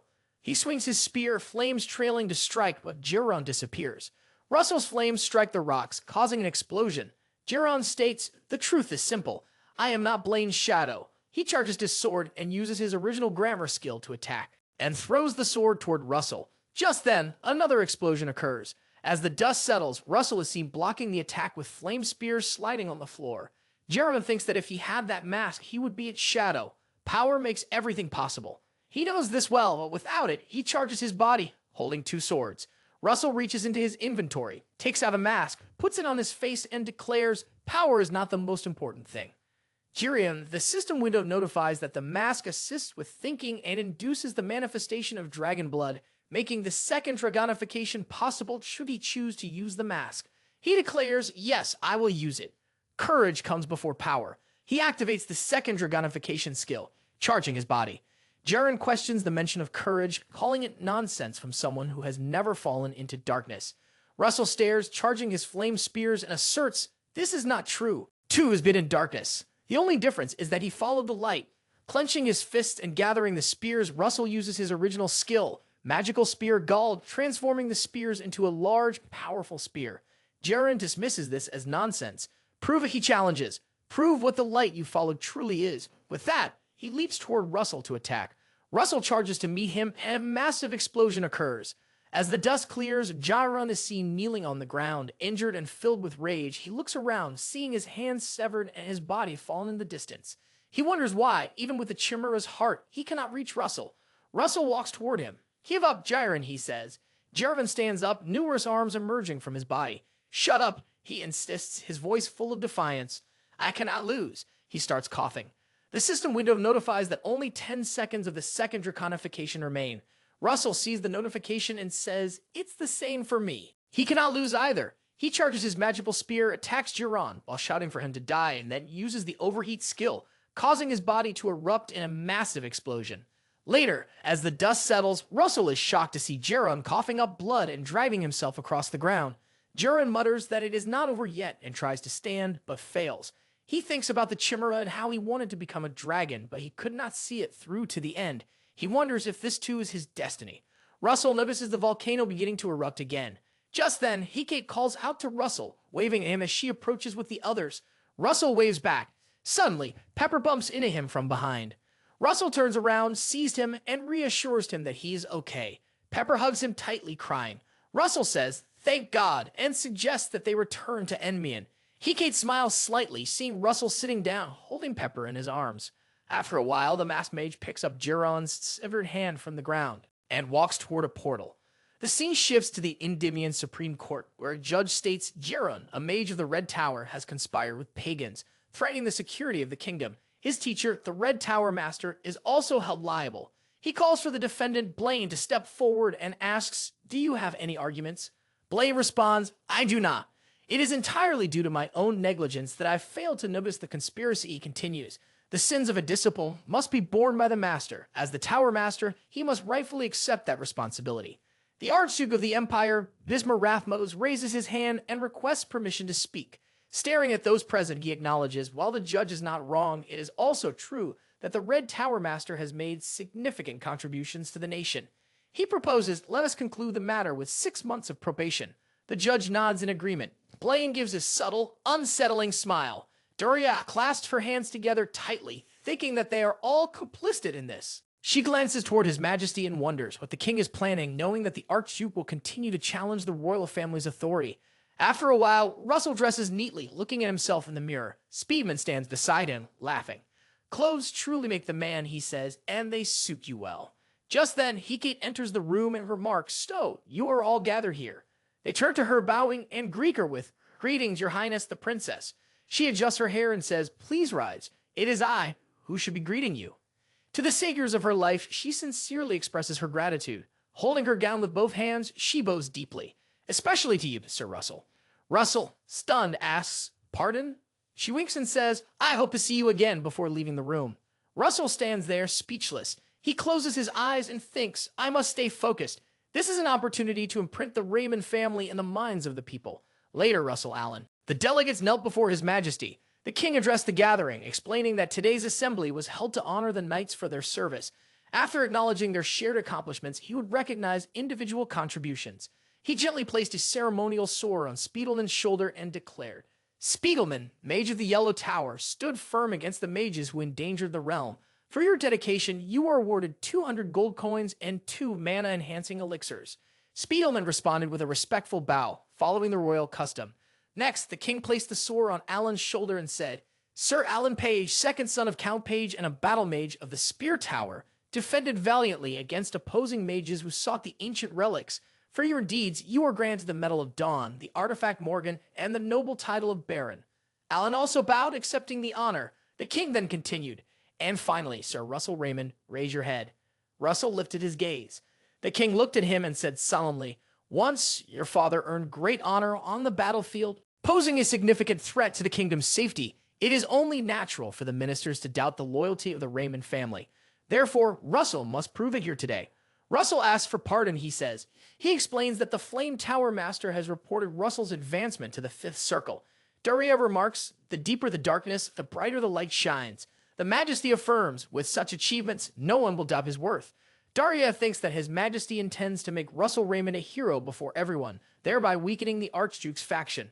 Russel activates the circle projection skill, surrounding himself with a circle of flame. He reflects that although it is merely a first circle magic spell that reveals one's attributes, for those unfamiliar with magic, there could be no better spectacle. He starts spreading the fire circle all around himself. Hemingway stands stunned and says, The 5th Circle is truly explosive growth. A bald man appears surprised and remarks, It is amazing. His Majesty says, I once thought Russell's father was a withered flower. But who would have imagined he was hiding such a beautiful seed? Russell responds, His Majesty's praises are too generous. The Majesty places the sword on Russell's shoulder and proclaims, regarding the special case of the Raymond family, I elevate your title to Count. Additionally, along with a third-class military merit medal, I grant you the right to levy taxes on 10,000 households in the neighboring city. Russell answers as His Majesty commands. The people begin chanting, all hail Endymion. The Majesty places his hand on Russell's shoulder and instructs him, rise. Russell stands as the Majesty speaks, thanking him for saving his daughter. He says these words not as a ruler, but as a father, and expresses his wish to repay him.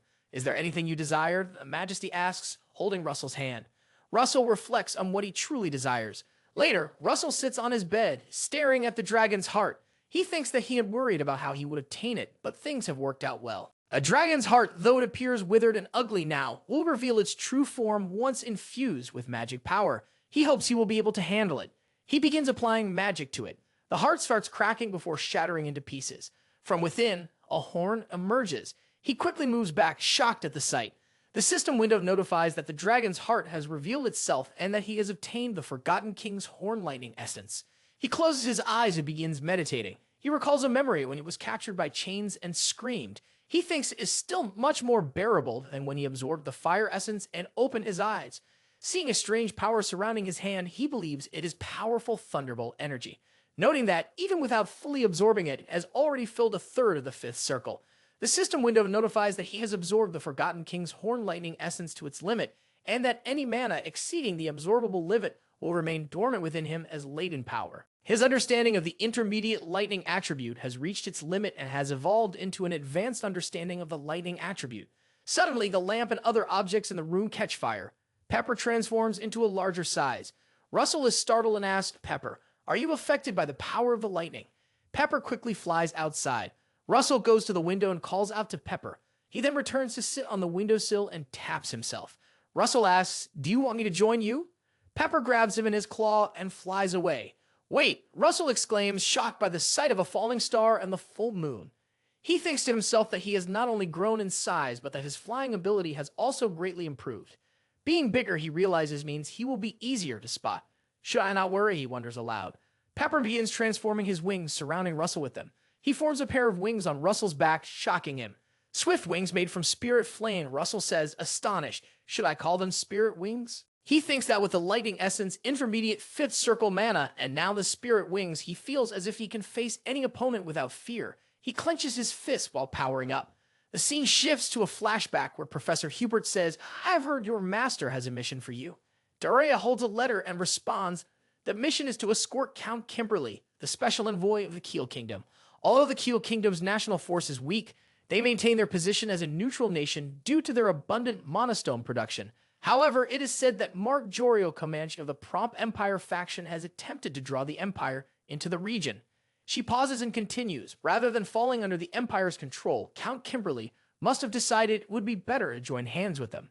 The scene shifts back to the present as Professor Hubert thinks the Keel Kingdom will not be an easy mission. Just then, Russell arrives and calls out to Hubert. Hubert turns to him and says, "It's been a while." Russell replies, "It has.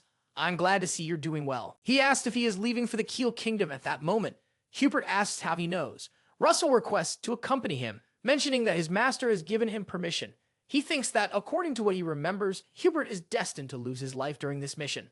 The system window notifies that a mission has been issued. The goal: make it back alive with Hubert from the unknown danger. The clear rewards: 3 advanced grade edible moni. Russell thinks that since there is no reason to stop Hubert from leaving, he must simply go with him. After a while, Russell flies ahead while Professor Hubert moves swiftly through the forest. Hubert says, "We are almost there. It's reassuring to have you by my side." He asks, "Do you have a reason for coming along?" Russell replies, "I wish to earn new achievements. I've never completed a mission with you before, and I want to seize this opportunity."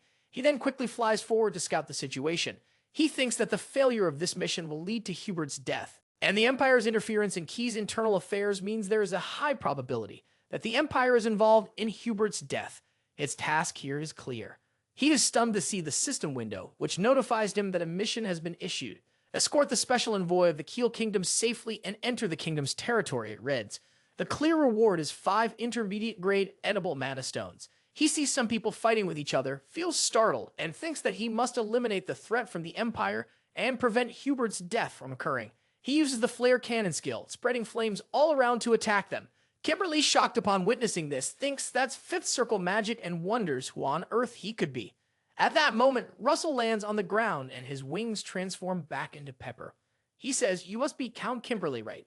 Then he introduces himself. "I am Russel Raymond, a mage of the Flame Tower, here to escort you." Kimberly responds, "Ah, you are the Miss Sir Russell," and expresses his gratitude, explaining that as soon as he left the castle, people began trailing him.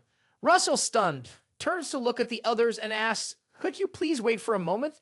He notices a red aura in the distance and thinks that he can sense it. He is at least on Spandam's level and might even be more skilled. A warrior remarks, "The Count must not have gone far yet. We need to buy more time." The warriors surround McCry and respond affirmatively. McCree laughs, attacks them, and cuts them in half. Russell, shocked to see him, thinks that it is indeed McCray. Suddenly, an explosion occurs and the floor begins to move and break. Russell thinks that McCree is the one who killed Hubert. Just then, Hubert lands on the ground and says, "I'm glad to see you safe." He introduces himself as Hubert, a mage from the Flame Tower. Kimberly places his fist on his chest and says, "I'm Kimberly," expressing his gratitude for Hubert's role in ensuring his survival. Hubert notices the dead warriors and says, "I've already picked up their scent. It is the Imperial Army." Russell asks, "Is it the Imperial Army?" He remarks, "It appears they are not trying to hide their identities."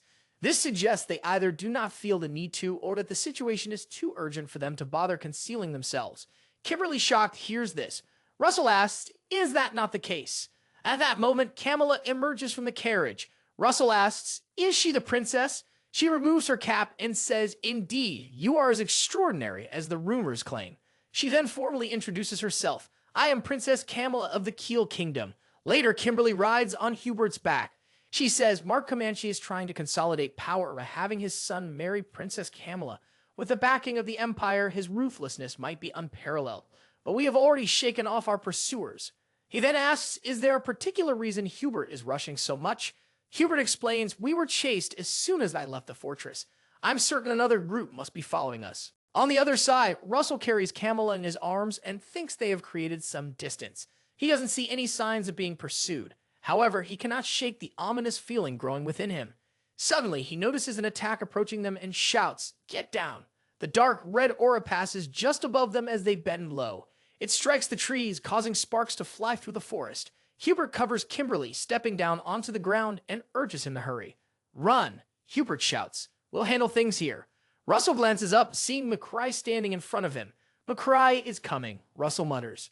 Hubert, stunned, looks at the man before them and thinks this is a disaster in human form. McCry Hughes, the Empire's great sword tiger. McCry eyes Russell and says, with black hair and red eyes, "You must be Russel Raymond." A system window pops up, notifying Russell of the active mission. Make it back alive with Hubert from the danger posed by McCry Hughes. The clear rewards: 5 advanced grade edible monostones and 7 intermediate grade edible monostones. Russell thinks that the pressure McCry emits just by standing before them is insane. McCry declares, "I will make Russell pay the price for taking my disciple's life," and swings his sword. Using the sword Creasy skill, Russell places his hand on the floor. He activates the Earthquake double casting to trigger the Protect Shield skill, creating an Earth Shield in front of him to block the attack. McCry swings his sword, shattering the Earth Shield. He notices Hubert, who clenches his fist. Her stones begin to rise from the ground, aiming to capture McCray. Russell also leaps toward him, gripping his flame spear, and causes an explosion. He slides back on the ground. McCry asks, "Is that all? Have you only learned a few tricks?" He calls Russell the disciple of the Dan Idiot. McCry then triggers an explosion with his sword, covering his body with an aura. Russell, shocked, wonders, how did he wrap his body in the aura? McCry stabs his sword into the floor and says, "Let me show you something interesting in return." He activates his Bora on his second sword, uses the sword Fuchsia skill, and throws it toward Hubert to attack. The sword cuts close to Hubert's belly.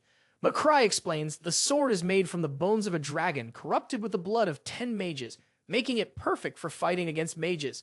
He then leaps toward Russell to attack. However, Russell quickly flies up, holding Hubert in his arms, and rises higher into the air. McCry strikes the floor with his attack and comments, "Your response is impressive." He notices the ground beginning to shine and wonders, "Are those firebomb stones?" Russell tells McCry, "Try dodging this," just as the firebombs explode near him. He thinks a stone that explodes upon strong impact and devastates the area should definitely be enough to confuse McCray. He helps Hubert sit on the ground and says, "Thank you" to Pepper.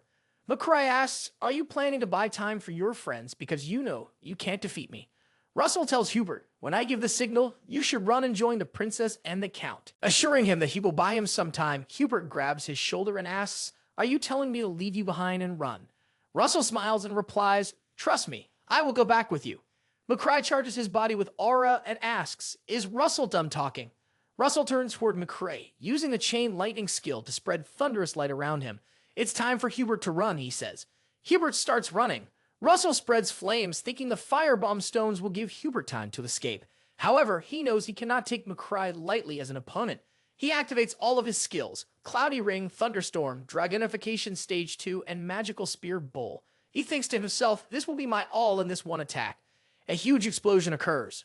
On the other side, Hubert creates a protective shield around Kimberly and Camilla to ensure their safety. The explosion destroys everything in the surrounding area, and as the dust settles, Russell sits on the floor. Wondering what happened, it seems like the attack worked.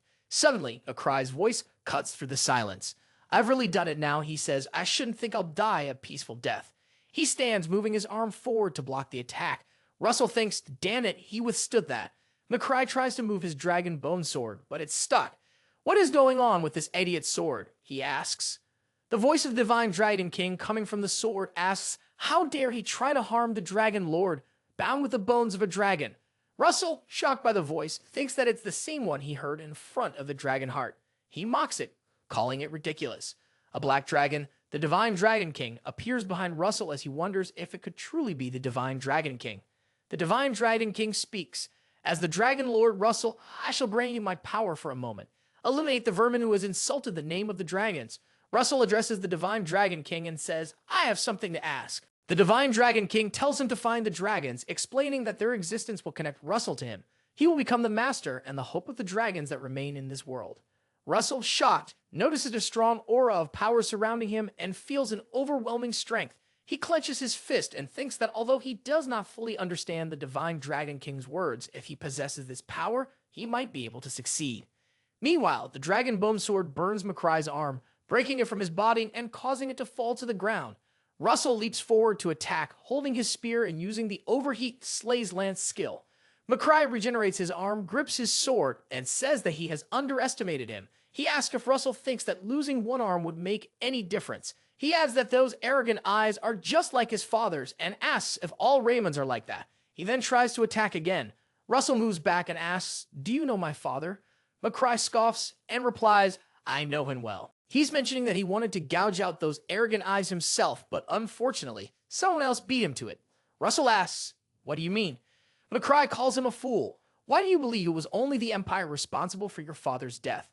Russel swings his spear to attack, but McCree bends down and counters with a strike. Russel quickly moves back, but still gets hit near the waist. He grits his teeth, asking himself, "What is this?" McCree mocks him.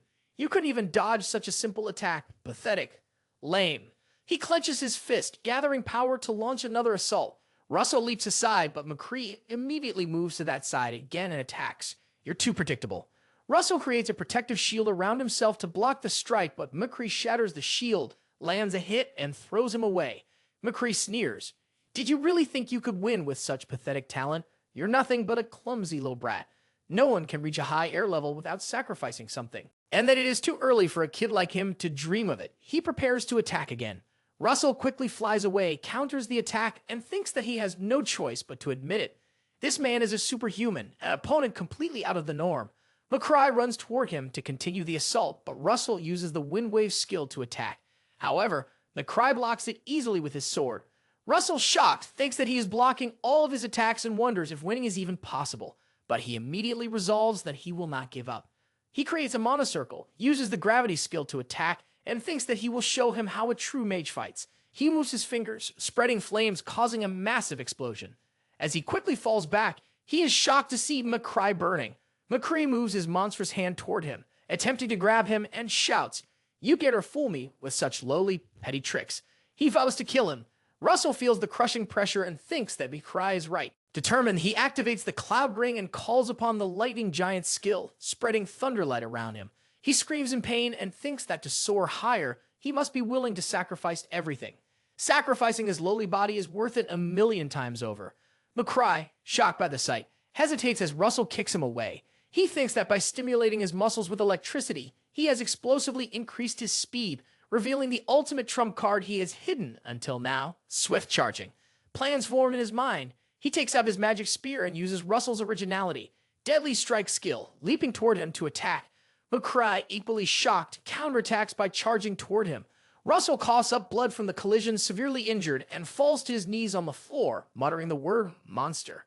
McCry laughs and smashes Russell's face against the floor, grabbing him by the back of the head.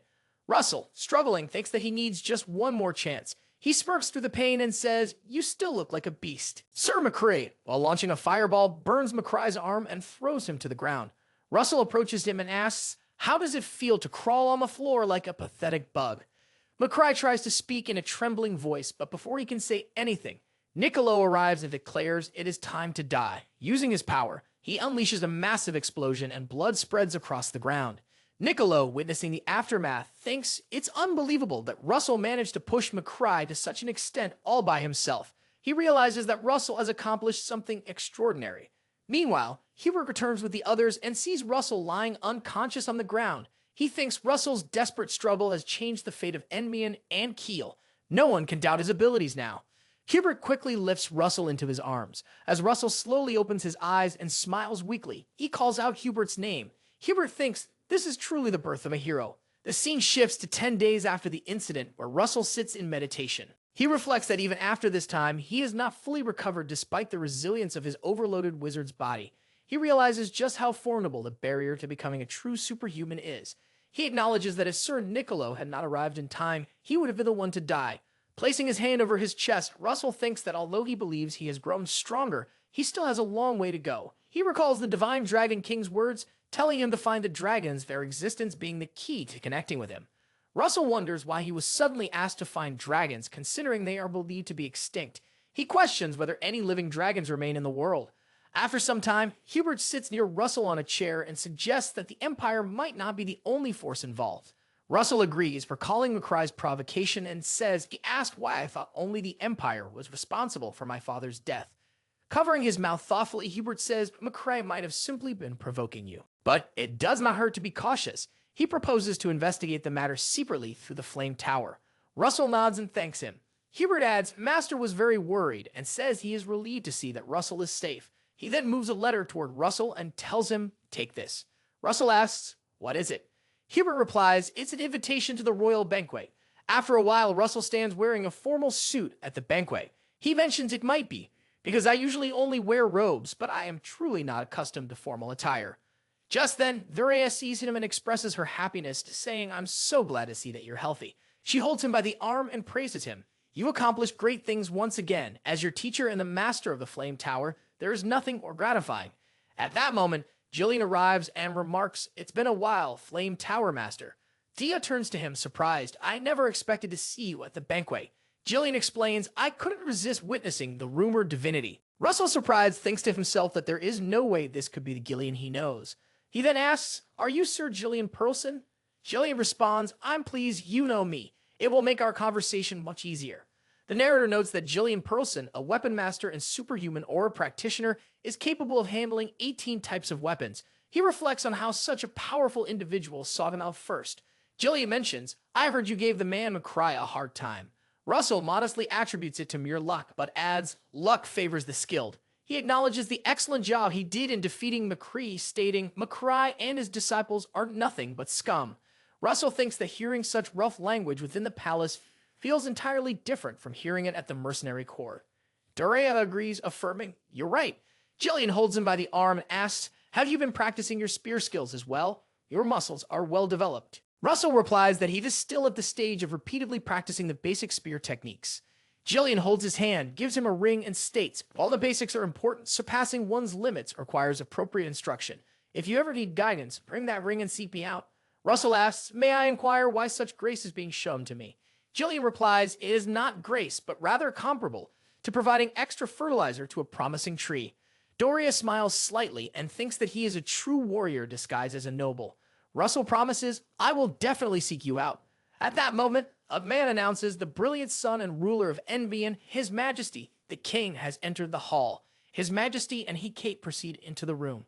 Everyone bows down to show respect. Hecate notices Russell and smiles. His Majesty ascends the platform and calls for Russel, Raymond, and Hubert. While they kneel before him, he states, "We recognize the great contributions Russell has made to the alliance with Key. And to the recent victory, the Majesty announces, Hubert will be granted 500 gold coins, 100 fine horses, and a right to collect taxes from 1,000 households in the southern part of the kingdom." Hubert expresses that he is honored, addressing His Majesty. The Majesty continues, declaring, "Russell will be granted 3,000 gold coins, and 3 cities in the west of the kingdom are hereby designated Raymond County and placed under his authority." Russell is shocked to hear this. A man steps forward, holding a document. His Majesty explains, "This document lists the names and locations of the 3 cities included in the county." Russell accepts the document and responds, "I am honored," addressing His Majesty. He thinks to himself, "At last, I possess land of my own, bringing me a step closer to restoring my family." The Majesty lifts a glass and announces, "These rewards should be sufficient." He invites everyone to resume the banquet, encouraging all to enjoy themselves in celebration of a great victory. After a while, everyone begins celebrating and dancing. Meanwhile, a servant stands near Hecate, notices her unease, and respectfully asks what is displeasing her, addressing her as Her Highness. Hecate points toward Russell, who is surrounded by girls, and remarks, "Count Raymond is quite popular. He should know how to refuse if he dislikes the attention." She asks, "What is he attempting to do?" The servant suggests, "Perhaps you might ask him for a dance." Hecate replies, "I will wait for now. It is said one should not be aggressive with younger men. Sometimes patiently waiting is the virtue of an older woman." The servant expresses amazement and asks, "From whom has Her Highness learned such wisdom?" Meanwhile, Russell apologizes to the girls and begins to walk away. Hecate notices him and asks, "Is Count Raymond coming toward me?"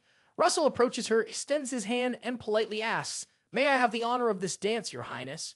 She takes his hand and turns to the servant, says that she had told her so. After a while, they are dancing, and Hecate comments that Sir Russell seems to have a question for her. Russell responds, "In the past, you mentioned you would watch over me. May I inquire why you said that?" Hecate questions, "Why are you asking?" Then she remarks, "You are exceptionally capable for your age." "There are other reasons as well," she says, gently holding his face. Russell begins to blush and stammers an apology. Hecate smiles and tells him, "Your face is very much to my liking, as you can see." Startled, Russell steps back and asks, "What do you mean?" She quickly pulls him by the waist and explains, "I don't know if you realize it, but a woman does not say such things to a man she has no interest in, though some women might. I am not that kind of person." She adds, "I'm not asking for an immediate answer, but I do hope your response will eventually be a positive one." After some time, Russell sits outside, reflecting that although he has always been aware of her bold personality, he never imagined he would hear such words spoken directly to him. The narrator explains that Hecate Rathmos is the king's only descendant and the person closest to the throne. Russell considers accepting her feelings to be the right decision for the sake of his family, yet he remains uncertain about his own emotions. At that moment, Alan approaches and apologizes for interrupting his thoughts. "It's no trouble at all," Russell responds. "I've merely been organizing my thoughts." Alan expresses his relief upon hearing this and states, "I've come to make a proposal." Russell, surprised, asks, "What kind of proposal is it?" Alan explains, "I believe it's time for us to conclude our wager." Russell is shocked to hear this. After a while, Doria holds a letter and remarks, "I have been wondering why the old man sent it, and now it seems he wants to end the wager." Russell recalls that Alan had said he would inform both of their masters and realizes that he had expected to hear from him, but this came sooner than anticipated. She asks what he thinks, which is the young one. Russell observes the system window and responds, "The period for the bet was set at 3 years, but I don't believe we need that long." The system window notifies, "The mission to reach the same level as Alan Page within 3 years has been completed. The reward is a relic from the era of gods possessed by the Blue Tower Master, along with the highest grade Moma Stone and 1 edible item." Dia agrees, saying, "We should go along with it." After a while, the narrator describes the Colosseum, a dueling arena equipped with a magical barrier capable of withstanding not only 6th circle magic, but also the sword aura of expert-level swordsmen. Russell looks at the arena and reflects in his previous life he had been only a 2nd circle mage. He never would have imagined that he would someday stand here. Doria presses a button and declares there's no need to prolong it. We should start right away. Hemingway also presses a button and remarks it will be interesting to see how long Russell can maintain his bravado. Noting that this magical barrier was created by the 2 Tower Masters, he assures Russell, "Don't worry about destroying the surroundings. Show your skills to your heart's content." Russell observes Alan and reflects that he is a genius known as the mage among mages, yet there is little difference in their skills at present. He realizes that what matters most in a match between opponents of similar ability is distance. He decides to close the gap and moves toward Alan to launch an attack. Alan steps back, thinking that the key is to create distance. This fight feels more like facing a knight or swordsman than a mage. He must be confident in his firepower and resilience. The Flame Tower's instantaneous firepower is stronger than the Blue Tower's, so he uses the Icicle Rain skill to strike Russell. Russell watches as the needles come toward him, acknowledging, as expected from Sir Alan, that his casting speed is incredible. He counters by using a Fire Rain skill to launch a counterattack. Doria watches the fight from the sidelines. Hemingway comments, "It's impressive to think that Russell could copy Alan's formula in that instant." At that moment, Russell charges toward Alan, thinking, "Now it's my turn." He used the Fire Lightning skill to strike. Alan quickly retreats, thinking, "Blink." Determined to prevent Russell from gaining any distance until the very end, he knows he must stop Russell's movements first. He places his hand on the floor and uses the Earthquake skill. The ground begins to explode. Russell charges up his power, thinking in this situation, even someone like Sir Alan would find it difficult to keep creating distance. He plans to keep driving Alan into a corner like this. Alan responds by using the Ice Age skill, freezing everything around him. Russell laughs, thinking, "I can't believe Alan froze the ground to stop it from shaking. He is truly a monster." Alan addresses him, "Sir Russell, let's put an end to our probing." He then uses the Icicle Rain skill to attack, but Russell creates a firewall to block the attack. He notices his hand beginning to freeze and thinks to himself in frustration that he did not realize when Alan managed to do this. At this rate, he won't be able to move properly. Alan uses the Frost Stop skill. Meanwhile, Doria asks Hemingway, "Did you even teach Alan the secret magic of the Blue Tower?" Hemingway replies, "Alan is going to be his successor. What is wrong with that?" Alan raises his finger and remarks, "Sir Russell's growth has truly been astonishing. I would like to observe him more, but since my master is waiting, I must postpone my enjoyment." He then uses the Aqua Field skill to attack Russell. Russell reluctantly says, "I do not want to show this," and uses the Blink skill to close the distance, covering his body aura. Alan thinks to himself that the energy Russell is emitting is both arrogant and violent. He feels unable to move his body. Doria is stunned and exclaims, "Dragon fear." Hemingway is equally surprised. Remarks that no wonder he thought Russell had exceptional talent for his age. He must have inherited a dragon's bloodline. He watches in shock as Russell's hand transforms into that of a dragon. Doria states, "It is impossible. I am certain that Russell's parents were both ordinary humans." Hemingway responds, "If that is the case, then there is only one explanation. There must have been a high-ranking dragon among the ancestors of the Raymond family." Alan floats in the air using his powers and thinks, "The magic Russell wields is enough to make my entire body tremble." He realizes that Sir Russell is not the only one who has been hiding his true strength. Alan charges his power, preparing to attack. Russell observes that Alan is casting a wide area spell. At this level, it can freeze an entire legion, he thinks. He believes that if he can break through this magic, he will claim victory. He uses Bald over App X6 and summons his magic spear. Alan declares, "We should finish this now," and unleashes his power to freeze Russell. Russell attempts to block, thinking that the cold he feels is beyond ordinary, a chill capable of freezing not only mana, but even time itself. He reflects that if not for his battle experience against McCry Hughes, breaking through this magic would have been nearly impossible. He swings his spear, scattering flames through the air. Alan, shocked, exclaims in disbelief, "I'm too fast." He realizes, leaving no time to use Blink. He understands that he must defend immediately, or he will be defeated. However, he is stunned as he sees Russell closing in. Russell grabs him by the waist and slams him onto the floor with a powerful explosion. As the dust settles, Russell stands over him, pointing the tip of his spear at Alan's eye before lowering it to his chest. Alan laughs, thinking, as expected, it has come to this. He concedes that he has lost. The system window notifies that the mission has been accomplished and that, as a reward, Russell will receive the highest grade edible monostone. It also informs him that his second reward, a relic from the Era of Gods, will be delivered through Hemingway. On the other side, Daria ignites flames around her body as she approaches Hemingway.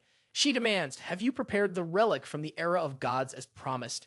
Hemingway admits defeat, acknowledging, "We have lost this bet." As the Tower Master of Blue, he states, "I cannot break my promise," and retrieves the relic from an inventory portal. Daria comments, "I can hardly believe you're actually giving it up," teasing, "You really went all out this time." After some time, Russell sits in a carriage, examining a dagger. He reads its name, Summoning Things of Ereg. He reflects that it is a relic from the Era of Gods, mimicking the goddess Erichin's ability to cut and connect space. It's a dagger capable of slicing through space itself, he thinks. He further contemplates, "If I imbue it into the chain connecting the dagger and the needle, I can sew the space together." He believes he can join the visible space with the space cut by the dagger. Even the mere ability to cut space is extraordinary, but to also be able to combine it offers tremendous potential. If used well, it could prove extremely valuable for ambushes or defense. Just then, the carriage driver announces that they have arrived at the Autumn Moon Castle, addressing Russell respectfully as his lord. After a while, Jillian spots Russell and greets him. "I'm glad you've arrived," he says. Russell thanks him for the invitation. "I've heard the news," Jillian continues. "Is it true that you defeated Sir Alan?" Russell scratches his neck and modestly replies, "I'm just lucky." He then asks, "Is this your office, Jillian?" Jillian confirms and inquires, "Why do you ask?" Russell glances around and comments, "I ask because the room is filled with weapons. It looks more like a training hall than an office." Jillian picks up a spear and explains, "It wasn't like this at first, but as I continued training, the weapons naturally accumulated over time." He then asks, "Did you mention that you use a spear?" Russell affirms. Jillian then hands him a spear, telling him to take it. Russell, surprised, asks, "Why are you suddenly giving me a weapon?" Jillian explains, in order to guide someone properly, it is important to assess their skill level accurately. He suggests, "Let's have a bout. Show me what you're capable of." Pressing his fist against his other palm in a formal gesture, Russell recalls the memory of holding Jillian's invitation. He thinks this must have been the reason behind the sudden summons. Nonetheless, he recognizes it as a valuable opportunity to receive guidance from a weapon master. Spinning his spear and pointing it at him, Russell thinks that if he can use this chance to improve his spearmanship, it will greatly benefit him in future battles. Jillian remarks, "You have sharp eyes. I'll allow you the first move." Russell moves toward him and responds, "I won't refuse the offer." Later, Russell loses his balance and falls to the floor, thinking, "Even though I didn't use magic, I can't believe I was defeated so easily." This, he realizes, is the level of a true weapon master. Jillian asks, "How does it feel?" He comments, "While your visual acuity and flexible thinking are good, you don't seem to have a natural talent for wielding the spear." However, he adds, "Considering that you're self-taught, I must admit you're quite impressive." Inwardly, he thinks he's going to be highly entertained to watch in the future. Russell stands up, wondering if he should have used magic after all. He says, "I didn't expect you to offer me guidance for free. I propose that I train you once a week in exchange for sparring with the knights." He considers the idea. Sparring with knights isn't a bad offer, but he knows that mere sparring won't be enough to seal the deal. "I accept," he says, "but in exchange, I have a request." Jillian asks, "What's the request?" After a while, all the knights stand outside in a queue. One knight asks, "What's going on?" It's rare to see all the knights gathered like this. Another knight replies, "There are rumors. It's because Sir Russell is visiting the Lord." A knight asks, "Is Sir Russell not the mage who blew off McCryhugh's arm?" Another knight adds, according to rumors, he has horns on his head and breathes fire. The first knight laughs, that's nonsense. What is he supposed to be? A circus performer. Another knight quickly says, be quiet, the lord is arriving. Jillian enters the grounds with Russel at his side. All the knights bow and greet the lord. Jillian states, since you are all present, I will explain. Starting today, each of you will have 2 sparring matches with Sir Russel. He continues, in the first match, you will be allowed to use magic and aura. In the second match, you will not. The knights are shocked upon hearing this announcement. A knight asks, are we truly expected to fight without aura and magic? Another knight questions, wouldn't that be obviously disadvantageous to Sir Russel? Russel thinks to himself that the goal of this training is to improve pure skill rather than gain experience. For this purpose, not using magic is actually more beneficial. He introduces himself as Russel Raymond, says he looks forward to their guidance, and asks, shall we begin sparring right away? The system window notifies that the mission is to spar with the Knights of Autumn Moon Castle, defeat them, and achieve consecutive victories through sparring. The clear reward is an edible low-grade monostone. The number of consecutive victories is recorded, but it resets at the beginning of each week's sparring. Russel thinks it would also be nice to earn some bonuses while he is at it. After a while, Rohakin stands in front of Russel, holding his sword, and introduces himself. I am Rohakin, a 4th grade knight. It is an honor to cross swords with such a famous hero. Russel responds, indicating that they should begin immediately, gripping his spear in preparation for the fight. He then says, well then, and leaps at him to attack. Russel thinks that he is fast. His perfect form appears as though it were taken directly from a swordsman's manual. To think that a 4th grade knight could be so skilled. This is clearly the result of training under Sir Gillian. Russel blocks the attack and brings Rokin to the ground. He points his spear at him and asks, would you like to continue? Rokin declines, accepting his defeat. A knight nearby asks, did you see Rokin's movement just now? Another knight responds, noting there must have been a reason he wanted to spar without using magic.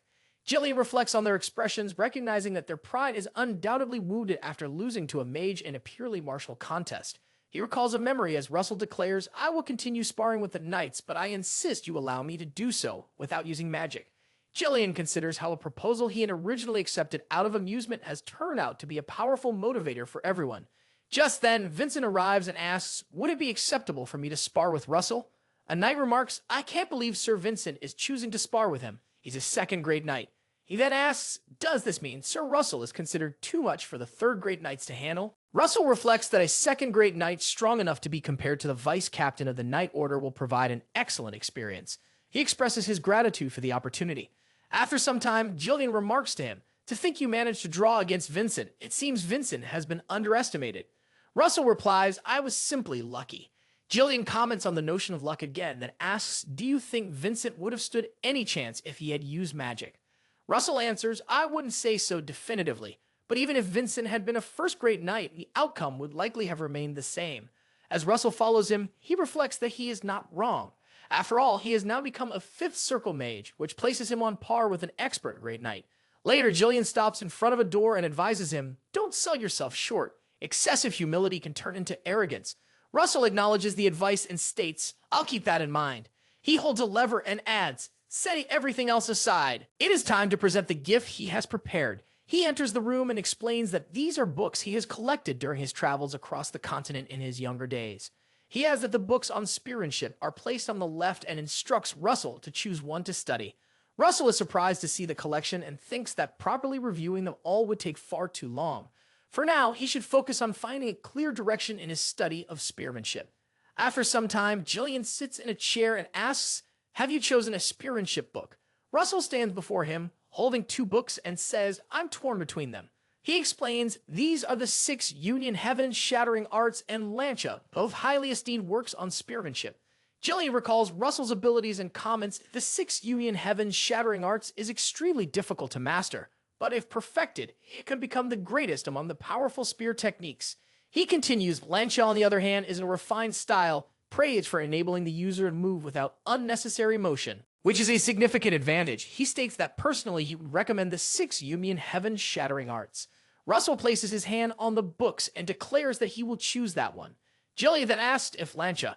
Russel states that as a mage, he believes a refined spear technique, which can be used flexibly depending on the situation, is more suitable for him than a powerful spear technique.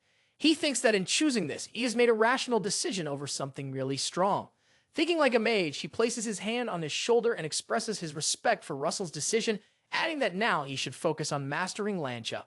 Russel reflects that to give away such books without hesitation is something he feels every time he sees Jillian. He truly is generous, though Russel recognizes that this is not without a cost. Jillian reminds him not to forget that he still has a sparring session with the knights. Sometime later, Russel sits in a carriage, swinging his pen as he thinks about the simple almost. Swing, slash, stab, block. These movements come together to form a line. He realizes that he has become stuck again. Looking out the window, he thinks that it has been a year and a half since he received Lancia from Sir Jillian. Just memorizing the forms has already been an accomplishment in itself, but to perfect the spear technique, he needs to understand its true meaning. For that, complete focus would be ideal. But there are too many distractions. The system window notifies him that the mission to become a 6th Circle Mage has been completed. He has surpassed the new barrier he faced and is now a full-fledged 6th Circle Mage. The reward includes 1 highest grade mana stone, edible, 5 advanced grade mana stones, edible, 5 intermediate grade mana stones, edible, 20 low grade mana stones, edible, and a 6th circle completion reward.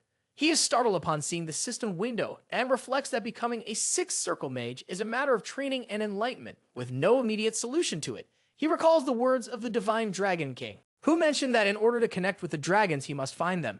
By doing so, he will become both their master and their hope in this world. He wonders how he is supposed to find the traces of dragons.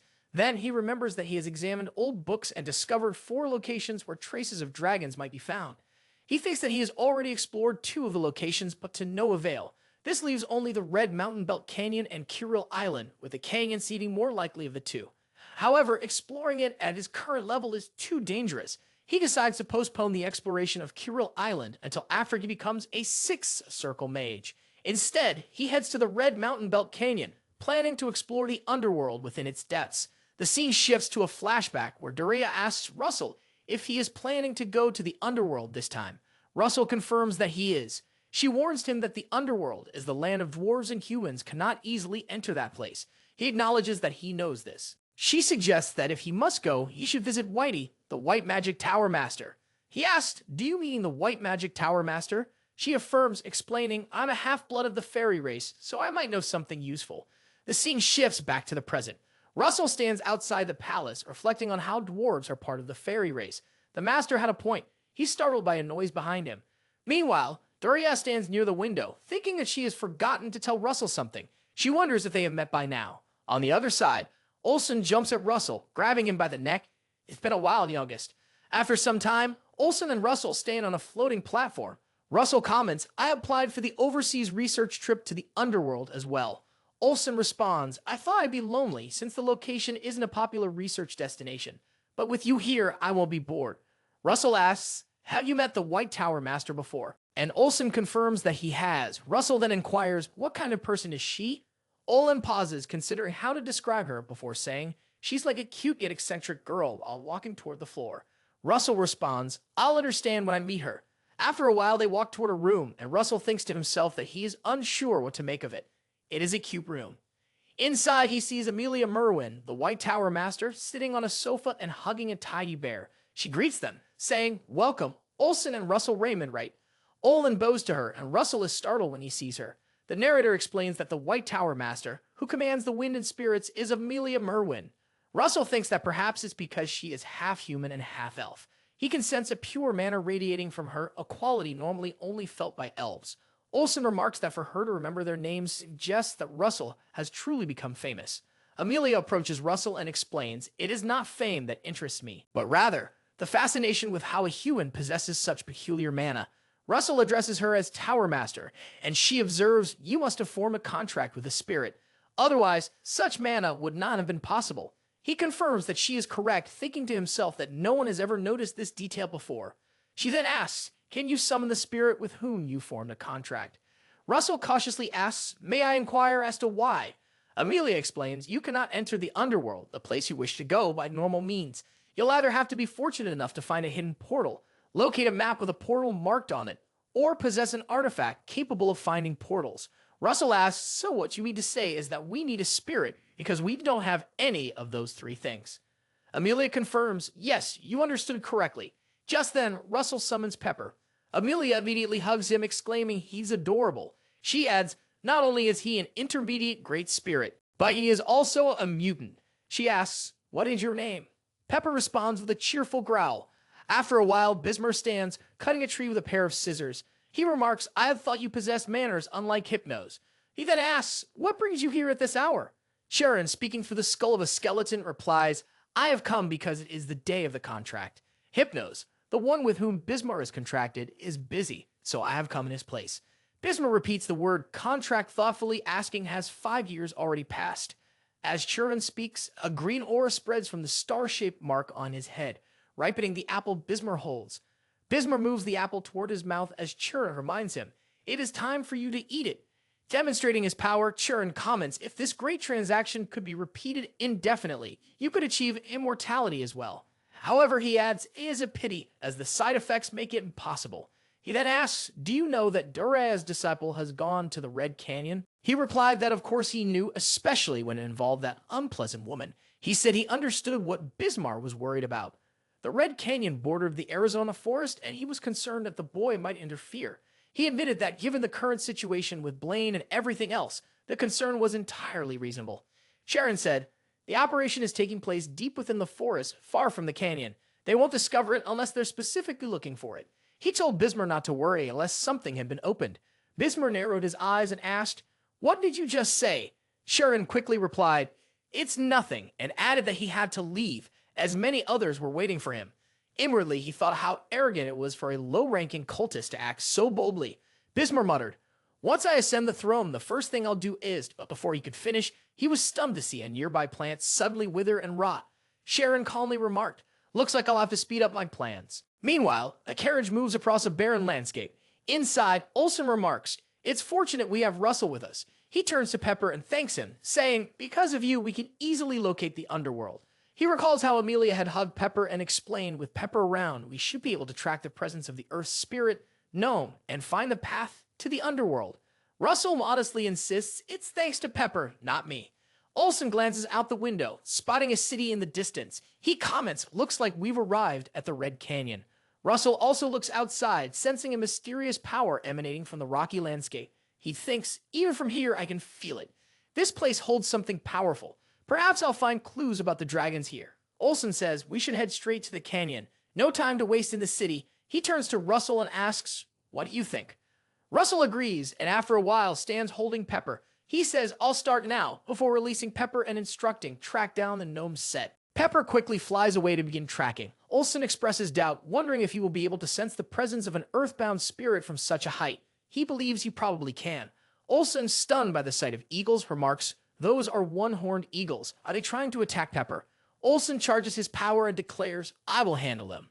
He then says Pepper was told not to do that. Olsen asks, "Who told him not to do it?" He replies it was Pepper. Olsen explains, "Those eagles are advanced-grade flying monsters that even hunt orcs." Pepper quickly moves to attack the eagles. Olsen, stunned by the sight, watches as Russell comments, "It looks like Pepper wants to handle them himself." Pepper throws fire flames, burning the eagles. Russell asks, "Is he not feisty?" Pepper growls, and Russell remarks, "It seems Pepper has found the gnomes present." Even with just a glance, he can tell there are over 300 caves and walks forward along with Elsa. Olsen says if we investigate all of them, it might take up all their time for research, and they still might not reach the underworld, nor can they simply destroy them all. Pepper flies into a cave and growls.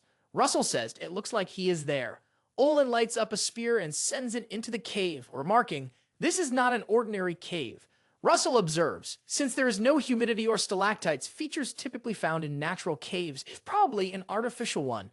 He holds his chin thoughtfully and suggests if the artificial cave was created to hide the entrance, there could be traps inside.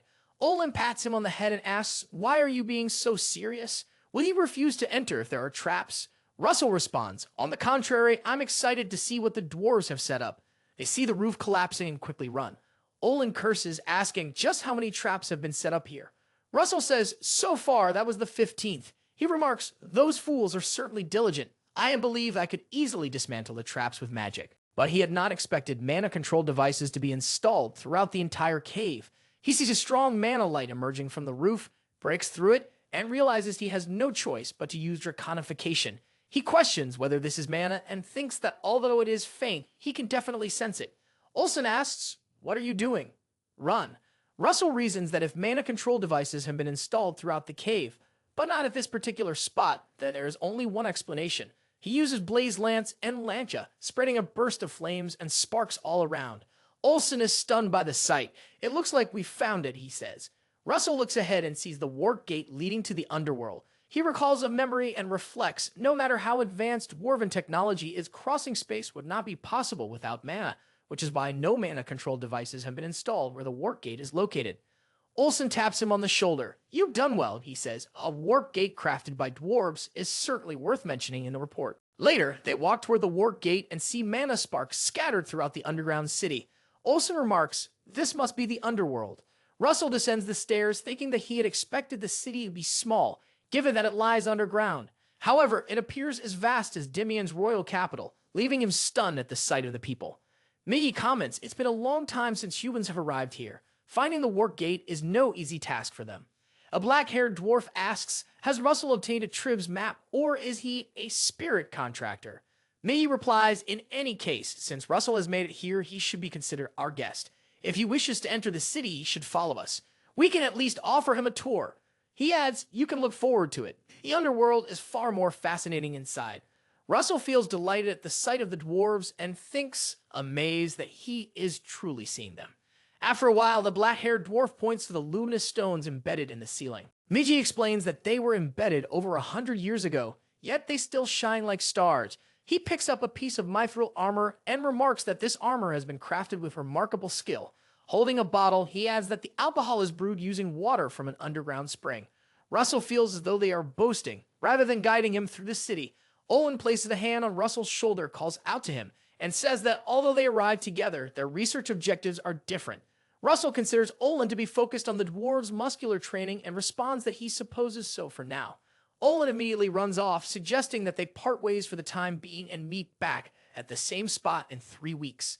Russell protests that he would like to accompany him as well. At that moment, Migi taps him from behind and asks where he is heading. He starts dragging Russell along, insisting that there are still many more things he must see. Russell thanks him and says he is looking forward to it. Later, Russell is startled by the sight of a dragon statue, and remarks that according to legend, the underworld was blessed by 2 dragons. He asks, is the story true?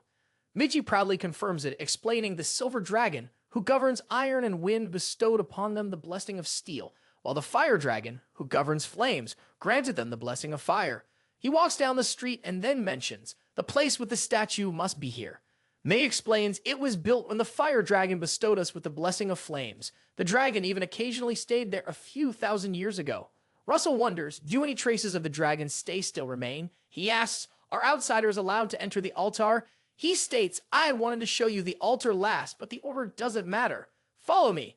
After a while, Migi repeats, the weapons sold in the underworld are on a different level compared to those from ordinary smithies. Even the famous Beast King of Ker's weapon was forged by our ancestors.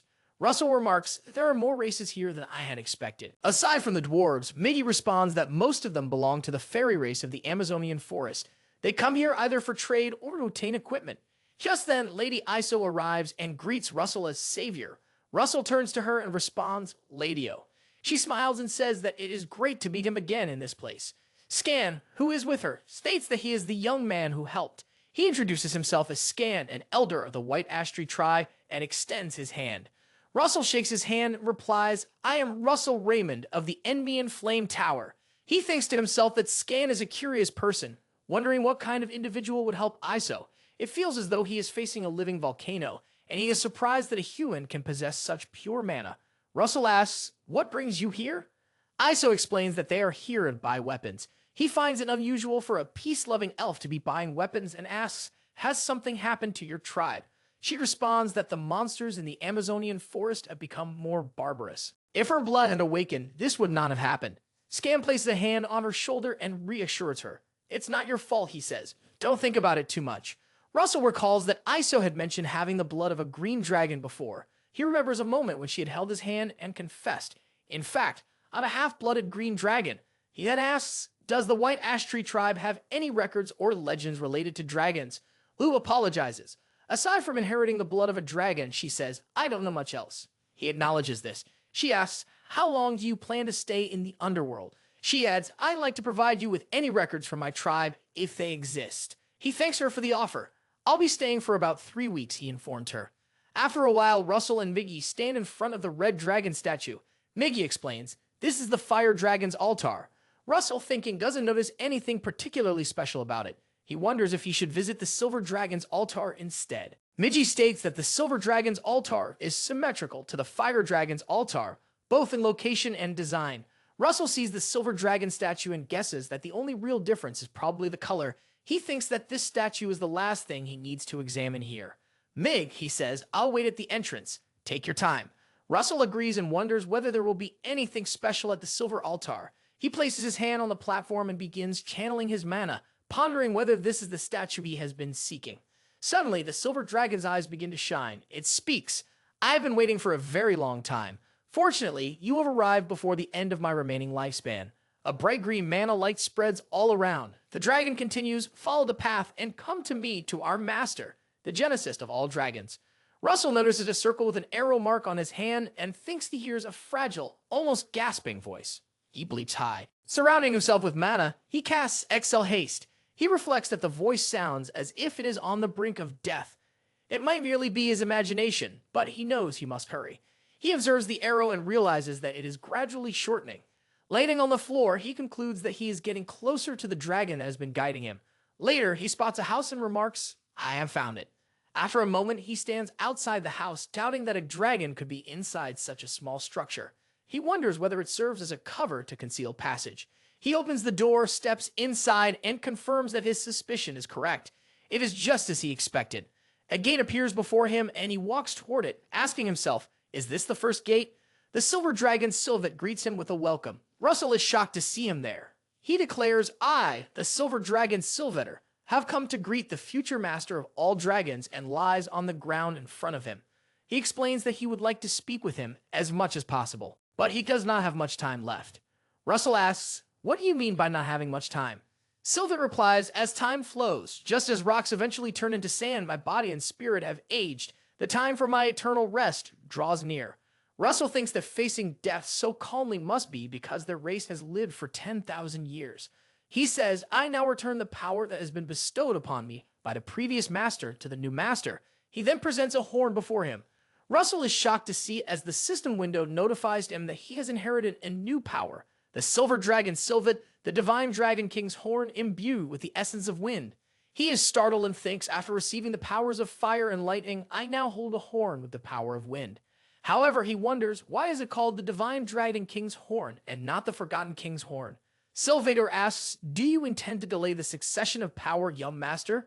Russell responds, I will delay it for now. He reflects that the powers of the horns so far have greatly enhanced his understanding of the respective elements and increased his mana.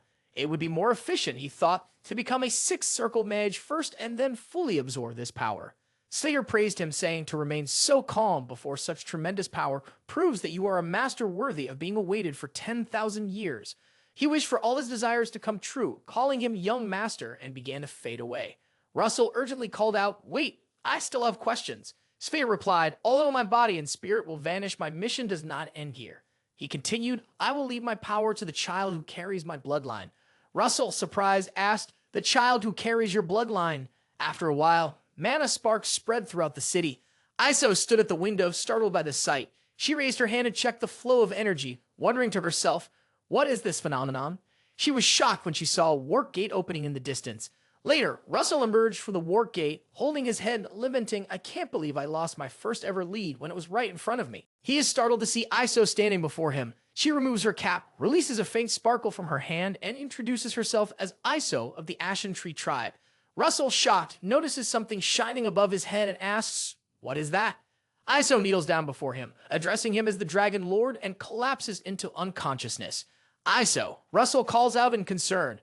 After some time, Russell sits in a chair beside Iso's bed, watching over her as she lies unconscious. He thinks to himself that he would never have expected the successor mentioned by the silver dragon to be her.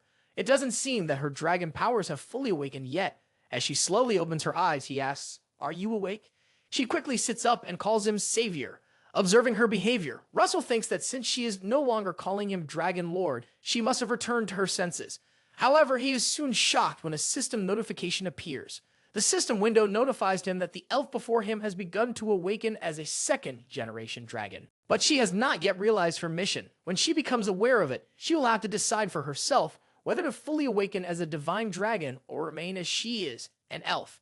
He thinks to himself, what on earth? But he supposes this is acceptable for now. After all, had she been forced to awaken, she would have become bound to him, the Dragon Lord, and that would have been troublesome. She asks, why are you in my room? He replies, you fainted in front of the gate, so I brought you here without delay. He decides there is no need to explain everything to her, just yet. She says, I'm relieved it was you who found me. Nothing like this has ever happened before. Then wonders aloud, could it be because of this horn? Russel is shocked as he notices the horn. She explains, just before I lost consciousness, I believe the silver light flew into me. It seems the dragon's essence within her has begun to awaken, and she recalls a faint memory.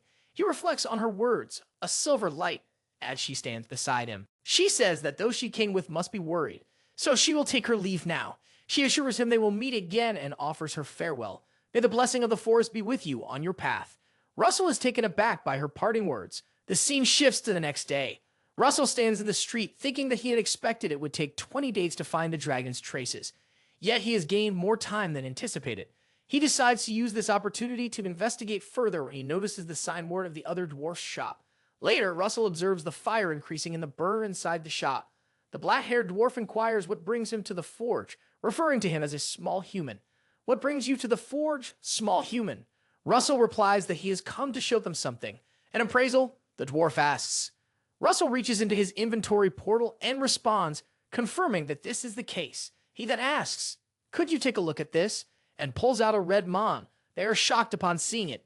Miggy claims that the mana is so pure that it is as if the stone itself is condensed mana rather than merely containing it. Upon reflection, it does indeed seem that way, almost resembling the heart of a dragon. Russel, stunned, thinks to himself that it could be the heart of the dragon race. The black-haired dwarf inspects the stone and comments that it is strange. The mana's purity is far too high for it to be the heart of a lower dragon, he says, and it is too small to be the heart of a higher species, assuming it isn't one. Miggy then asks, would you mind leaving the stone with us until you return? He assures Russel, who will not use it for anything frivolous. I swear upon fire and steel. Russel, having a rough idea but deciding there is no need to refuse, agrees to leave it with them. They are overjoyed and Miggy remarks, you've made a wise choice. The black-haired dwarf states, the dragon encyclopedia needs to be consulted immediately. Russel thinks they resemble excited mages who have just secured research funding. After a while, the librarian remarks, you must be the human Miggy mentioned, and welcomes him to the Grand Library.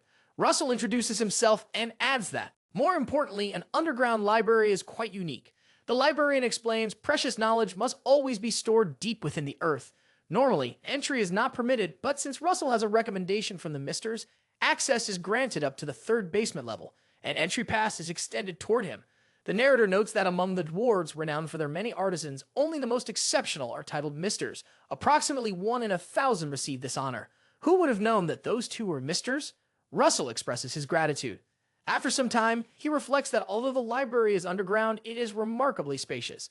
The knowledge here also appears significantly different from the theories of the surface world. He has 19 days remaining before he must return to the Flame Tower.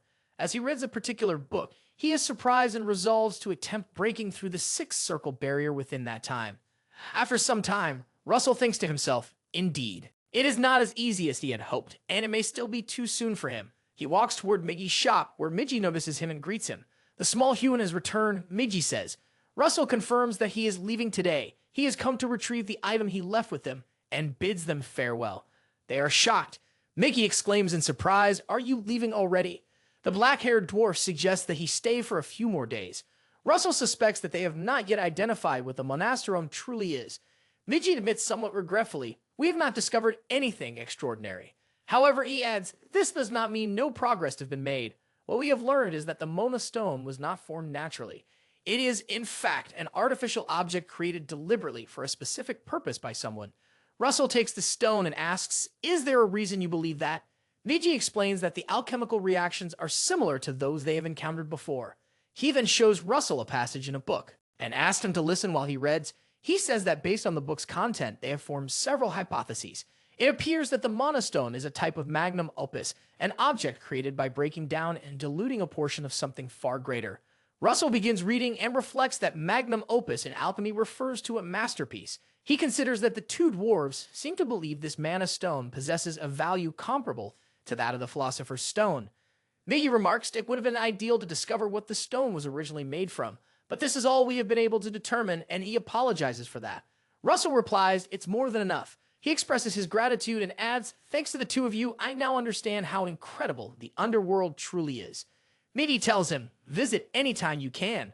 The black-haired dwarf agrees, urging him to return as well. Later, while walking through a cave, Russell thinks that judging by everything so far, the material used to create the Mana Stone is most likely a draconic heart. A draconic heart! Other mages would be shocked to hear such a theory. He sees the work gate ahead and turns around to ask, has Olsen returned yet? At that moment, Olsen appears and says, I actually arrived first. Russell is surprised to see him and remarks, you're back? Olsen shows his body and asks, have you been waiting long? Russell replies, no, but what's that substance on your skin? Olsen explains the oil is the secret behind the dwarf's muscular strength. I plan to modify it for human use once we return. I'll even make a batch for you, so look forward to it. Russell laughs as they walk away from the work gate. Olsen comments, you seem troubled. Is your research not progressing well? Russell replies, it's not that. In fact, it's quite the opposite. I've obtained what I came for. Olsen then suggests, only one thing could still be troubling you, the barrier to becoming a sixth circle mage. And he asked if he is correct. Russell places a hand on his neck and admits that he can perceive the barrier, but he cannot cross it, which is deeply frustrating. He reflects on the saying that if there are 100 mages, there will be 100 different enlightenments. This illustrates how delicate the process of enlightenment truly is. Even well-intentioned advice can prove harmful, so it remains an unspoken rule not to interfere. However, he believes offering a few basic pieces of advice should be acceptable. He then asks, have I ever mentioned that I can lift 1,500 pounds? Russell, surprised, says, this is the first time I've heard such a thing and wonders why it is being brought up so suddenly. He explains that he was not able to lift that weight in the beginning. He knows it sounds extreme, but through relentless effort, layered upon even more effort, it eventually became possible. He says he believes that enlightenment, when it comes to magic, follows the same principle. If one works diligently every day, it will eventually come, suddenly. And without warning, Russell reflects that one day, all at once, it is true, there is no need to be impatient. He has grown significantly compared to a month ago. As he walks forward, he points out the sunset, remarking that it always moves him. The sunset over the Red Canyon in particular is truly magnificent. Russell gazes at the scene and thinks that the light of the setting sun blurs the boundary between sky and earth. Everything he has learned, realized, and built up brick by brick feels as though it leads toward a greater enlightenment just beyond the horizon. As this thought takes hold, a memory from his past surfaces. He enters his mind world and sees himself standing, surrounded by water. He recognizes this as a mental projection. If this is the inside of my mind, he thinks that everything I have learned and experienced is being expressed through formulas. He stares at the sun and realizes that it is the same burning red sunset. He wonders what will happen if those formulas are overlaid with the image of the burning red sunset. He raises his hand and activates Russel Raymond's original skill, Falling Sun, unleashing a massive flame that spreads across his palm. Olsen immediately grabs his hand and questions, are you really going to cast a grand warfare spell right now? Are you planning to set the entire canyon on fire? He then places two fingers against Russell's forehead and says, sleep. Russell instantly falls unconscious. Olsen thinks to himself, good grief, they had only been talking about enlightenment, but he didn't expect it to hit Russell so suddenly. This is bound to cause a significant stir in the academic world, the youngest sixth circle mage in history. At that moment, the system window appears, notifying that Russell has reached the sixth circle. The mission has been completed, and he is now eligible for his rewards. The rewards include 1 highest grade edible mon, 5 advanced grade edible monasts, 5 intermediate grade edible monastrate, and 5 grade edible monastones. The system also notifies that an additional reward is to be granted. Sometime later at the Flame Tower, Russell sits quietly, observing his hand as memories surface. He activates Russel Raymond's original skill, Falling Sun, gathering flames into his palm. Clenching his fist, he reflects that he has finally become a sixth circle mage. The sensation of mana coursing through his veins is entirely different from what he experienced as a fifth circle mage. He also recalls receiving the second golden mask as a reward for reaching the sixth circle. He remembers the system window notifying him that a mask would be granted as an additional reward. As he examines the mask, he notes that unlike the previous one, which enhanced offensive calculations, This artifact grants immunity to debuffs and specializes in curse resistance. It will help him withstand the sorcery of pagans, an excellent item. The mask then vanishes from his hand. At that moment, Daria enters and greets him. "You've turned," she says, calling him kiddo. She asks how the underworld city is, but then stops in surprise upon noticing the change in him. She realizes that he has already broken through the wall. Russell replies that the external research proved helpful. Daria, stunned, reflects that it has only been half a year since he fully mastered Fifth Circle magic. She realizes she has underestimated the child's talent. She had believed it would take him several more years. Overwhelmed with pride, she gently holds his hand. "It is just as expected from my disciple," she says. Russell responds that he will continue to strive forward. Master, she recalls Hemingway and thinks to herself that the old man will be furious once he hears about this. She then says, "Very well, let them witness the skills of their extraordinary youngest mage, if they must," as she ignites the tip of her finger with flame. A while later, they stand outside. Daria comments, "This reminds me of the day before the expedition to the ruins." Russell replies that back then, it had been difficult for him to even face a single giant. She remarks that from the way he speaks, it sounds as though such challenges are easy for him now. In that case, she suggests increasing the difficulty to match his current level. She activates Daria Snow White's originality firewood dwarves and hurls a burst of flame toward him, summoning several dwarves in the process. Russell quickly steps back and says, "That's not quite what I meant." As he looks up, he realizes that there are far more of them than he expected, roughly several hundred. Daria declares, "It's far too early for you to be shocked," and proceeds to use Daria Snow White's originality transformation. Lifting her magical staff, she causes nearby rocks to ignite and begin transforming. She summons the giant Firewood King into the field. Russell is stunned. He realizes that if she is going this far, it means she intends to skip formalities and go straight to the heart of the battle. In that case, he must respond in kind. He begins charging his power, gathering the fiery energy of a volcano into his hand. She holds a lollipop between her lips, smiles, and remarks he is using a grand warfare spell. Russell thinks to himself, "Master, this is his enlightenment," and hurls the spell toward the Firewood King and the summoned dwarves. He activates Russel Raymond's originality, calling down the falling sun to amplify his attack. The spell annihilates both the Firewood dwarves and their king. He observes the aftermath and reflects that the destructive power is overwhelming. If this had been an actual battle, he thinks, even my allies would have been caught in the blast. He reminds himself that he must exercise caution going forward. Daria, observing the outcome, comments, "It makes sense now. I thought you were advancing too quickly." She acknowledges, "You succeeded in forming a mental projection," and asks, "What was going through your mind during the process?"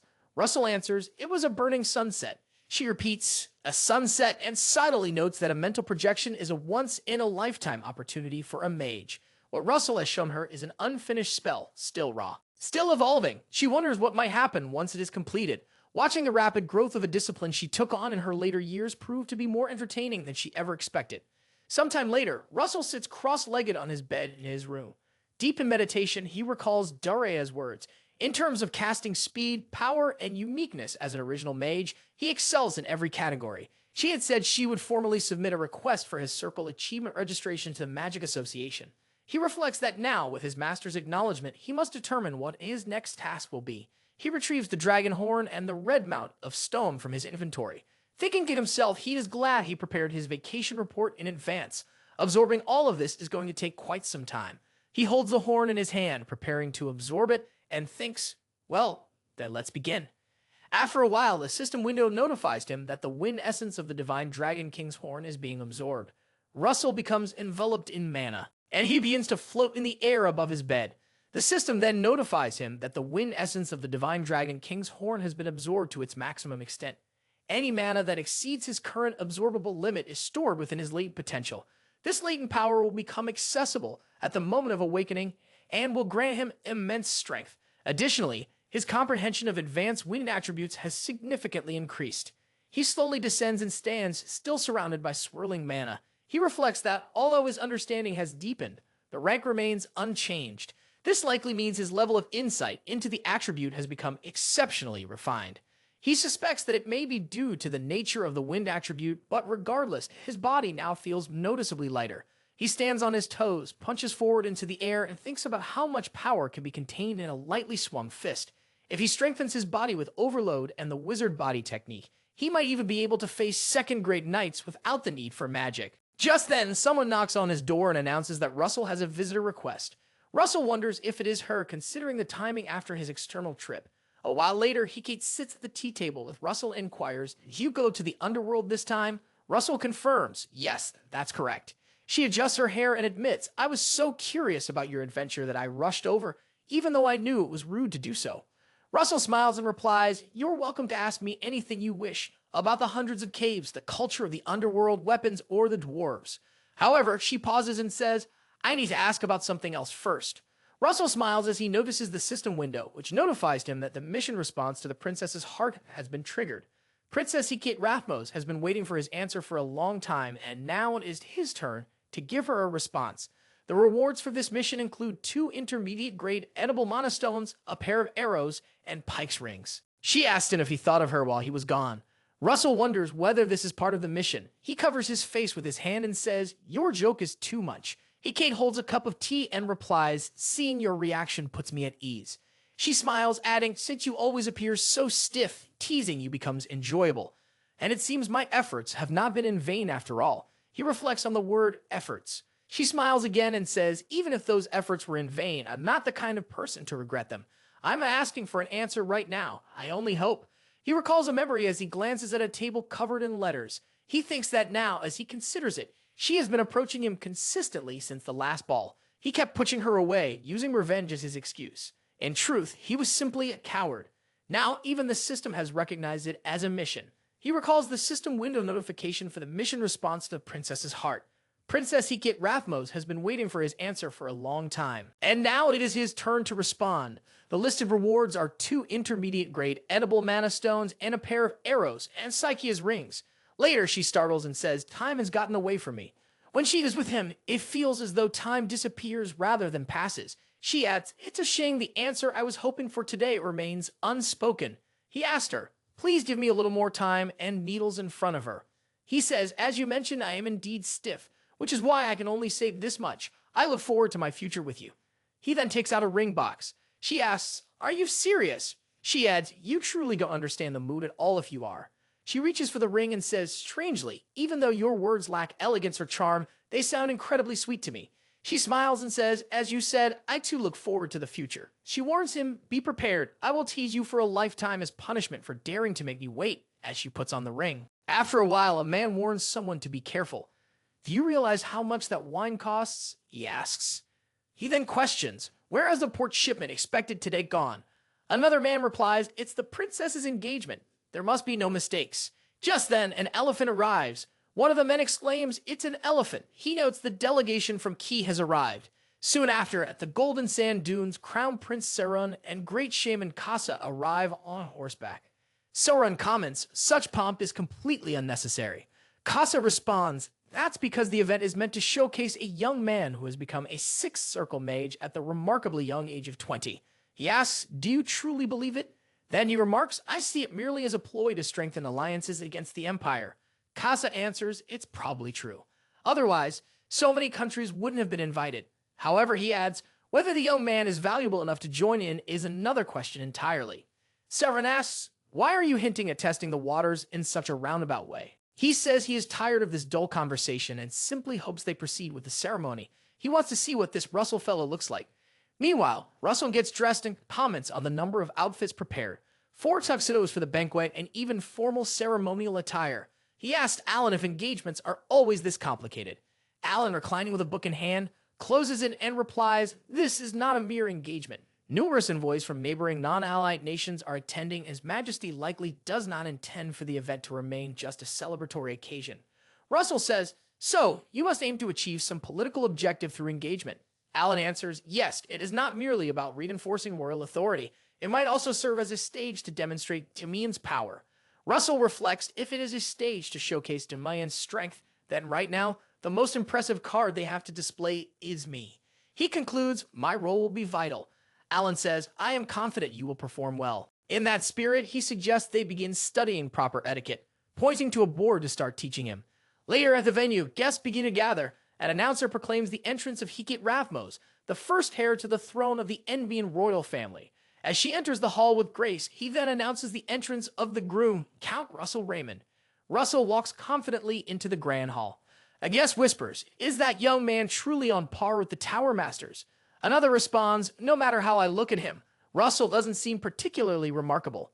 Saren, standing nearby, says, you could easily find out for yourself instead of complaining from the sidelines. The man beside him asks, how do you intend to check? Saren replies simply, like this. With a snap of his fingers, he sends a flurry of snakes toward Russel in an attempt to strike.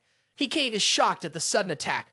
Russel calmly tells her, don't worry. He thinks to himself, I've been wondering how to make an impression, but now the stage has been set perfectly. He smirks and activates his flame magic, slashing the incoming snakes with a circle projection.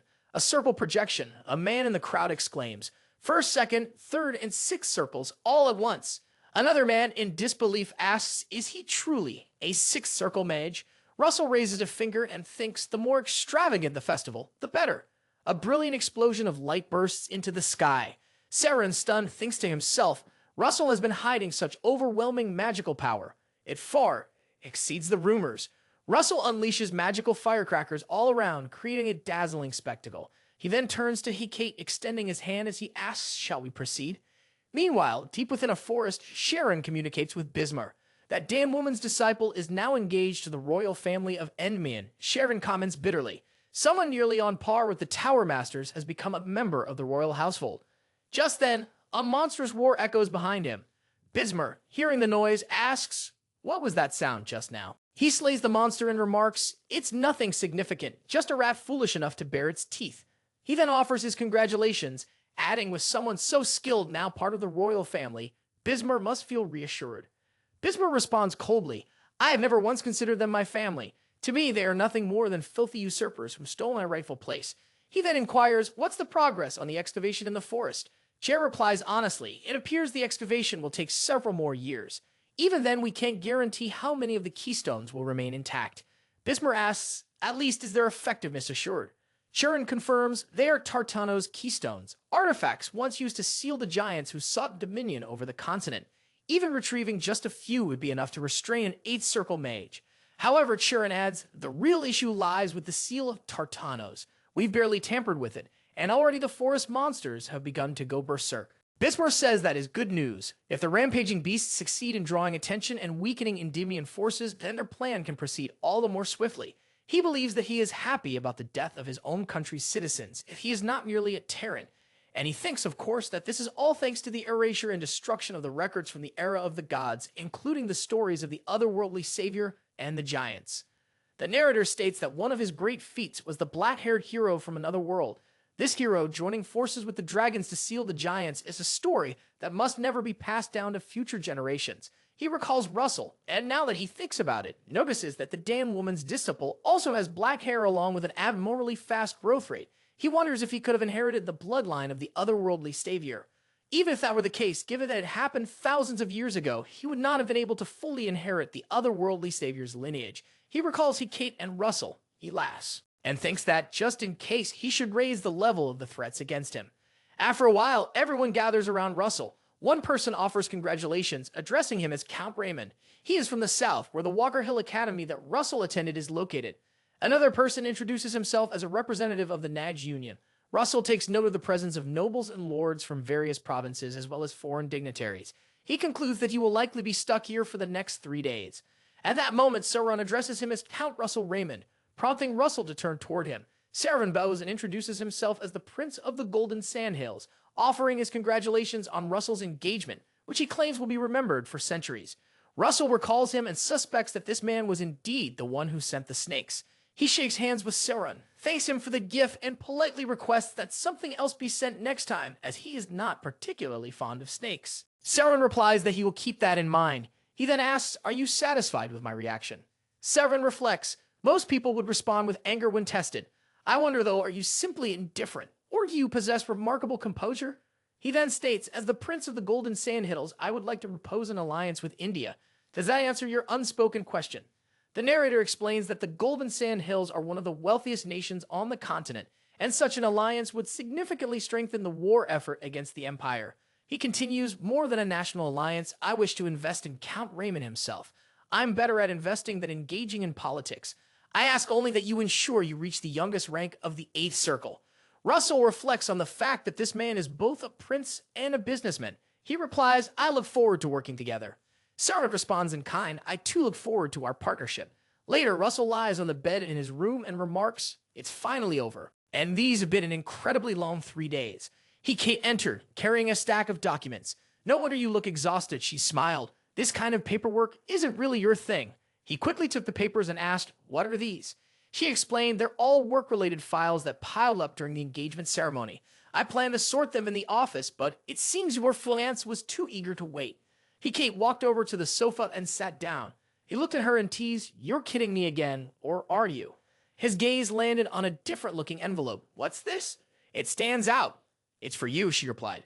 He opened it and read aloud, an application for external research. Kate nodded. I thought you'd want to travel soon. Since you hesitated, I submitted it on your behalf. Did I overstep? He smiled warmly. Not at all. Thank you for thinking of me, and wrapped his arms around her. She remarks that he is so happy over something so simple, and adds this is why being considerate is enjoyable. By the way, she suggests, perhaps it's because the engagement ceremony is finally over. She begins to play with her hair and says, I'm starting to feel fatigued. I've been thinking of turning off the lights while holding your face. She then asks, what do you think? He responds with curiosity, I was thinking the same thing. The scene shifts to the City-State Confederation of Mages at the freelancer's office. A person sits in a chair and says, there's no one here, addressing someone else.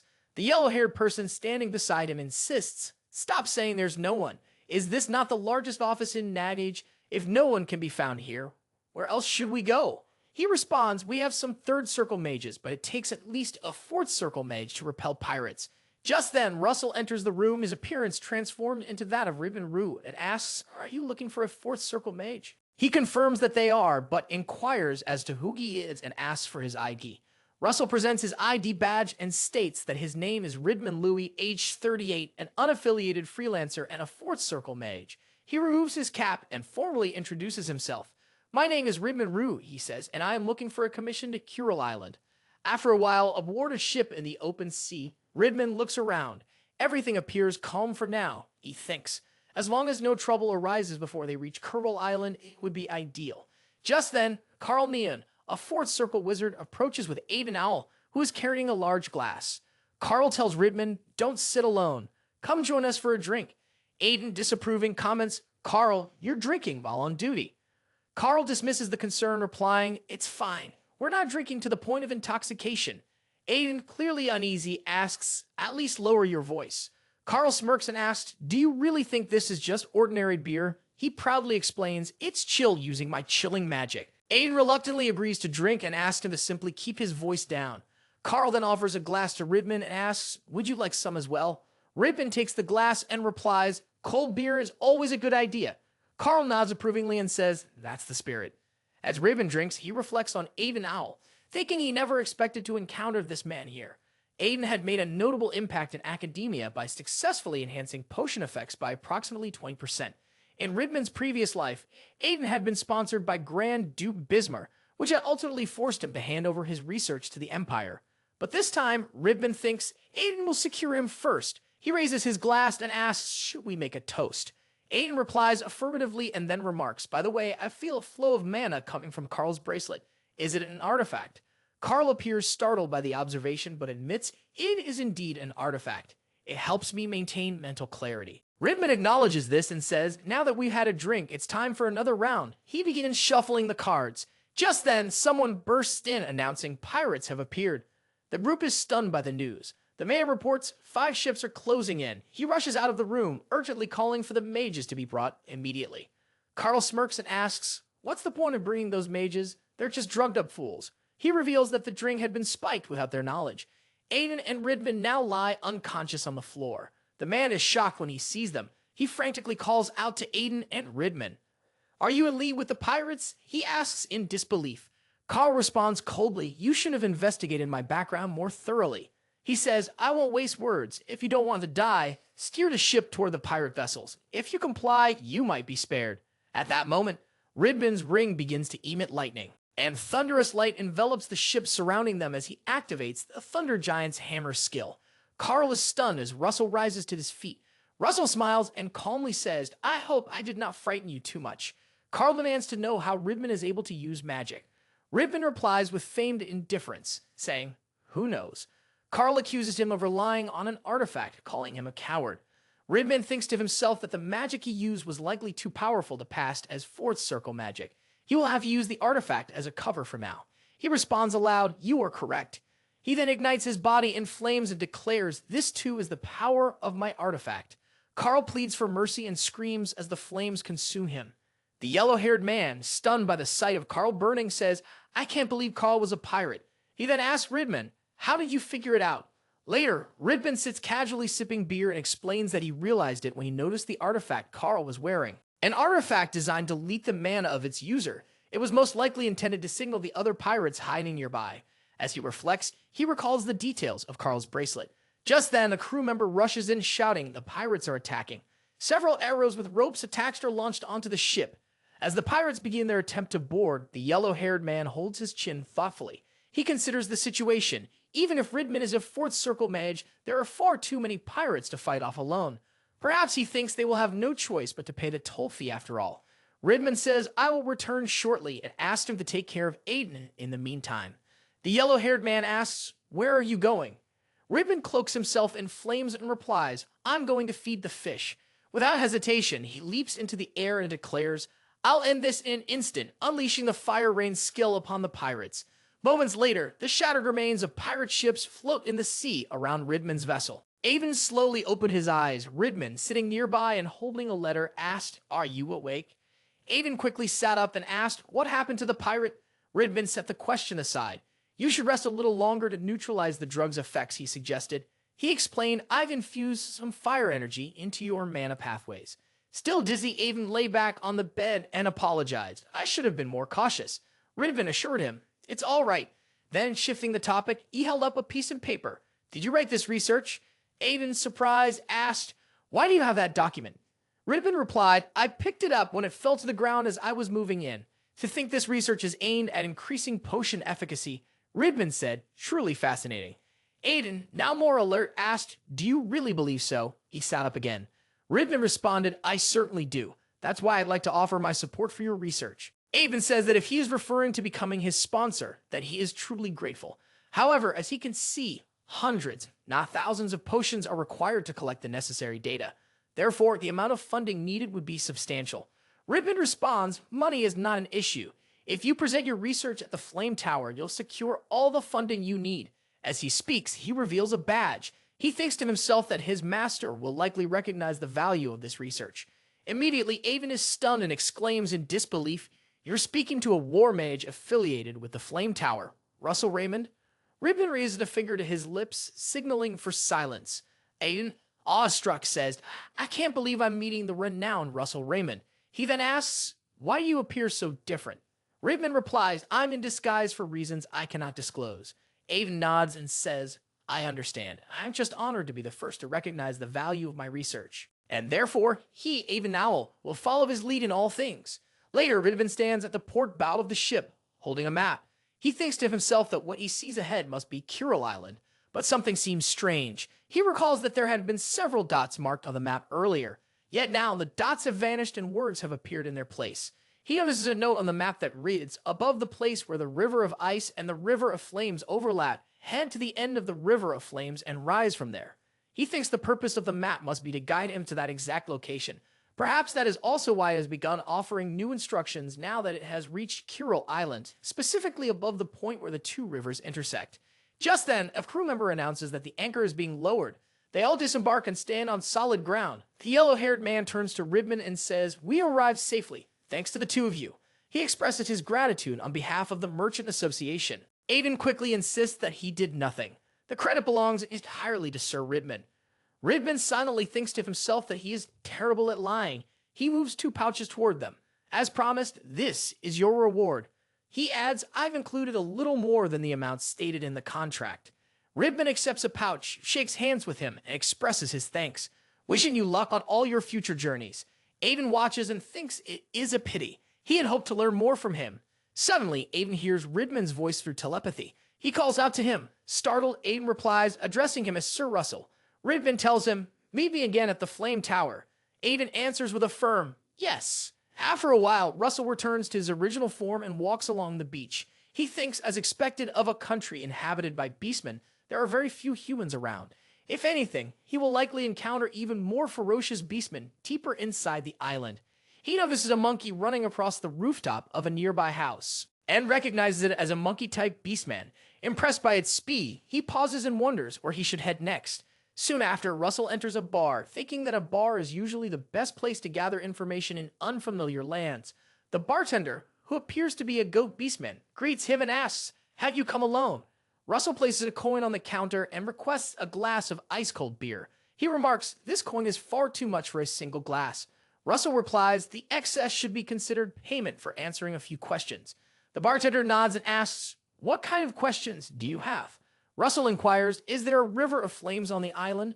The bartender repeats the phrase "river of flames" and says, "If you're referring to the areas around the lava flows, then yes, there are a few such places."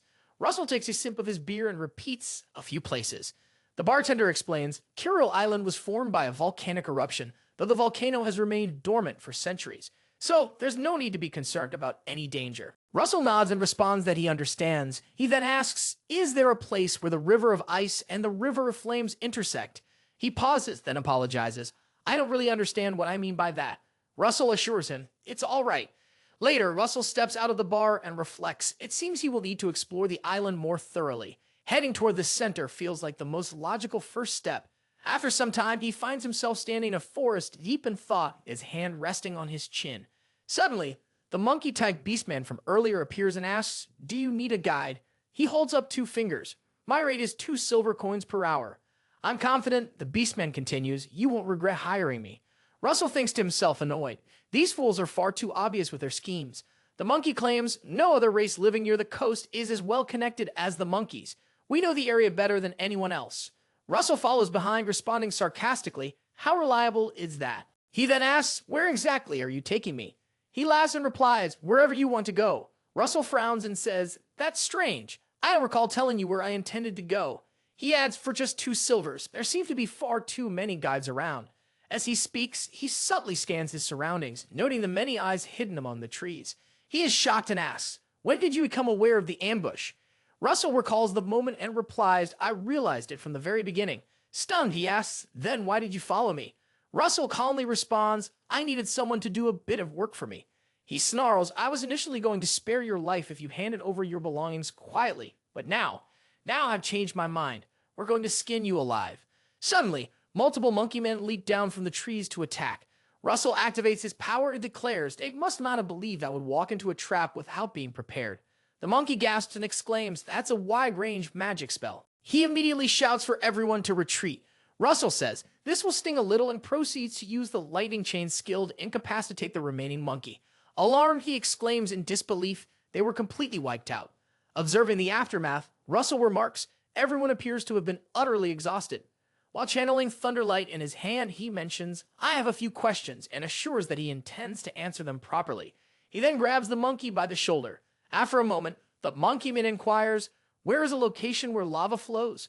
Russell sits in front of him and affirms, "Such a place exists. It's where the river of ice and the river of flames intersect." The monkeyman kneels on the ground alongside the others and apologizes, admitting, "I've never heard of a place like that."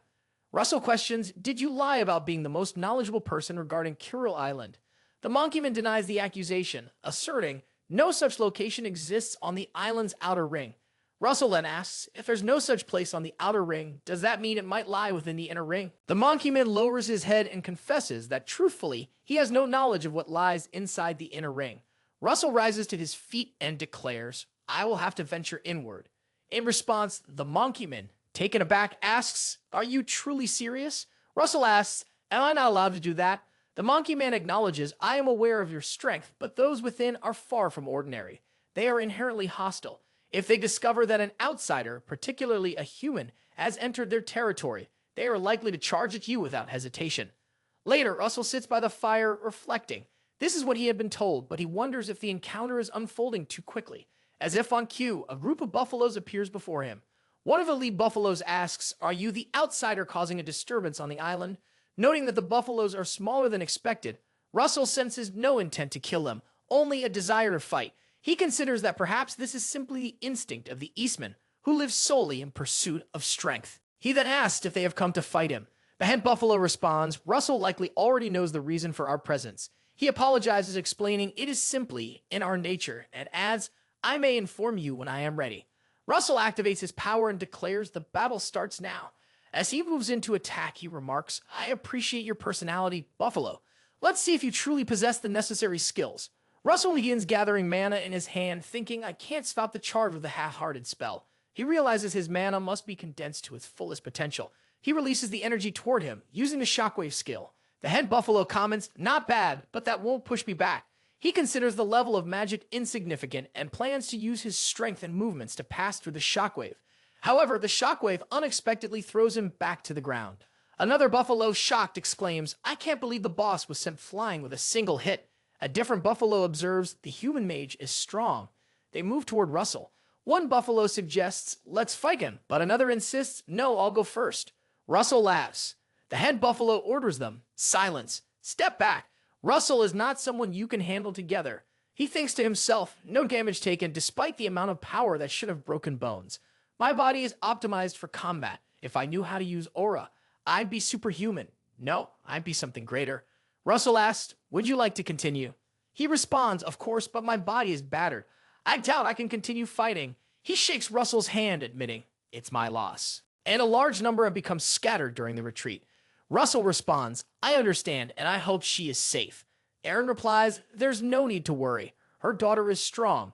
Members of the Feather Tribe leap onto nearby monsters, and all the warriors begin advancing toward the front lines. Olsen expresses his surprise. Harren is the Manure of the Elves. Russel reflects, the title of Manure is the highest-ranking leadership position among all elven races. It's a role that has placed the High Elves, and it's so rare that only 5 individuals have held it in the past century. He realizes her extraordinary aura now makes perfect sense. Niccolo remarks, I never imagined I would be an elven Manure in a lifetime. Amelia echoes his sentiment, expressing, I'm glad to meet her, and mentally corrects herself. It's not just nice, but an honor to meet her. Russel observes, although Arid is an elf, she was raised among humans. She doesn't appear accustomed to formal speech and seems uncertain about how she should address others. Aaron bows slightly and tells Amelia that she too is unfamiliar with human customs, so there is no need for formality. She may speak comfortably. Amelia responds with a simple acknowledgement. Niccolo then proceeds to explain Enmian's battle strategy. The first phase involves forming a siege. With nearly 60,000 troops available, the army should be sufficient to encircle the enemy forces completely. Amelia explains that the second phase involves eliminating the monsters trapped within the encirclement, thereby effectively driving them back into the Great Forest. Aaron asks, does this mean the battlefield will shift from the Red Canyon to the Great Forest? Russell reflects, the Great Forest is not merely the homeland of the fairies. It is a sacred land blessed by their gods. A battle of such magnitude would bring about immense destruction. He considers the aftermath. Recovery could take decades, and for a land as vast as the Great Forest, possibly even centuries. Niccolo assures them, Enmian will actively assist in both the reconstruction of the forest and the relocation of the fairies. Aaron acknowledges that, while the decision is painful, there appears to be no alternative. Curvo adds that such an outcome had already been anticipated. Niccolo expresses his gratitude for their cooperation and promises that every effort will be made to minimize the damage inflicted upon the Great Forest. At that moment, a warrior shouts, something is flying toward us. He asks, is it a monster? Though he notes, the sun has not yet set. Curvo quickly denies the possibility, stating, it's an ally, one of the soldiers who went to rescue the fairies a few days ago. He rushes forward, catches the falling ally, and asks, are you all right? He then calls urgently for a medic to be brought over. The ally reports the silver-haired sentinel is in danger, which causes Aaron to become worried. She exclaims, Islo is in danger. Niccolo then turns to Russell, suggesting, you seem to know the person in danger. Are you volunteering for the rescue mission? Russell confirms, saying, I will indeed go with you. Olsen quickly added that he would join as well. Amelia expressed that having them with her would be an immense help. The search spell from the White Magic Tower would be invaluable. Olive also agreed to join the mission, confirming her readiness. Aaron then turned to Azalon, saying that he was the only one she could rely on to help at this moment. Azalon assured her not to worry, promising to bring Iso back safely. Aaron responded with a blessing, wishing that the spirits guide and protect him. The group began running in the opposite direction, but Olive picked up speed and announced, there is movement ahead. It appeared to be a swarm of flying monsters. She asked, what should we do? Olsen instructed them to keep moving forward and leave the flying monsters to them. As they continued, Russell spotted someone approaching and thought to himself, help has arrived. Shortly thereafter, Azalon started engaging the monsters, who were throwing rocks at them. He identified the creatures as giant rocks, but noted that these monsters typically appeared only in the western regions. Questioning why they are here, he commands everyone to prepare for battle. Meanwhile, Russell unleashes a red lightning strike to attack the monsters, following it up with a chain explosion that further devastates their enemies. Olsen, Hubert, and Olive rush to assist. Olive, however, halts when she sees Russell effortlessly knock out a giant rock. She thinks to herself, he managed to take down such a large creature so quickly. She remarks that they are both supposed to be equal in level as Tower Masters, yet the difference in their abilities is overwhelming. Olsen also attacks the giant rock, stating to Russell, you can't do everything yourself. He proceeds to battle the creatures, setting them ablaze. Russell watches him and wonders, is Olsen a mage or a fighter? Olsen then, frustrated, asks, have we drawn too much attention? Russell responds, we should deal with the monsters quickly. At that moment, some elves begin attacking the creatures, informing them, we'll handle it and catch it up after clearing the area. Olsen agrees. Saying that they will leave the matter in the elves' hands, he urges Russell and Olive to move ahead at full speed. Russell confirms and silently prays that Iso will be safe. Meanwhile, some monsters assault Iso and her warriors. She attempts to block their attacks and thinks to herself that everyone is running low on mana. She wonders whether they will last until dawn and hopes that reinforcements will arrive in time. Someone informs her that the barrier is being breached as a monster attempts to enter. She commands them to stop the creature, but the monster breaks through the barrier and enters, prompting her to scream in desperation. Iso calls upon Horus, the spirit of wind, asking for his strength. She knocks an arrow and releases a powerful gust arrow at the approaching monster. Meanwhile, Olsen, Russell, and Olive reach the vicinity of the portal. Olive announces that she has found it. Feeling the energies clashing beyond the mountains, Olsen urges them to hurry while Russell looks around and silently hopes that they are not too late. At that moment, a gust of rain began to pour down on the monsters, causing them to become frightened. Iso commanded her companions to take this opportunity to deploy the barrier, and her warriors quickly complied. A monster attempted to attack an elf, who cried out for help, warning that the creatures had breached the barrier in this area as well. She called for someone to stop them. Iso aimed an arrow at the monster and called upon Euros, a spirit of wind, for assistance. She momentarily recalled Russell and wondered why she was suddenly thinking of him.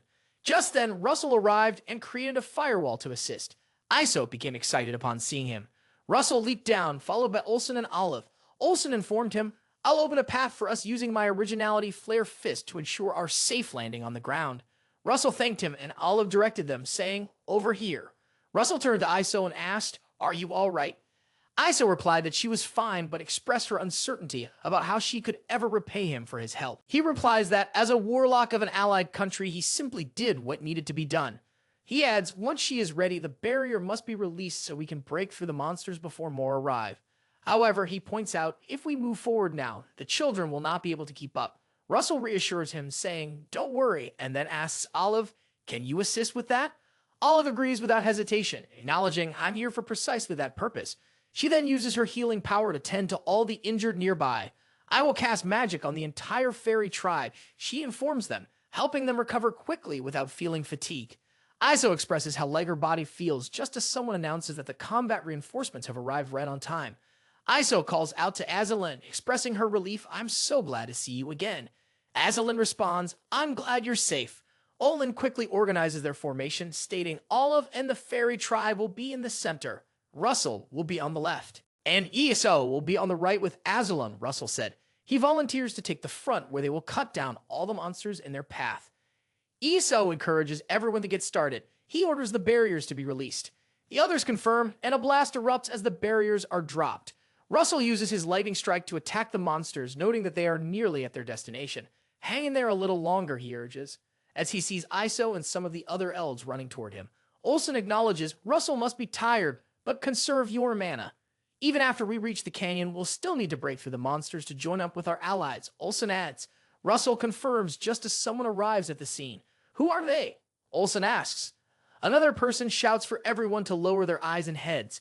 Idiots, they call them, threatening to crush their heads. Don't let a single one of them into the fortress. Russell watches as Niccolo arrives and begins attacking the monsters. He thinks to himself, this must be Niccolo's ability. And he is amazed that he was able to create the fortress wall overnight. He truly is superhuman. Hubert calls the commander's attention, pointing out that the rescue squad and the fairy tribe have returned.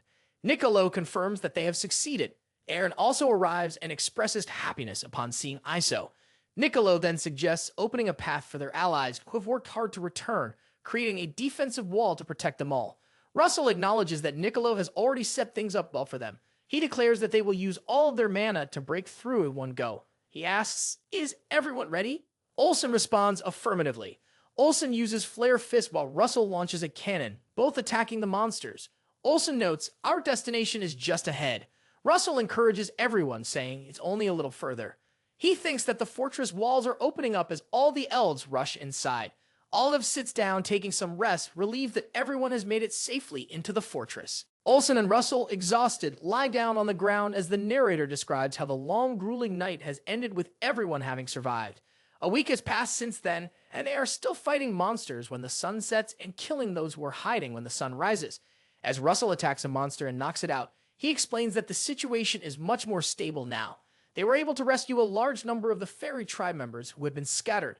Russell estimates that about 9,000 of them are present at the moment, including a significant number of warriors who are capable of putting up a fight. He thinks they only need to wait for reinforcements to arrive and cooperate. As he jumps away, someone calls to him from behind, asking if it is more monsters. Russell declines, while the narrator notes that the 5th and 7th Corps of Indium, along with their reinforcements, have arrived. Meanwhile, Nicole says to the Corps commanders, "Thank them for coming here." William Luigi, the 5th Corps commander, says, "Do not mention it. This is for their people and country." Joel Kruger's 7th Corps says they are just doing what they ought to do as soldiers. Nicole says, "We will start the strategy meeting immediately then. This mission concerns my corps acting as a rescue force on behalf of our country."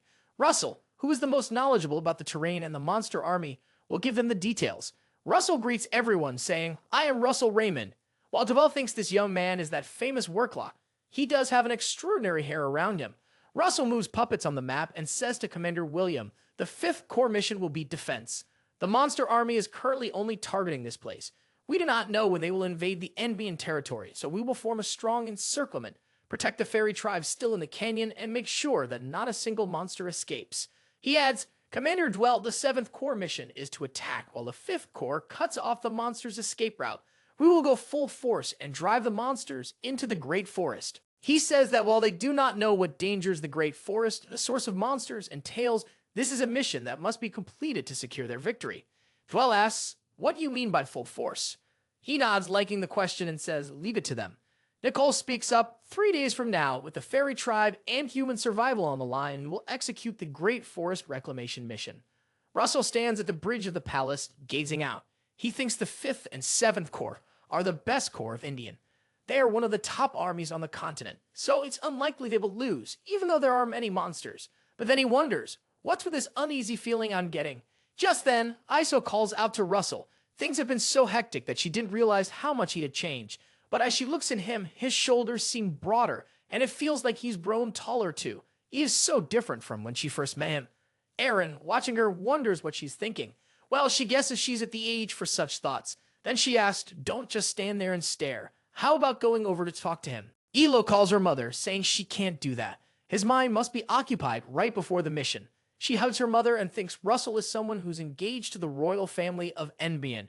She can't believe she has feelings for him. That's not allowed. Arena tells Iso, "I know what you are thinking about, but do not worry. There is a strong string of fate that ties him and Russell together." Iso asks her mother, "Are you able to see my fate?" Ancient high elves are said to possess the ability to see fates. Arena replies, "It will be possible for you too, if you become the Manure." Aaron says to his daughter, "Remember this, the time to make a decision will soon arrive. His fate is as harsh as the winter winds, and it is immensely heavy." She adds, "If you want to keep having feelings for him, you will need to bear that fate together with him." After a while, they gather their army, and Niccolo says, "It's starting again. As planned, the 5th Corps will take care of the rear, and they will advance all the way into the Great Forest." Monsters start roaring again as Niccolo says, "Everyone take charge." Everyone runs to attack the monsters. Olive uses gust arrows to strike. Itri also attacks a monster with his hammer, shouting, "Die!" He curses at it, while another dwarf taunts, "Have a taste of the dwarf's iron." Alad uses ice spears to pierce the monsters, while Amelia slices one in half. Olin charges forward and says to Hubert, "Leave this place to me. Go help the defense line that has fallen." Hubert replies, "All right." Russell uses his Inferno skill, setting the monsters ablaze. The scene shifts 15 days later to the entrance of the Great Forest. Warriors excitedly dance, declaring their mission a success. "We've arrived at the Great Forest," they shout. Niccolo says, we finally drove them back. Olsen asks, do you feel it too? Russell nods, confirming it. Meanwhile, Islo and Arena watch from a distance. Arena says, since this is the source of the monster army, I was expecting to see a large number of monsters here. She pauses, then adds, but there are no monsters at all. There aren't any presence of living beings at all. She says there is that fog that surrounds the forest and tells her mother that she can't hear the spirits. Arena says yes. She wonders what's going on while Niccolo says, let's wait for the feathered tribe that's gone ahead to scout. They departed yesterday, so they should be back soon. It says they also brought along a projector they developed with them, so they will be able to see the whole situation later. Curvo says, over there the warriors are coming back. After a while, they all come back and watch recordings of the fight. Niccolo says the recording is showing the same thing. We do not see any traces of monsters at all. Russell asks, is there any recording that shows the entire Great Forest? Niccolo asks, why do you ask? He replies, it's because the further they went in, the black fog thickens.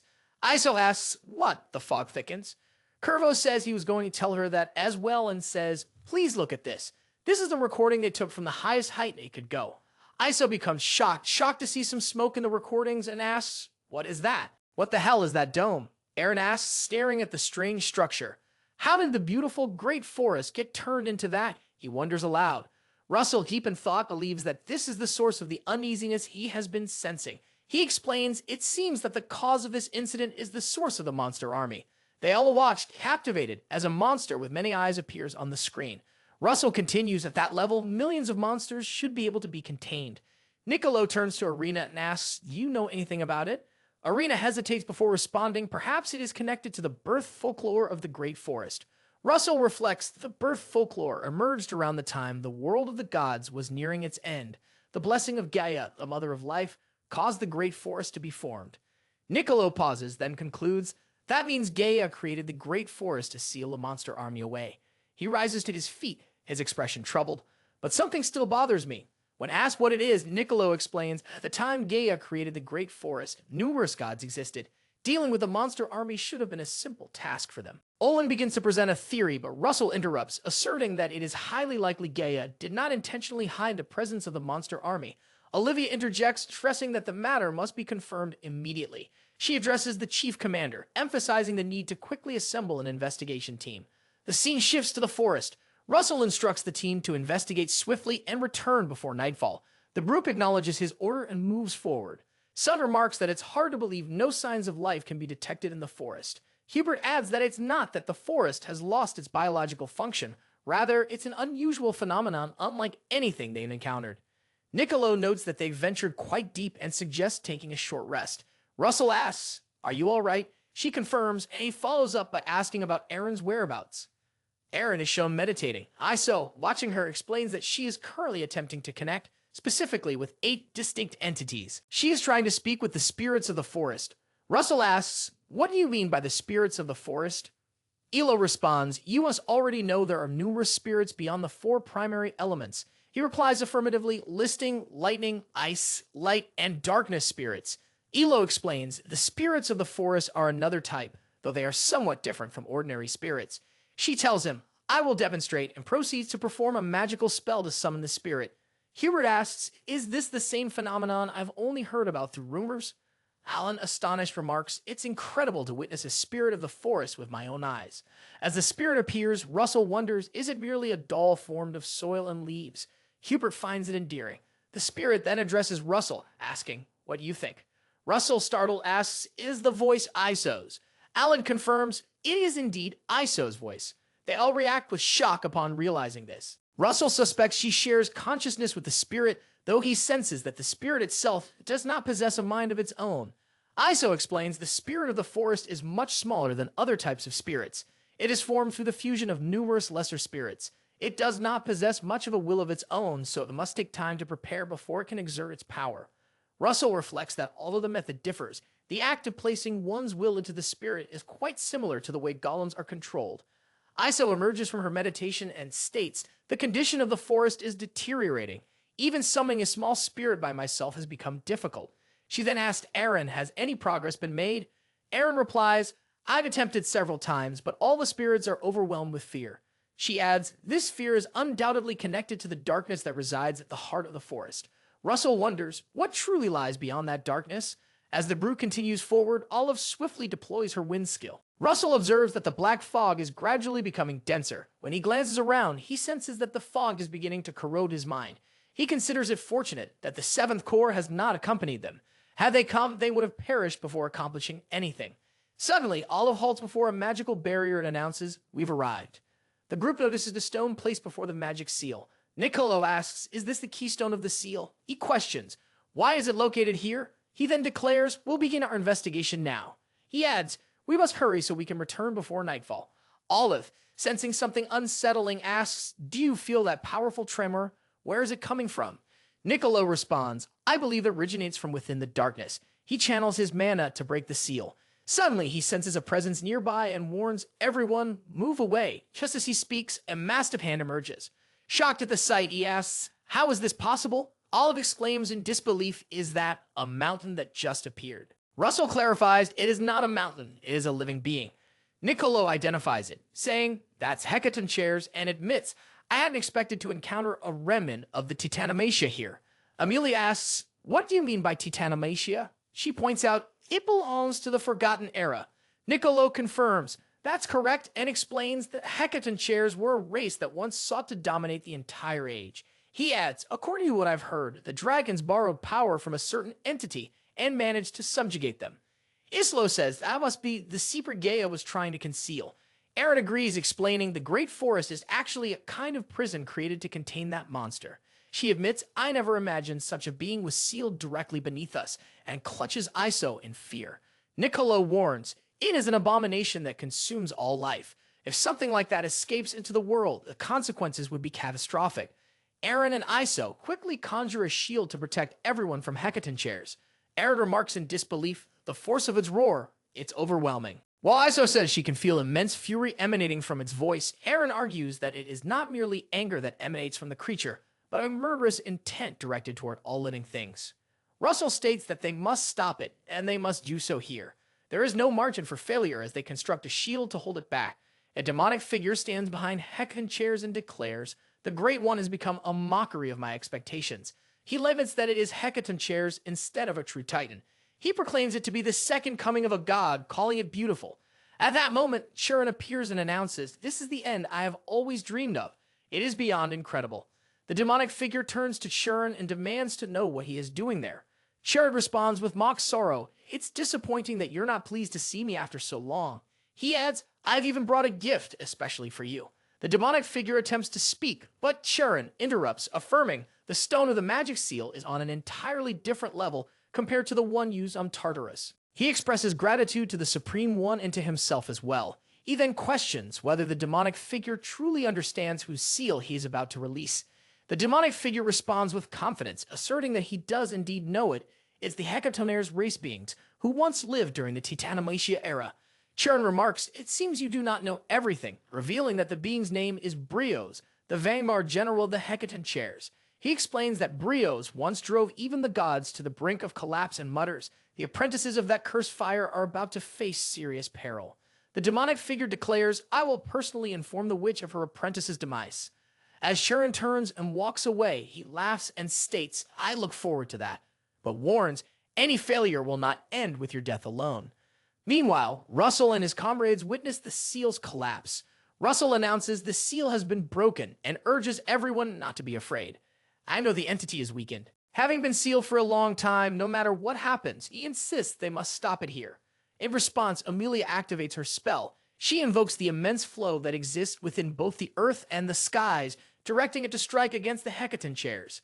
Meanwhile, Niccolo speaks to Russell through telepathy, asking, "Can you hear her?" Russell responds, "Is that you, Niccolo?" At the same moment, Amelia attempts to control the Hecaton chairs, but she fails. Exhausted, she collapses. Olive rushes toward her, asking, "Are you all right?" Amelia replies, "I'm fine," but thinks to herself that although she recognizes it as a mythical being, she believes her attack will be effective. Meanwhile, Russell runs toward Niccolo and apologizes for making him wait. He casts a spell, calling upon the great earth to become a swamp of sand, collapsing beneath them. This supports Niccolo in launching an attack. Niccolo then signals to everyone it's time. They all strike the Hecaton chairs together, attempting to bring it down. Their combined attack triggers an explosion. Elsewhere, Aaron and Iso sit quietly in meditation, summoning the great spirit of the forest. The spirit rises and launches an attack on the Hecaton chairs, who grab its arm to block the strike. Itri exclaims that it is impressive and believes they now have a chance, but Emilie counters it is still not enough to defeat him.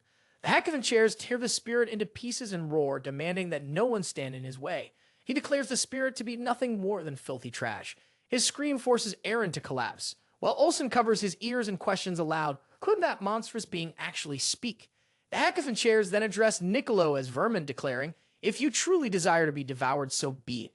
I will tear you all into shreds and savor each of you slowly. Niccolo also kneels down and asks, does it not feel as though something has been forgotten?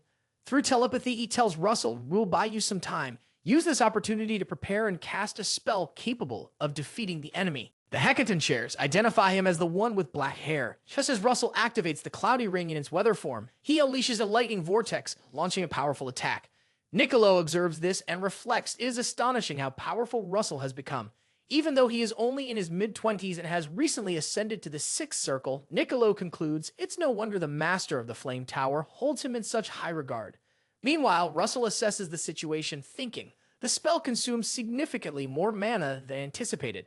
The magic's sheer power caused a massive area of destruction, sparing nothing, not even his surroundings.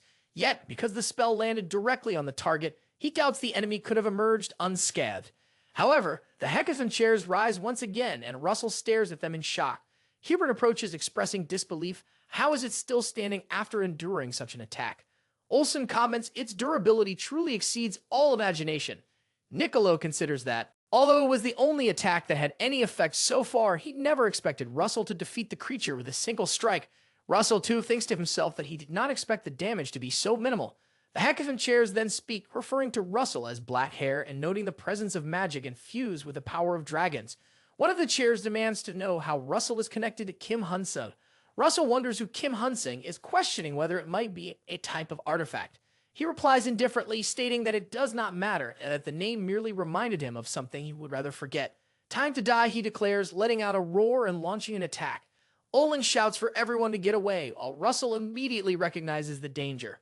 Alad responds by using his Ice Age skill to strike back, and Niccolo joins him in the attack. Russell tries to understand what Alan is doing, but realizes he cannot hear anything clearly. He is struck, coughs up blood, and collapses. He assesses that he has sustained severe internal injuries, and if he had taken the blow directly, his body would have been reduced to dust. Olsen is also injured and falls. Despite his condition, he asks Russell if he is all right. Coughing, he admits that the monster is unbelievably powerful and nearly finished them off. It rushes to them and urgently asks if they are all right. Russell calls out to Atri and pleads with him to help, explaining that Olsen is severely injured. It kneels beside Olsen, examining him, and observes that he is in poor condition. His ribs appear to be dislocated.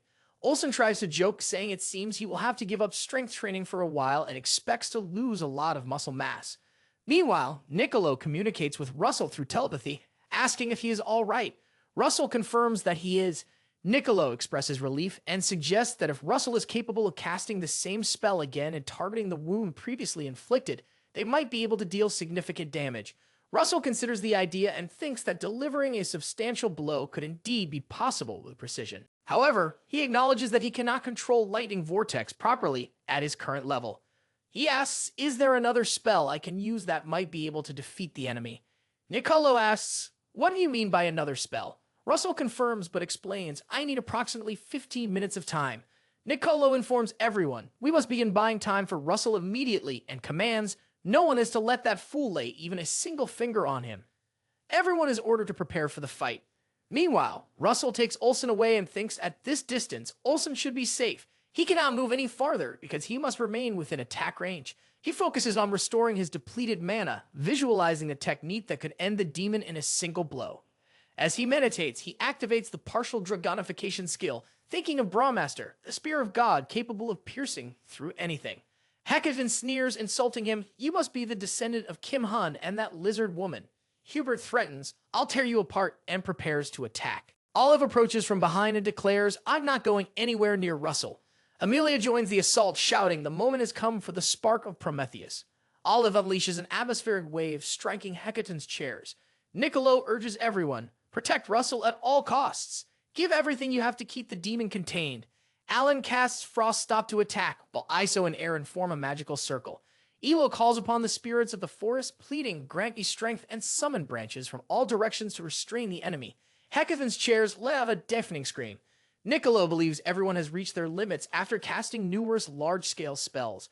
Yet there is still a significant amount of time left before the 15 minutes are up. At that moment, Niccolo sustains an injury. Hecaton mutters, all my pests must get out of my way, and commands die before gathering all of his mana. Russell continues to focus on accumulating his own mana, while Hecaton prepares to launch a devastating attack against him. The others are gripped by fear at the sight. Mikkel refuses to stand down, and Alan steps in to prevent Russell from being harmed. Elo becomes emotional, calling out to Russell. She recalls the moment he rescued her, reflecting on how he has always protected her. Now, it is her turn to protect him. She resolves that if she can stop the attack by giving everything she has, she must do so. In desperation, she silently pleads for strength from anyone or anything. As Hecaton's air strikes Russell, Iso activates her time freeze skill, halting the assault. Another woman appears and tells Iso that the strength she seeks already exists within her. She simply has not been able to fully embrace it. When Iso asks who she is and what she means, the woman responds, you already know the nature of the power you possess. In order to claim the full power of a dragon, you must accept your destiny. If you choose to live as both an elf and a dragon, you must abandon the life you have lived until now. Iso declares that she will embrace that power, acknowledging that she always knew she would make this choice. The woman calls out to Russell, and Hubert also cries out his name in concern. Russell gathers the entirety of his power and summons his dragon in a massive explosion of energy. Everyone is left in shock at the sight of the dragon. Niccolo asks, is it truly a dragon? Amelia remarks, it's been 7 centuries since one was last seen. I never imagined I would witness one here. Aaron calls out to Iso in concern, while Hecaton curses at her, telling her not to interfere. The dragon comments, Hecaton still possesses a vile personality even after thousands of years, and then unleashes a dragon breath attack against him. Hecaton responds, the dragon has become much weaker as well. He declares, I will shred its wings first, then rip out its heart and devour it whole. He questions aloud, what would that even mean? Meanwhile, Iso begins to fall and admits to herself, this is all I can manage. But it does not matter, for she has already fulfilled her role. Russell calls forth a divine power capable of piercing even time itself, willing it to manifest between his palms. Brahmastra. Alan and Hubert watch in astonishment. Alan remarks on the overwhelming heat, while Hubert notes, I never expected to feel the heat of a desert while standing in the great forest. Amelia says, our efforts to buy time were worth it. Niccolo exclaims, I can't believe such a spell belongs to a 6th circle mage. If that power had not been contained in the form of a spear, the great forest would have vanished without a trace. Hecaton Chairs mutters, I sense fear, something he deems impossible, for he is Bro, a general of the Titans. Russell hurls spears at him, forcing Hecaton Chairs to evade. The Titan laughs, boasting that he managed to dodge it, but then hesitates as Russell appears right beside him. Russell invokes the weaving arts of Erekin, summoning enchanted chains to strike. At the same time, he unleashes Brahmastra Lamaka. The Titan Slayer fist strikes and drives into Hecaton Chairs. Hecaton Chairs declares, after being sealed away for thousands of years, I have finally emerged, only to face this humiliation. Enraged, he becomes engulfed in smoke. Russell realizes that the recoil from the spell is overwhelming. This magic remains far too advanced for him to wield comfortably. Yet he has managed to protect everyone and incapacitate the enemy. A system notification confirms that the mission has been completed and a reward is granted. Sometime later, the group returns. Russell, injured, lies unconscious in bed after receiving first aid.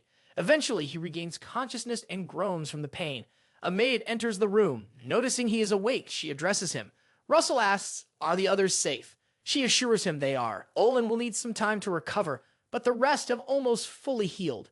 Russell responds, I'm relieved to hear that. As the maid removes her hood, she asks, may I examine something? I accepted the power of a dragon on the day of the battle. She reveals that she has since learned their fates are intertwined.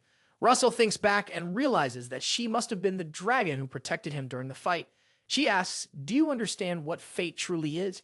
He replies, I'm not entirely sure of the details, but I have a theory. I believe we are successors of the dragons who once served the Dragon Emperor long ago. I think this is the kind of fate we now share. Then with concern, he asks, are you all right? He points out, by accepting this power, you may now be bound to serve me. Although he admits, I don't yet understand how the power of the dragon will affect you. She responds, that's not true. I remain myself. Everything that has happened was my own decision. He trembles, reflecting. This is the fate I have always desired. Even though you are my partner, you will now be able to remain by my side for the longest time. She asks, in that case, how should I address you from now on? Calling you the Dragon Emperor feels far too grand. Russel replies, you may call me whatever you like. She blushes and addresses him as Master. He smiles and suggests, just call me Russel. She repeats his name softly, feeling much closer to him as she says it. She agrees, I'll do so from now on. Later, Niccolo expresses her gratitude from the bottom of her heart. If it hadn't been for you, she says, many lives would have been lost. Russel recalls that he is still recovering from significant mana depletion and wonders if he's forced himself to get up because of his sense of responsibility as the chief commander. He responds, if I had been alone, I never would have won. You saved me before. If you truly feel bad about it, you can simply think of this as me repaying your kindness. Niccolo asks, is that so? And thanks him for saying it. She then asks, have you spoken to the others already? Russel confirms, yes, I have, and expresses his gratitude. I'm glad all of them came to visit. Niccolo remarks, it must have been quite noisy, and advises, you should get more rest. Russel sighed, acknowledging how exhausting everything had been, and then prepared to return to work. He reflected on the third golden mask he had received after defeating Brios. Recognizing that it helped him maintain his sanity, it also granted him resistance against mind control magic. This meant he now had greater protection against black magic users who relied on curses and illusions. He recalled that the first mask assisted with calculating attacks, while the second specialized in defense. Since he could not wear all three simultaneously, he decided to link them instead. A system window notified him that the three masks had been gathered and were reverting to their true form. He had now completed the Crown of Solomon, in which the abilities of the golden masks were merged into a single artifact. Another notification followed, informing him that the crown had been restored and its original power was now active. Russel reflected in awe that Solomon, the king of mages who once founded the magic empire during the mythical era, had left behind this relic. To think that it belongs to him is nothing short of extraordinary. As the crown materializes in front of him, Russel notes its surprisingly small size. He wonders aloud, is it a summon-type artifact? Then he laughs, calling it cute. A sudden sensation overtakes him, as if his consciousness has been split into two bodies. He marvels at the experience, thinking what a magnificent sight this is, and begins meditating. He senses a presence, an existence that assists with calculations. A portion of his consciousness now resides within the crown, helping him process and refine complex magic circle formulas. He considers whether this is a form of divided consciousness. His thoughts are interrupted when a system window appears before him. The system window notifies him that the inherent consciousness has been depleted and some of the functions of the crown have been reduced. He assumes that if it is referred to as inherent consciousness, that it may not be storing his actual mind, but instead backing it up. He believes that in the event his mind becomes corrupted by a curse, it can be recovered using that backup. He realizes that he needs to investigate further how this function can be used, but for now, he feels genuinely satisfied with the artifact. After some time, he goes outside and begins practicing fire arrow rain. Hubert watches him and remarks, it's already surprising enough that you've recovered in just 10 days. Alan comments, I've improved in handling mana and become faster at casting spells. Olsen adds, as expected of Russel, this progress is likely due to his consistent physical training. Olsen observes, Russel seems well now. He then proposes a duel. Let's refrain from using magic so you can rehabilitate your physical body. Russel agrees but questions, is it truly all right? The two begin the duel. Olsen mentions, my bones are creaking slightly, but I believe everything will fall into place after I give you a light beating. Russel considers the idea of physical rehabilitation through a fight and wonders, is Olsen truly not a mage? Suddenly, a guard starts ringing a bell. Russel and Olsen turn toward the source of the sound. Russel remarks, something must have happened. Even though most of the remaining monsters have already been subjugated, both are shocked to witness the appearance of an army. Russel identifies a night messenger carrying a red flag, which signifies urgent news. Olsen questions, do you think the Empire's forces might be launching an attack? Soon after, everyone gathers for a discussion. Bickle states all the key individuals are present. A national-level emergency has occurred. Archduke Bismar has revealed his hidden ambitions, Mitchell continues. Olsen asks, does that mean the Archduke is invading Endymion? Niccolo confirms, that's what I've heard. 5 magic towers, including Heber and Cargo, as well as the 13th and 21st Divisions, are currently assisting in the assault on the capital. Russel immediately recalls Heber, home to the Red Tower Master Blaine Trilogy, the very man who once humiliated his father and their household. Now he too is allied with the Archduke. Russel thinks that if Master had not stopped him back then, things might have been different. He wonders if Master and the Blue Tower Master are still in the capital. And if both are present, How could this be happening? Niccolo reveals both of them have gone missing, and everyone is stunned by the news. Hubert states Master has disappeared while Olin slams his fist on the table in anger. I can't believe something like this has happened during my absence. Russell responds, there's no way Master could have been defeated by them. If that were truly the case, the enemy would have announced their victory, already to demoralize our forces. Amelia agrees with him, suggesting Bismarck must have resorted to some kind of trickery. All he can likely do now is remain hidden somewhere. Russell speculates if their true aim is the throne, then the primary obstacles would be the king and the princess.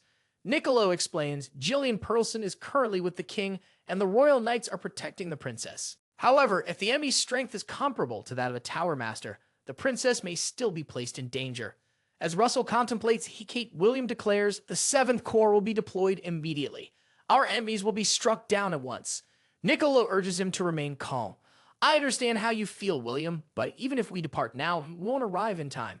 He turns to Hubert. What's the fastest route to the capital? Hubert replies, ideally we should use the teleportation gate that connects directly to the capital. However, there's a high probability that it can't be activated, and the enemy may have already tampered with it to prevent reinforcements from passing through. Russell states, in that case, our only option will be to break through the Red Canyon as quickly as possible, reach a magic tower near the capital, and use the gate located there. Although that route will take at least a full day, Niccolo responds, we don't have time to remain idle. Everyone, get moving. Russell calls out to Niccolo asking, can I return to the capital ahead of you? Niccolo replies, what do you mean? Are you aware of an alternative method? Russell then reveals a pair of rings, the Arrows and Psyche rings. He explains the bearer of the Arrows ring can teleport directly to the bearer of the Psyche ring. Amelia addresses Russell, saying, I understand your urgency, but it would be wiser for one of the Tower Masters to undertake this task instead. Russell apologizes, then clarifies, I'm the only one capable of using the ring. Once a person becomes its owner, the ownership cannot be transferred. Niccolo steps closer, agreeing, since the king is already protected by Gillian, I will entrust the safety of the princess to you. Russell affirms, I will protect her with my life, before activating the ring's magic. At that moment, a system window displays a mission notification. Ensure the safety of Princess Acadios until the rebellion is completely subdued. The reward for the mission remains unknown. The scene shifts to the west gate of Winiver Palace, where a commander is heard announcing, the rebels must be slaughtered. Not a single one of them must be allowed entry. He also orders, bring the injured to the rear, maintain a formation. Hecate commands the servants, fetch more styptics and bandages. They immediately rush to comply. As she treats Thompson, she warns him this will be painful. Bear with it. During the treatment, Thompson recognizes her as Princess Hecate. After receiving care, he asks, how do you know my name? She responds, why wouldn't I? None of you are mere swords to be used once and discarded. Meanwhile, a guard reports, the west gate has fallen, he declares. The rebels must be stopped, even at the cost of my own life.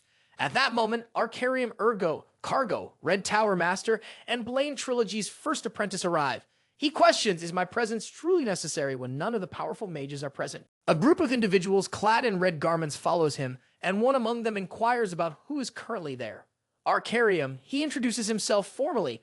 Cargo Red Tower Master pays his respects to Her Highness, the princess.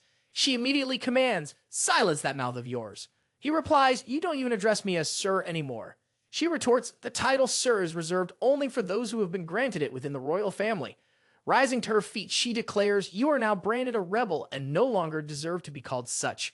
With that, she points her sword at him. He looks at her sword and remarks, it is erendite, the sacred sword given by the fairy of the lake, the very weapon that once cut down the fire berserk dragon, a creature that went mad in the past. He expresses surprise, I never expected to find such a royal treasure here. Seems I've certainly gotten lucky. Two soldiers step forward and urge Hecate to move away. Who will buy you time, they say. You must retreat now. Hecate asks why his knights are doing this. Arcarium responds, it is time for you to meet your end, Princess Hecate, and orders a powerful fire blast to be unleashed upon her with fire arrows. The onlookers grow worried and call out for the princess. In her thoughts, Hecate apologizes to her lover, hoping they will meet again in the next life. Just then, Russell arrives in time and uses Daria's skill block to intercept the attack. Arcarium senses a space distortion and wonders, was it caused by the Flame Tower Master? Daria transforms the fire arrows into fire warriors, which shocks Arcarium. He exclaims, impossible. I am certain the master has dealt with that monster. Russell reaches Hecate, grabs her, and apologizes for being late. Hecate excitedly calls his name. Arcarium, observing this, reflects that he doesn't understand how Russel summoned the War Gate, but he knows the Red Tower has suffered much humiliation because of him.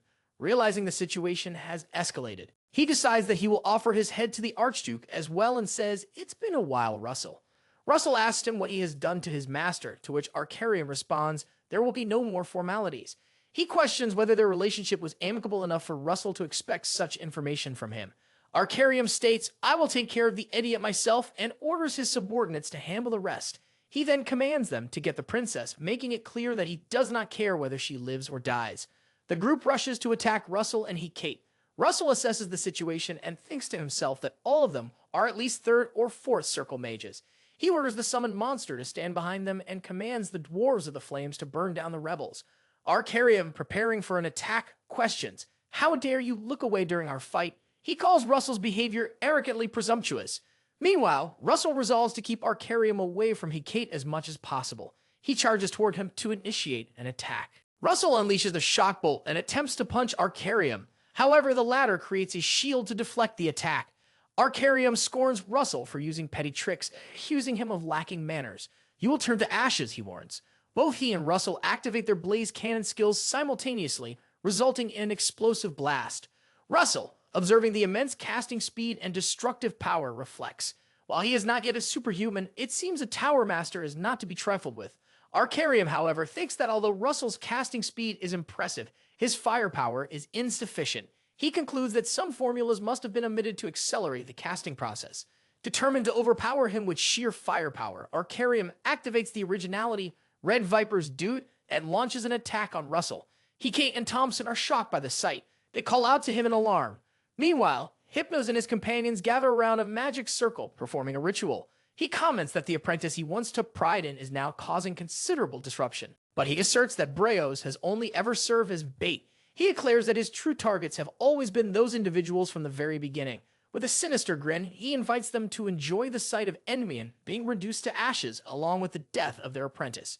Meanwhile, Russel creates a barrier to evade Arcarium's attack. He reflects that although a multi-layered barrier has already been cast, the impact remains overwhelmingly strong. He wonders whether the attack carries both immense magical force and physical power. Another of his roads has now been destroyed. Thompson urges Kate to retreat, warning that it is far too dangerous for her to remain. She responds by asking what will happen to Russel. At that moment, Arcarium announces that the princess is attempting to escape and commands his forces to pursue her. A rebel charges toward her, but Russel steps in front to shield her. Russel thinks that the royal knights should be capable of handling opponents like Arcarium's apprentices. Arcarium mocks him, calling him a fool, and launches another attack. Vowing to see how long Russel can endure, he unleashes another blast, which Russel manages to block once more. Russel realizes that victory cannot be achieved through defense alone. In response, he summons the magic spear of Deathbulb and prepares to strike. Arcarium is stunned by the sight of the weapon. "Have you been holding back all this time?" he asks. Russel charges forward and pierces him with a powerful thrust of the spear. Arcarium, unable to comprehend the sudden shift in momentum, exclaims, "I can't believe you were preparing a counterattack while feigning defeat." As he collapses, he admits, "My arrogance caused me to lower my guard, and that mistake has now brought about my downfall." Russel thinks that if Arcarium had remained cool-headed, the outcome might have been different. Meanwhile, the Fire Dwarves are seen rushing to attack the remaining rebels. Russel sprints toward a room. Searching for Kate, he finds two rebels still inside. One of them demands to know what he is doing there. While the other asks what has happened to their master, Russel swiftly attacks them and remarks, "You're free to go ask them yourselves." He then rushes to Kate and embraces her. "Are you all right?" he asks. She holds his face gently and observes, "You seem seriously injured. Are you truly all right?" He assures her, "I'm fine." She responds, "If it hadn't been for you, I can't imagine what might have happened to me. You saved my life." She then asks, "What was the power that protected me? Was it from the ring you gave me?"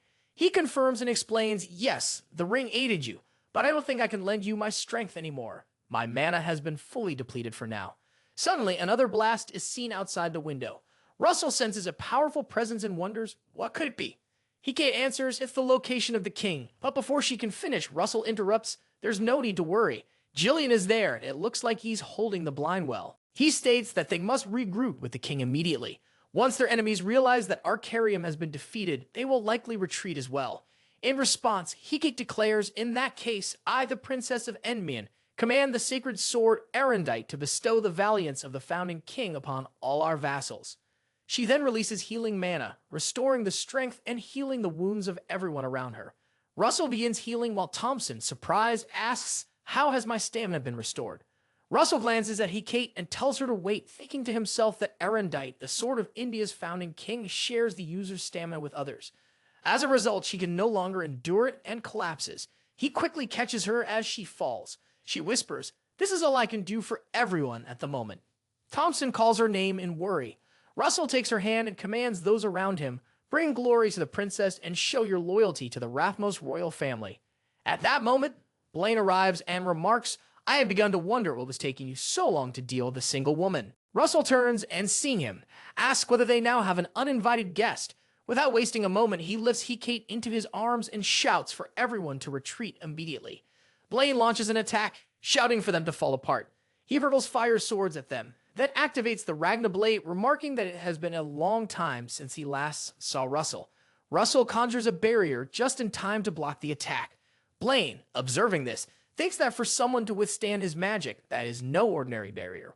Russel reflects in disbelief at how quickly Blaine managed to deploy such a powerful spell. Blaine notes that Russel has grown even stronger since their last encounter. Russel thinks to himself that it is difficult to comprehend how Blaine destroyed part of the palace in an instant. His power is truly overwhelming. Blaine remarks that since Arcarium is no longer present, it must mean Russel has defeated him. He adds that he had warned Arcarium countless times that his arrogance would eventually lead to his death. Hecate confronts Blaine Trilogy, asking, "Why are you doing this? If all you want is me, then why have the innocent been dragged into this?" Blaine laughs mockingly, his tone dripping with sarcasm. "Your words are touching. You would have made a fine ruler had you succeeded the throne." He then smirks and asks, "Are you finished with your final words? Because now I intend to meet your father." Russel steps forward, telling Hecate, "Stand behind me." Reasoning with Blaine will not work. Several soldiers rush in, securing Hecate. One asks, "Are you unharmed?" She calls out to her knights. One soldier explains, "We came running after seeing the castle collapse. The king is safe, so you need not worry." Blaine scoffs at the arrival of reinforcements, his voice dripping with disdain. "More of them. Their presence is starting to irritate me." He summons his rebel forces, commanding, "Put down Hecate's soldiers." At the same time, he unleashes his fire mana and asks Russel, "Do you truly intend to interfere?" Russel's response is firm, unwavering, "I do." Blaine narrows his eyes and says, "Looking at you reminds me of Dorea. That same determined look she had the last time I saw her." He sighs and adds, "Now she remains trapped at the border between the void and darkness. And you, Russel, will never see her again for all eternity." Russel wonders, "What do you mean by the borders of the void and darkness?" Blaine sneers, "Show me whatever tricks you have in the name of your master." With that, Blaine launches a ferocious attack. Russel activates Solomon's crown, blocking the blow. The fire sword strikes the ground, triggering a violent explosion. Blaine smirks. The speed of the Ragna Blade surpasses that of sound as he continues his relentless assault. Russel blocks each strike, though. Frustration builds within Blaine. "How is it possible?" he questions. "How can someone stuck at the sixth circle keep up with me?" He suddenly realizes, "You're breaking down the flow of time into smaller fragments, allowing you to read and respond to each move." Russel acknowledges internally it's going to be a close call, but he can still dodge the attacks. Yet he also understands that his allies are behind him. If he evades the attacks, they will be caught in the blast. With resolve, he moves forward and activates the magic spear of death, Bull 5X. He decides that if evasion risks others' lives, then he will take every attack head-on. A shield of spears forms around him as he braces for impact. Blaine observes Russel's stance and assumes he is trying to protect his allies. He scoffs at what he calls a petty sentiment, believing it to be a shortcut to death. He charges forward, declaring, "I will personally end it." Russel responds by conjuring a giant stone wall to shield everyone. Blaine crashes into it with a burst of fire, attempting to shatter the barrier, but fails. Surprised, he admits, "I didn't expect Russel's casting speed to rival my own." Still, he wonders aloud, how long can he possibly maintain it? Blaine attacks again, while Russel, growing exhausted, begins to cough. Blaine remarks that it is surprising he had not expected Russel to still be standing. He adds, "Russel is so skilled, I would have taken him in as my apprentice had Dorea not claimed him first." Russel thinks that Blaine is unbelievably strong and fast. Even though he holds the title of Tower Master, Blaine operates on a completely different level from Arcarium. Hecate rushes to Russel's side, catching him just as he is about to collapse. Blaine sneers. "How touching," he says. Since you're lovers, I'll make sure your graves are placed side by side. Keep your mouth shut. Russel snaps. Blaine prepares for another assault, but Russel and Kate continue to stand firm. Thompson pleads with the princess, retreat at once. We won't be able to hold the line much longer. The royal knights surge forward in an effort to rescue them. Blaine notices that even the magic soldiers have joined the fray and mutters in annoyance. He wonders aloud, what is the Archduke truly aiming to accomplish? Kate asks Russel if he is all right. He assures her that he is fine, though in his thoughts he knows this is a critical moment. He must quickly initiate dragonification. At that moment, a system window appears, notifying him of a mission. The treasure of the princess, the green necklace, is identified as an item she deeply cherishes. The mission objective is to obtain the princess's treasured necklace, though the reward remains unknown. Russel asks her if he can see the necklace she is wearing. She takes out the necklace and asks why he is asking for it, explaining that it is a keepsake from her mother. He examines it closely and asks if she can give it to him. She replies that she is certain he has a reason for the request and hands it to him. He thanks her for trusting him and focuses on the necklace. A system window notifies that the mission of obtaining the princess's treasured necklace has been completed. It explains that if he infuses mana into the necklace, its true form will be revealed. As she touches the necklace, a brilliant light radiates from it. The system window announces that the original form of the dragon scales has been restored and asks if he wishes to absorb them. Russel wonders what the dragon scales are. It is not the dragon's horns as he had expected, but given the current situation, he is willing to take anything. He agrees to absorb them, and the mana begins to surge into his body. Blaine notices the radiant mana and wonders if that light is coming from Russel. He becomes alarmed by the wild, overwhelming energy and asks what is happening. He is stunned as Russel's appearance changes and demands, what is that transformation? The system window informs him that, through the power of the dragon scales, Russel's physical body has been significantly strengthened. The duration for which he can maintain dragonification has been extended. Additionally, because his body has been fortified by the dragon scales, the recoil effects from dragonification have been reduced. Russel thinks that with this power, he will be able to defeat him and activate dragonification. Blaine looks at him and remarks, the information about you possessing dragon blood appears to be true. This must be the reason that worthless McCry Hughes was defeated. Russel asks Kate to step back, along with the soldiers. Blaine comments, the mana radiating from him is unmistakably that of a dragon, comparable to my own. He thinks to himself, if I can claim that power, no Tower Master will be able to rival me.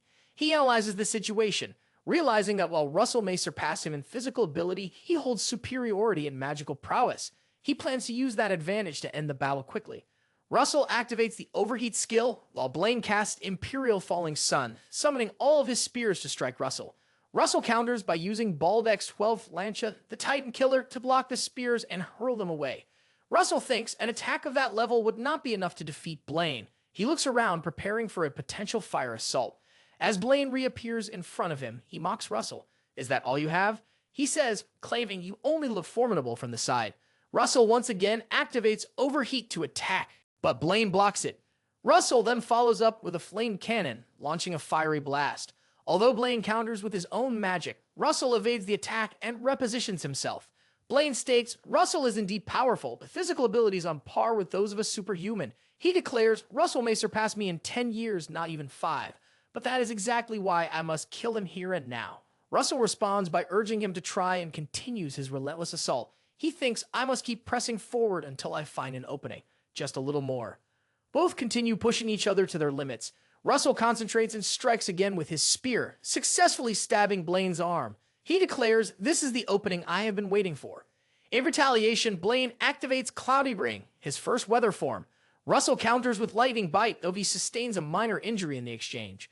Russel realizes his dragonification will not last much longer. Solomon's Crown has also reached its limit. This will be his final attack. He gathers every ounce of his remaining mana, summons his axes, and unleashes the deadly Yi Bowl, the magic spear of death, against Blaine. Blaine calls him a cursed fool and responds with the Blaine trilogy. First, the Originality Demon's Flame attempts to block the spear with a powerful counterattack. Russel collapses against a rock, his body weakened and his vision beginning to fade. He can no longer summon his strength, but he clings to the thought that he must protect the people who matter to him. As his consciousness wavers, he recalls the faces of his masters in Hecate. Russel struggles to rise again, his determination unwavering. He thinks that even if it costs him his life, he will protect them. He begins to create a magical circle. Blaine watches in shock and exclaims that it is impossible. He wonders if Russel has advanced to the next level through this battle. Russel calmly announces, I have reached the 7th circle. Just then, Hypnos arrives and uses a lightning strike to attack Russel, causing him to scream in pain. Hypnos stands near Blaine and remarks, it seems Russel has achieved enlightenment in his moment of death, but the 7th circle is a significant leap. He then addresses Blaine, noting, the red magic tower master looks terrible. You must have had a difficult time during the battle. Blaine retorts, be quiet, Hypnos, before I rip out your filthy tongue. What took you so long to arrive? Hypnos explains, some things occurred after I left. The flame tower master broke her seal. He pauses and removes his mask. I've sealed her up perfectly again. Russel crawls toward them, struggling. Is it you, Hypnos? Are you the one behind all of this? He demands, his voice strained. What have you done to my master? Hypnos looks at Russel and responds, although we've spoken before, this is our first time meeting in person. It seems that you will be the one to kill both the father and the son of the Raymond household. Russel asks, was it truly Hypnos who killed my father? Hypnos responds, it's difficult to say, though I admit I am the one who killed him. He adds, but I am not the one who set the situation up this way. He then turns to Blaine, do you agree? Shocked, Russel turns to Blaine. Was it you, Blaine? Were you behind my father's death? He demands, why would you do such a thing? He coughs. Blaine says, I will answer that question as a death gift for you, Russel. He continues, the reason your father had to die is because he discovered the connection between the Archduke's plan and the pagan cult. He adds, noticing something he shouldn't have is what led to his premature death. Russel curses him in response. Hypnos steps forward, claiming, I have a gift as well. He asks, step back, Russel. He announces, this is 7th circle magic, containing all the illnesses of the world, the pandemic gust. He promises, even if you wish to die, you will not do so easily. Dorea arrives, declaring, I will not lose someone dear to me a second time by your hands. She activates her fire mana, causing it to bloom and rise as she summons her loyal army. Russel looks at her relieved and says, you're safe. She replies, I've kept you waiting for far too long. Blaine, astonished, asks Hypnos, what is happening? Hypnos, equally shocked, looks at Dorea and exclaims, I sealed you within Tartarus. How could a mere human escape? Dorea scoffs, I can't believe you still consider us mere humans. She pauses, her voice cold, that assumption will be your downfall. Without warning, she launches an attack against them. Meanwhile, several onlookers stand outside, witnessing the powerful surge of light. One of them shouts, the Blue Tower Master has also escaped. Russel crawls toward Dorea, calling out to her master. She tells him softly, rest. Everything will be over soon. She curses Blaine and Hypnos, her voice dripping with venom. They'll pay for reminding me of the tragedy from that day. The scene shifts into a flashback. Dorea recalls living happily with her family. Her child runs to her, calling out, Mother. He expresses his desire to become an archmage like her when he grows up. She lifts him into the air and tells him, of course, you will become one. You are my son. She remembers him as the most beautiful child in the world. They go out into the garden together, where he attempts a simple spell and excitedly shows her a magic missile. She praises him, calling him a total genius. She narrates that he was so talented that he learned magic on his own and practiced all day long just to show her what he could do. She also remembers how much he loved sweet things. Then, one night, she was called away urgently in response to a letter from the royal palace. That moment changed her life forever. She explains that the letter had been a trap, carefully orchestrated by the pagan cult to lure her away. By the time she realized the deception and rushed back home, it was too late. The cult had already attacked the palace, killed her husband, and severely injured her child. She holds her child gently and says, everything will be all right.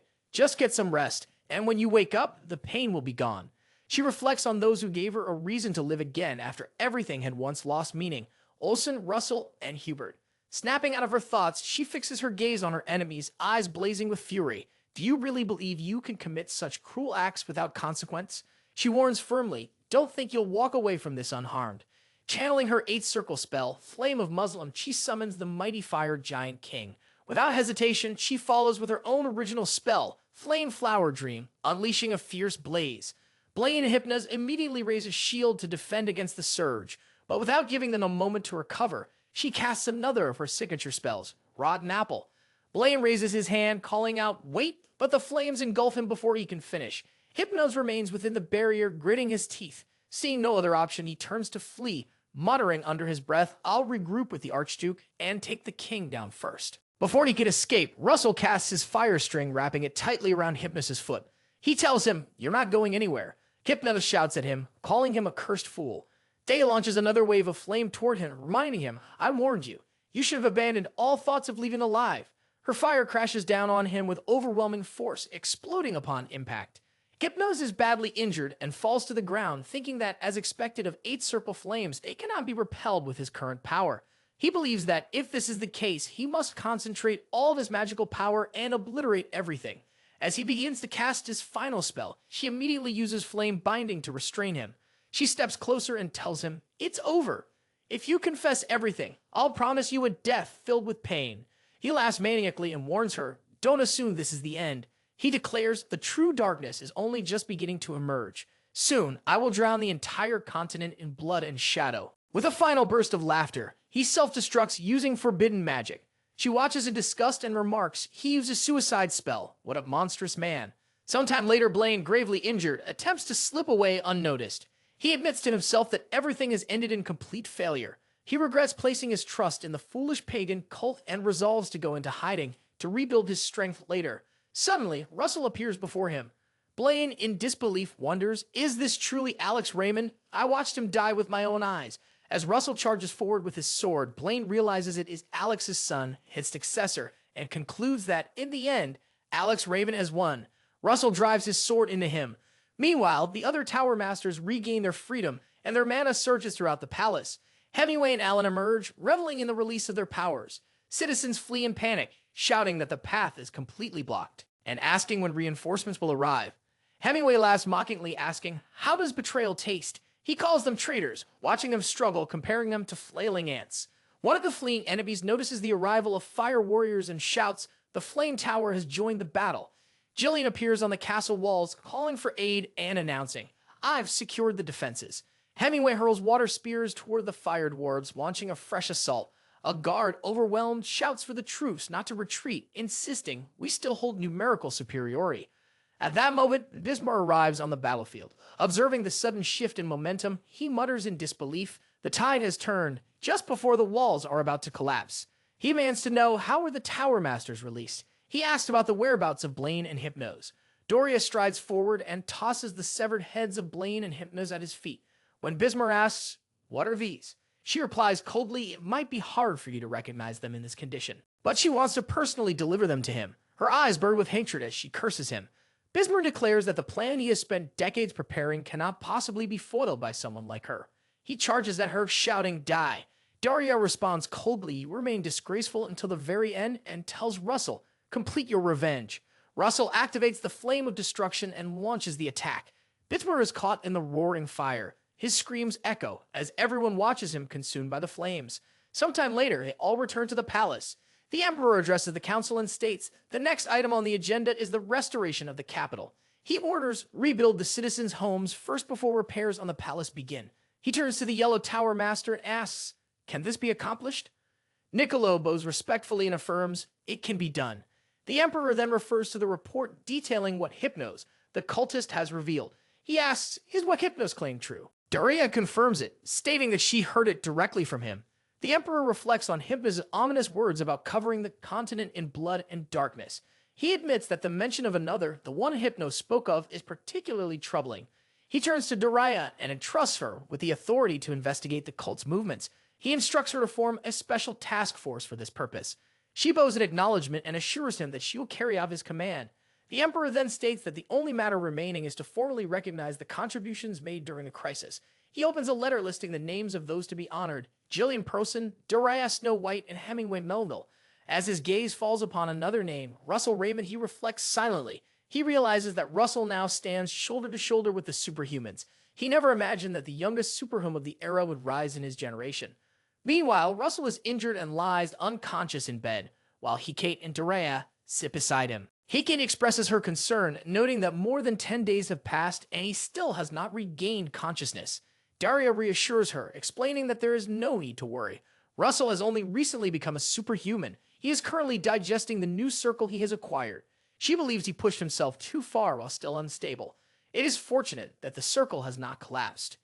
Day suggests they leave together, assuring Hecate that Russell will overcome this just as he always has. However, Hecate continues to gaze at him with worry. Russell remains in the healing phase when a flame manifests before him and addresses him as its master. He attempts to open his eyes, wondering if it is Pepper. A system window notifies him that the spirit of fire, Pepper Intermediate, has fully embraced the power of a fire dragon and has been reborn as the spirit fire dragon. Another window confirms that his contract with the spirit fire dragon, Pepper, has been restored.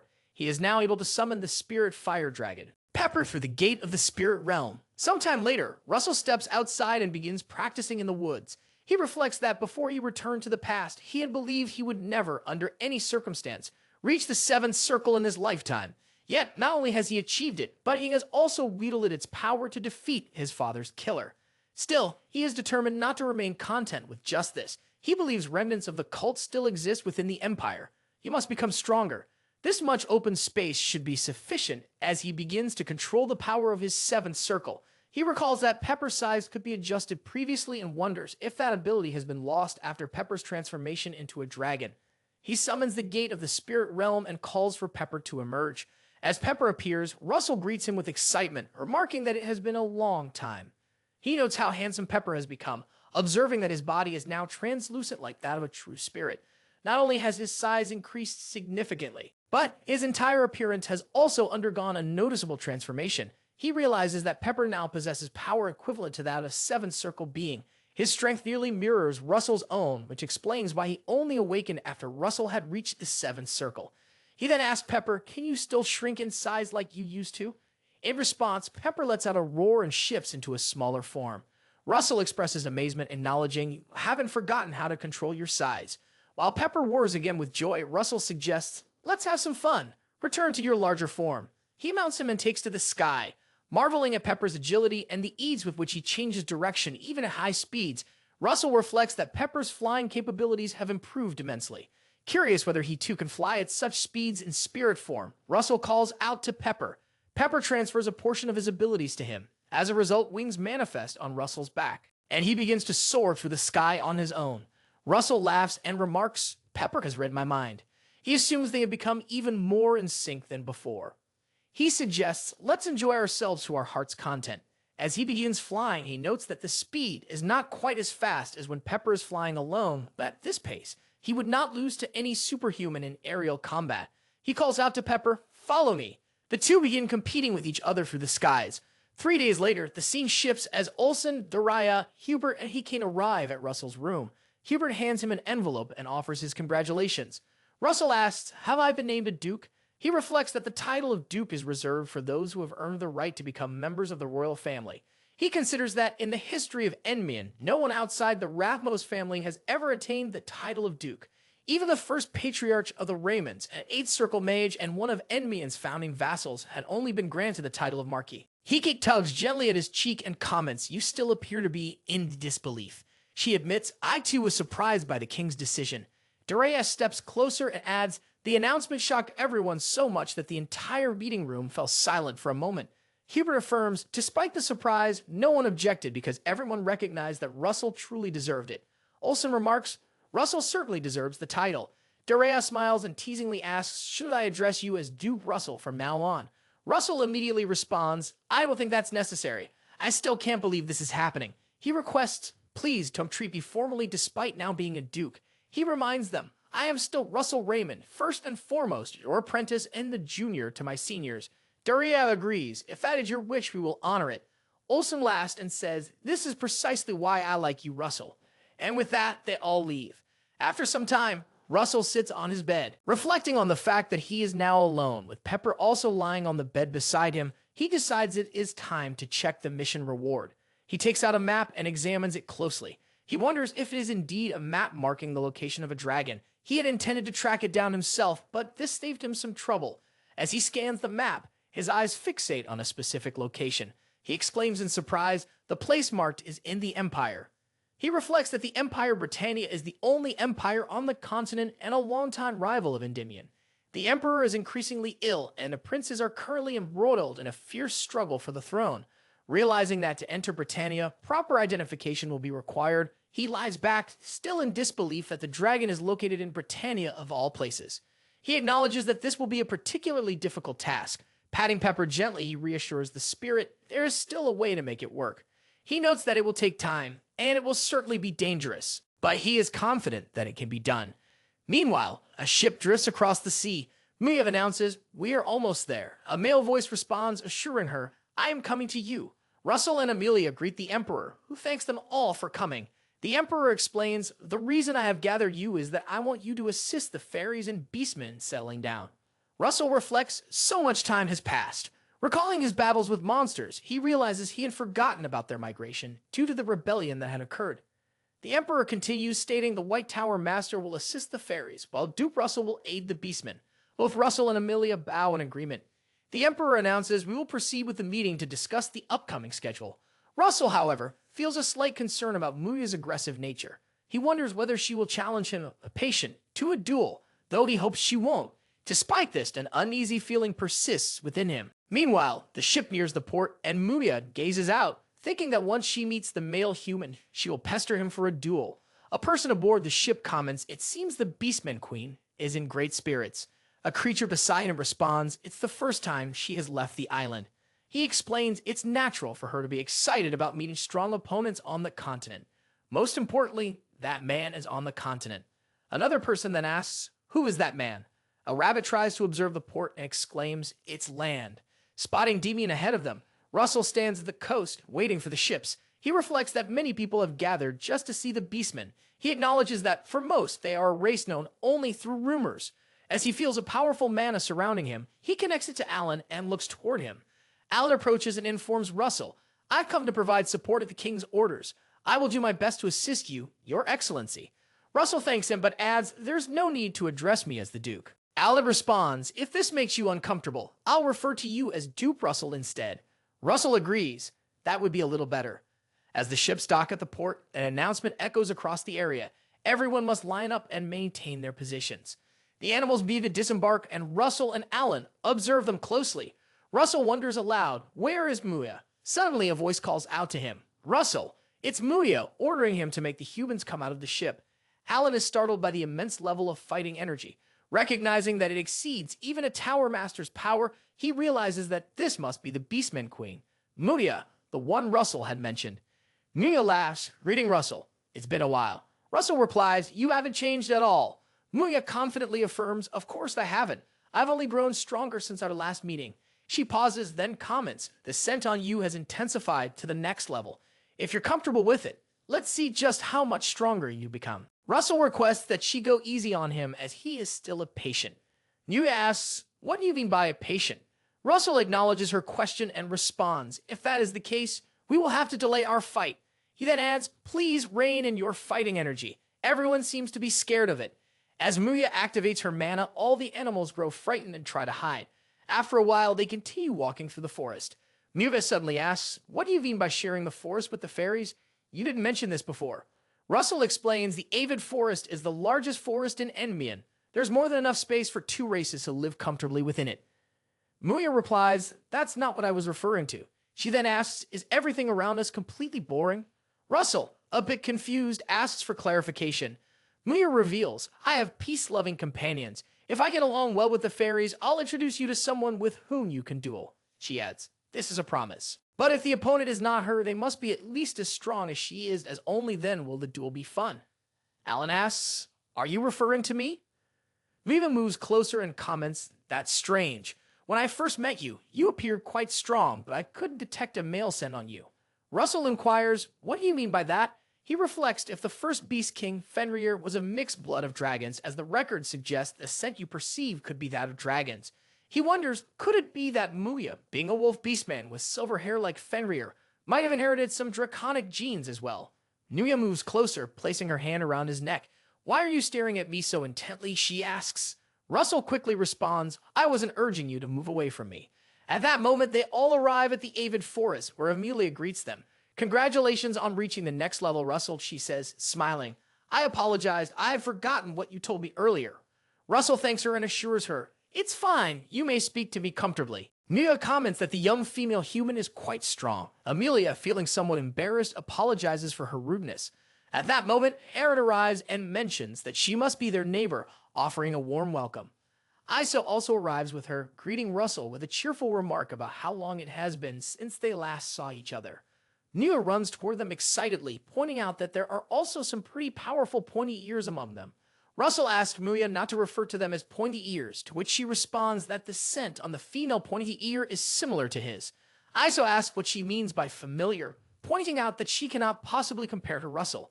Muya, noticing Iso's reaction, suggests that it seems like she is after Russel too and asks if she thinks she will just hand him over. Iso, offended, asks what Muya means by handing him over, stating that Russel is not an object. Russel intervenes, explaining that while it is true that their two races share the same area, they each have their own territories. He adds that they have lived in different environments with distinct cultures and conflicts are inevitable.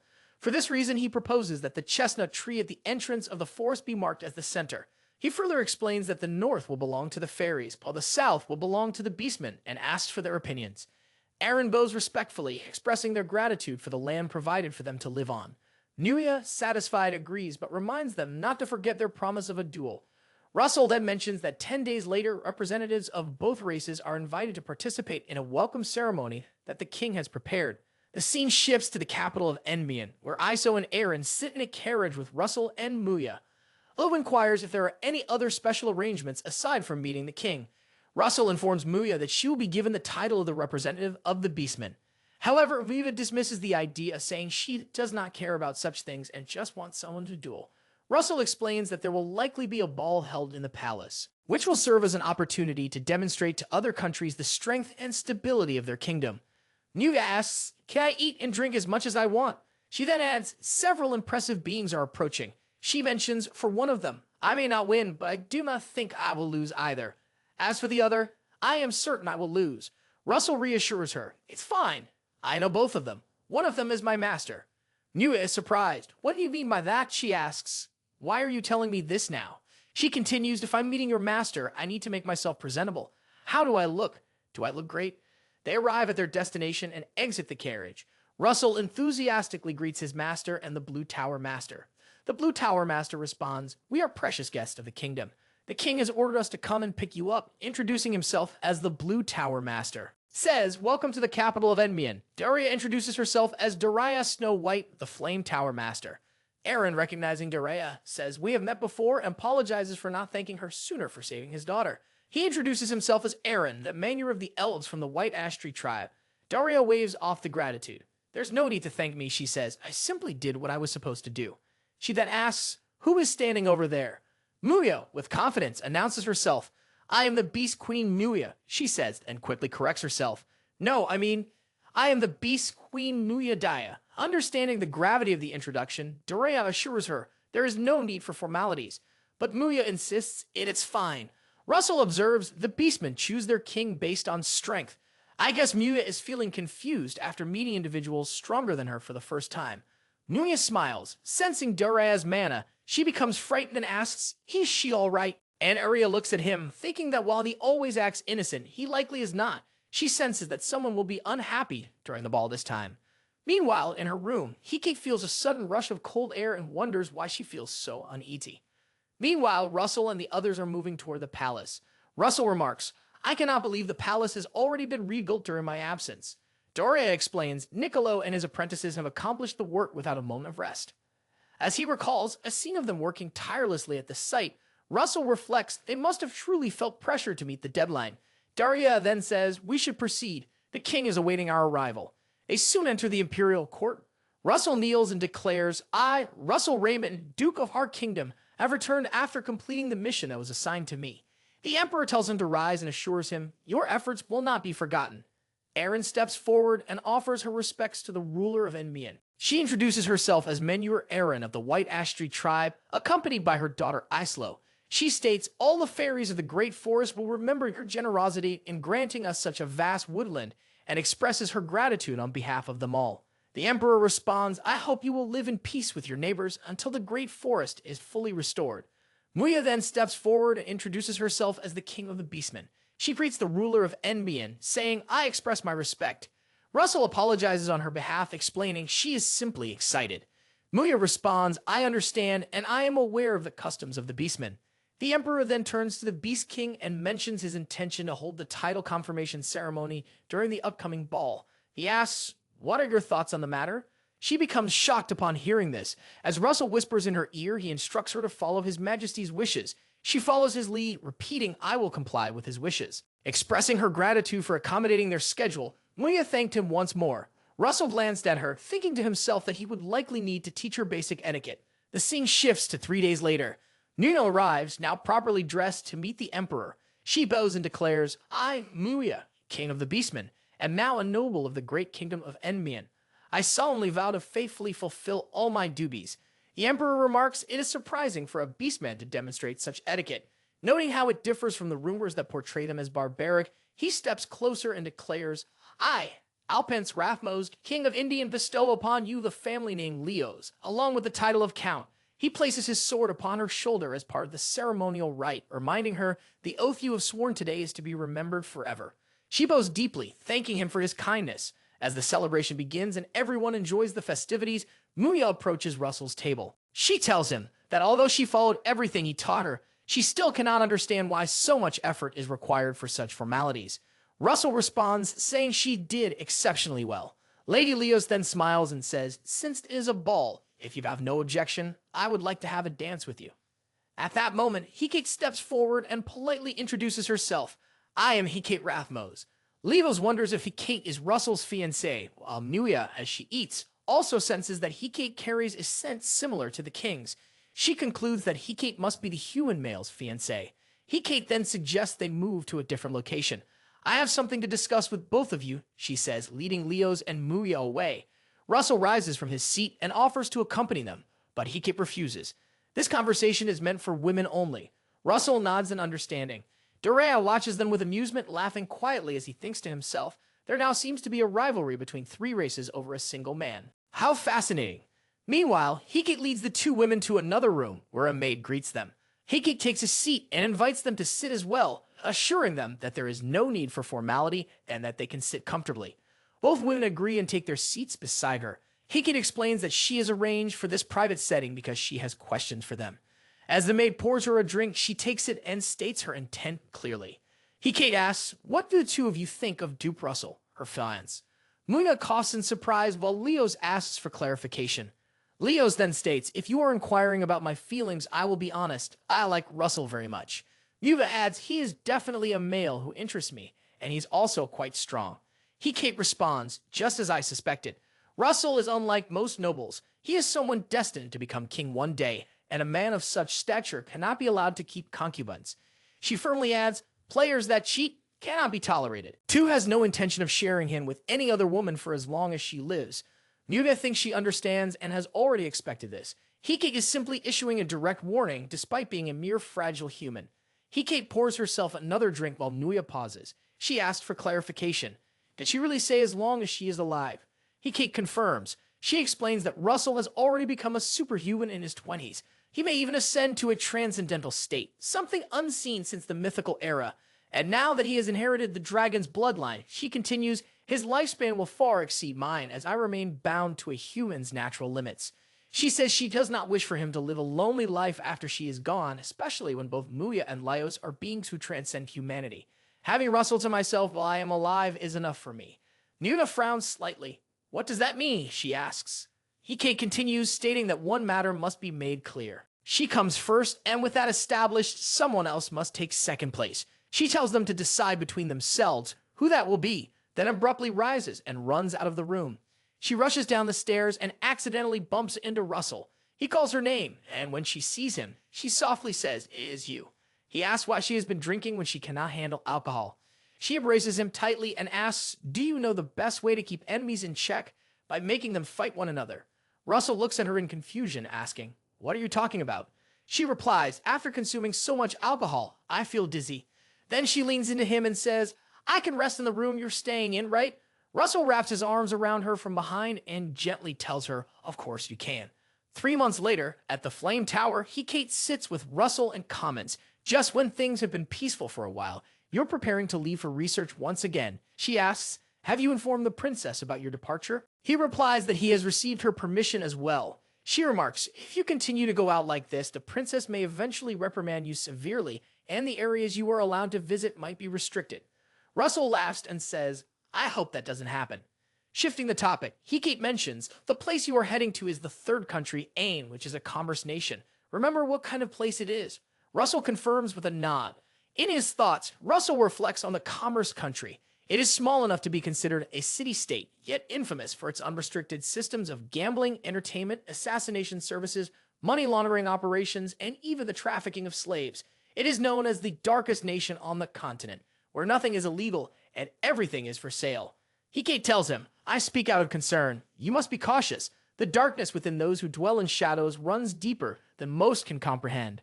Russel assures her, "I understand. I'll keep your words in mind." Later, aboard a ship, Russel stands on deck and surveys the surroundings. A thick fog drapes over the sea. He thinks to himself that he has been fortunate. The fog will allow him to enter the country unnoticed.